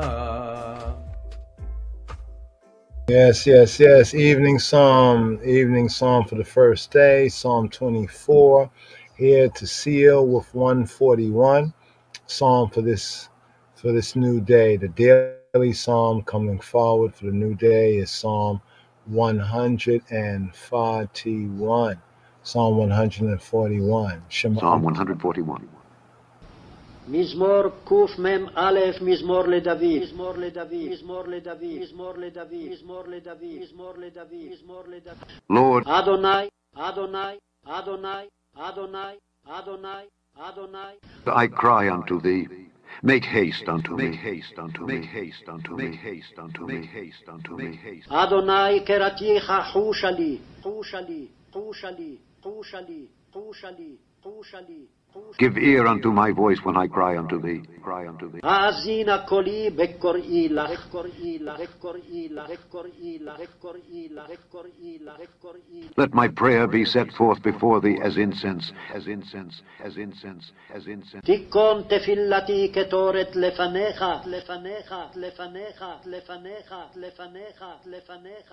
And the lifting up of my hands as the evening sacrifice. As the evening sacrifice. As the evening sacrifice. משאת כפיים מנחת ערן, חת ערן, חת ערן, חת ערן, חת ערן, חת ערן, חת ערן, חת ערן, חת ערן, חת ערן. Set a watch, O Lord, before my mouth. Keep the door of my lips. Incline not my heart to any evil thing, to practice wicked works with men that work iniquity, and let me not eat of their dainties. Let the righteous smite me. It shall be a kindness. And let him reprove me. It shall be an excellent oil, which shall not break my head. For yet my prayer also shall be in their calamities. When their judges are overthrown in stony places, they shall hear my words, for they are sweet. Our bones are scattered at the grave's mouth, as when one cutteth and cleaveth wood upon the earth. But mine eyes are unto thee, O God the Lord. In thee is my trust. Leave not my soul destitute. Keep me from the snares which they have laid for me, and the gins of the workers of iniquity. Let the wicked fall into their own nets, whilst that I withal escape. Escape, escape, escape, escape, escape, escape, escape. Yeah! Christ be the multitude, the only one who for They could never prosper, they could never, no way, no way, no way, but they don't pray. Chapter a day, chapter a day, yeah. Whoa. Yeah.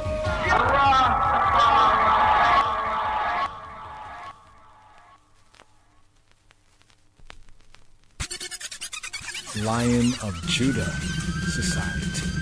Right.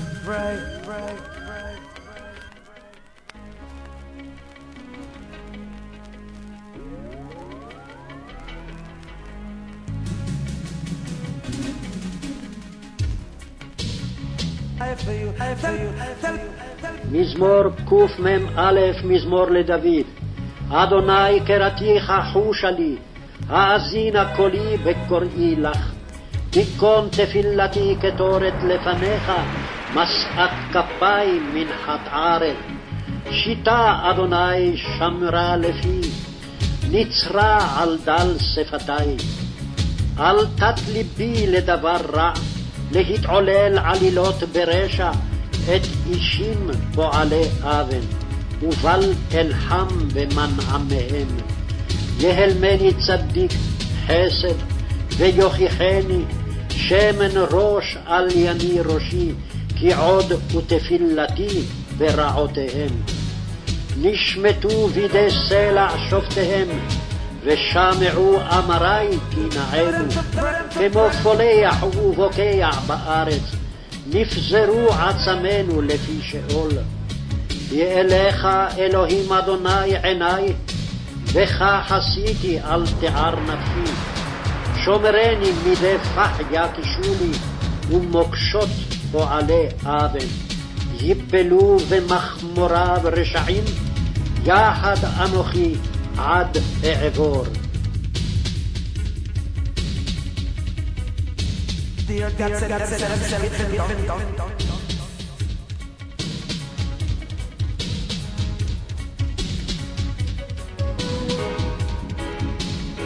Psalm 141. מזמור קמ"א, מזמור לדוד. מזמור לדוד, מזמור לדוד, מזמור לדוד, מזמור לדוד. Lord, אדוני, אדוני, אדוני, אדוני, אדוני, אדוני. I cry unto thee. Make haste unto me. Make haste unto me. Make haste unto me. Make haste unto me. Make haste unto me. אדוני קראתיך חושה לי, חושה לי, חושה לי, חושה לי, חושה לי. Give ear unto my voice when I cry unto thee.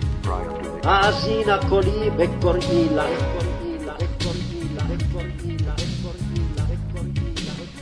Let my prayer be set forth before thee as incense, as incense, as incense, as incense. תיכון תפילתי כתורת לפניך, לפניך, לפניך. And the lifting up of my hands as the evening sacrifice. משאת כפיים מנחת ערן, חת ערן, חת ערן, חת ערן, חת ערן, חת ערן, חת ערן, חת ערן. Set a watch, O Lord, before my mouth. Keep the door of my lips. Incline not my heart to any evil thing, to practice wicked works with men that work iniquity, and let me not eat of their dainty. Let the righteous smite me. It shall be a kindness.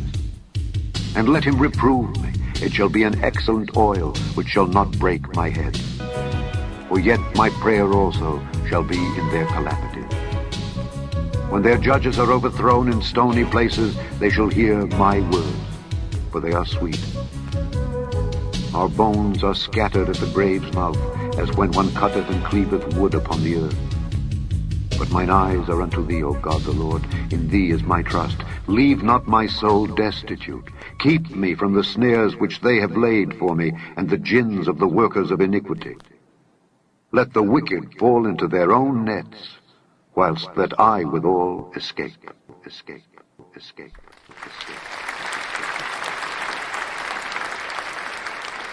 Yes. Basic theme of this psalm here is make your prayers like ancients, make your prayers like incense, and lifting up your hands. Put your hands up. Here, Psalm 141, psalm for this first day coming in. Let my prayer be set forth before thee as incense, and the lifting up of my hands as the evening sacrifice. Make your prayers be as ancients, as incense. Let my prayer be set forth before thee as incense, going up and sweet, going up. Let my prayer be set forth before thee as incense, before thee as incense,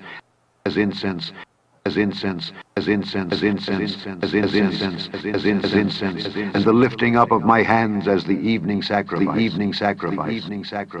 before thee as incense, before thee as incense, forth before thee as incense. Prayer be set forth before thee as incense. Prayer be set forth before thee as incense. Prayer be set forth before thee as incense, prayer be set forth before thee as prayer be set forth before thee. Prayer be set forth before thee, prayer be set forth before thee. Prayer be set forth before thee as incense, and the lifting up of my hands as the evening sacrifice. Let my prayer be set forth before thee as incense, and the lifting up of my hands as the evening sacrifice. Put your hands up. Yes. Yeah. The opening words of Psalm 141. Connection, making your prayers as ancients. And here for the outro right here, that dub there, that was Black Uhuru, the prayer dub right there. Here we have Midnight Eyes of Fire, outro, first day, Psalm 141. Make your prayers as ancients and put your hands up, and the lifting up of the hands as the evening sacrifice. Yes, I, Rastafari. Shabbat Tov, Chabarim, fellow associates, Talmudim, disciples, right here, 141. Eyes of Fire, dub.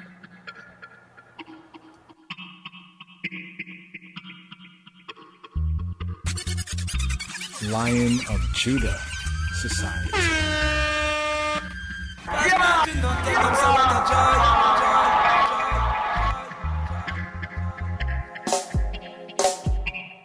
Psalm 141. מזמור קמ"א, מזמור לדוד.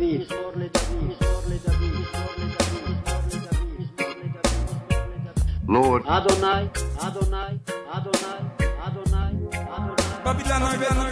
I cry unto thee, make haste unto thee.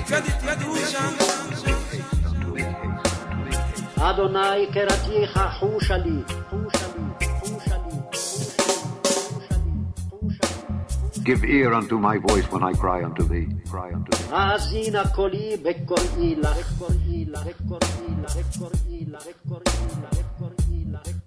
Let my prayer be set forth before thee as incense. תשכון תפילתי כתורת לפניך. And the lifting up of my hands as the evening sacrifice.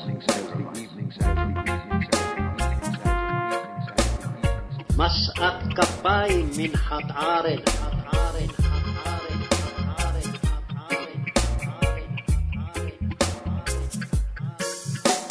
Set a watch, O Lord, before my mouth. Keep the door of my lips. Incline not my heart to any evil thing, to practice wicked works with men that work iniquity, and let me not eat of their dainties.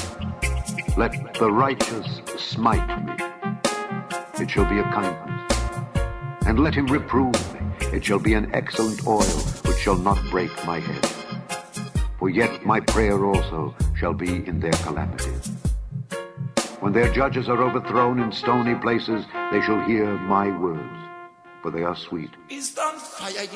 Our bones are scattered at the grave's mouth, as when one cutteth and cleaveth wood upon the earth. But mine eyes are unto thee, O God the Lord. In thee is my trust. Leave not my soul destitute.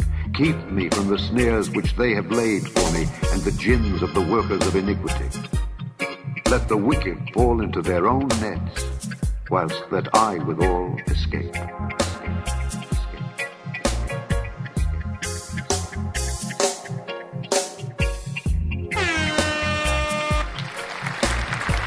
מזמור קמ"א, מזמור לדוד. אדוני קראתיך חושה לי, האזינה קולי בקוראי לך. תיכון תפילתי כתורת לפניך, משאת כפיים מנחת ערן. שיטה אדוני שמרה לפי, נצרה על דל שפתי. אל תת ליבי לדבר רע, להתעולל עלילות ברשע, את אישים פועלי אבן, ובל אלחם במנעמיהם. יהלמני צדיק חסד, ויוכיחני שמן ראש על ימי ראשי, כי עוד ותפילתי ברעותיהם. נשמטו בידי סלע שופטיהם, ושמעו אמרי כי נענו. כמו פולח ובוקע בארץ, נפזרו עצמנו לפי שאול. כי אליך אלוהים אדוני עיני, בך חסיתי אל תער נפשי. שומרני מדי פח יקישו לי, ומוקשות פועלי אבן. יפלו ומחמוריו רשעים, יחד אנוכי עד אעבור.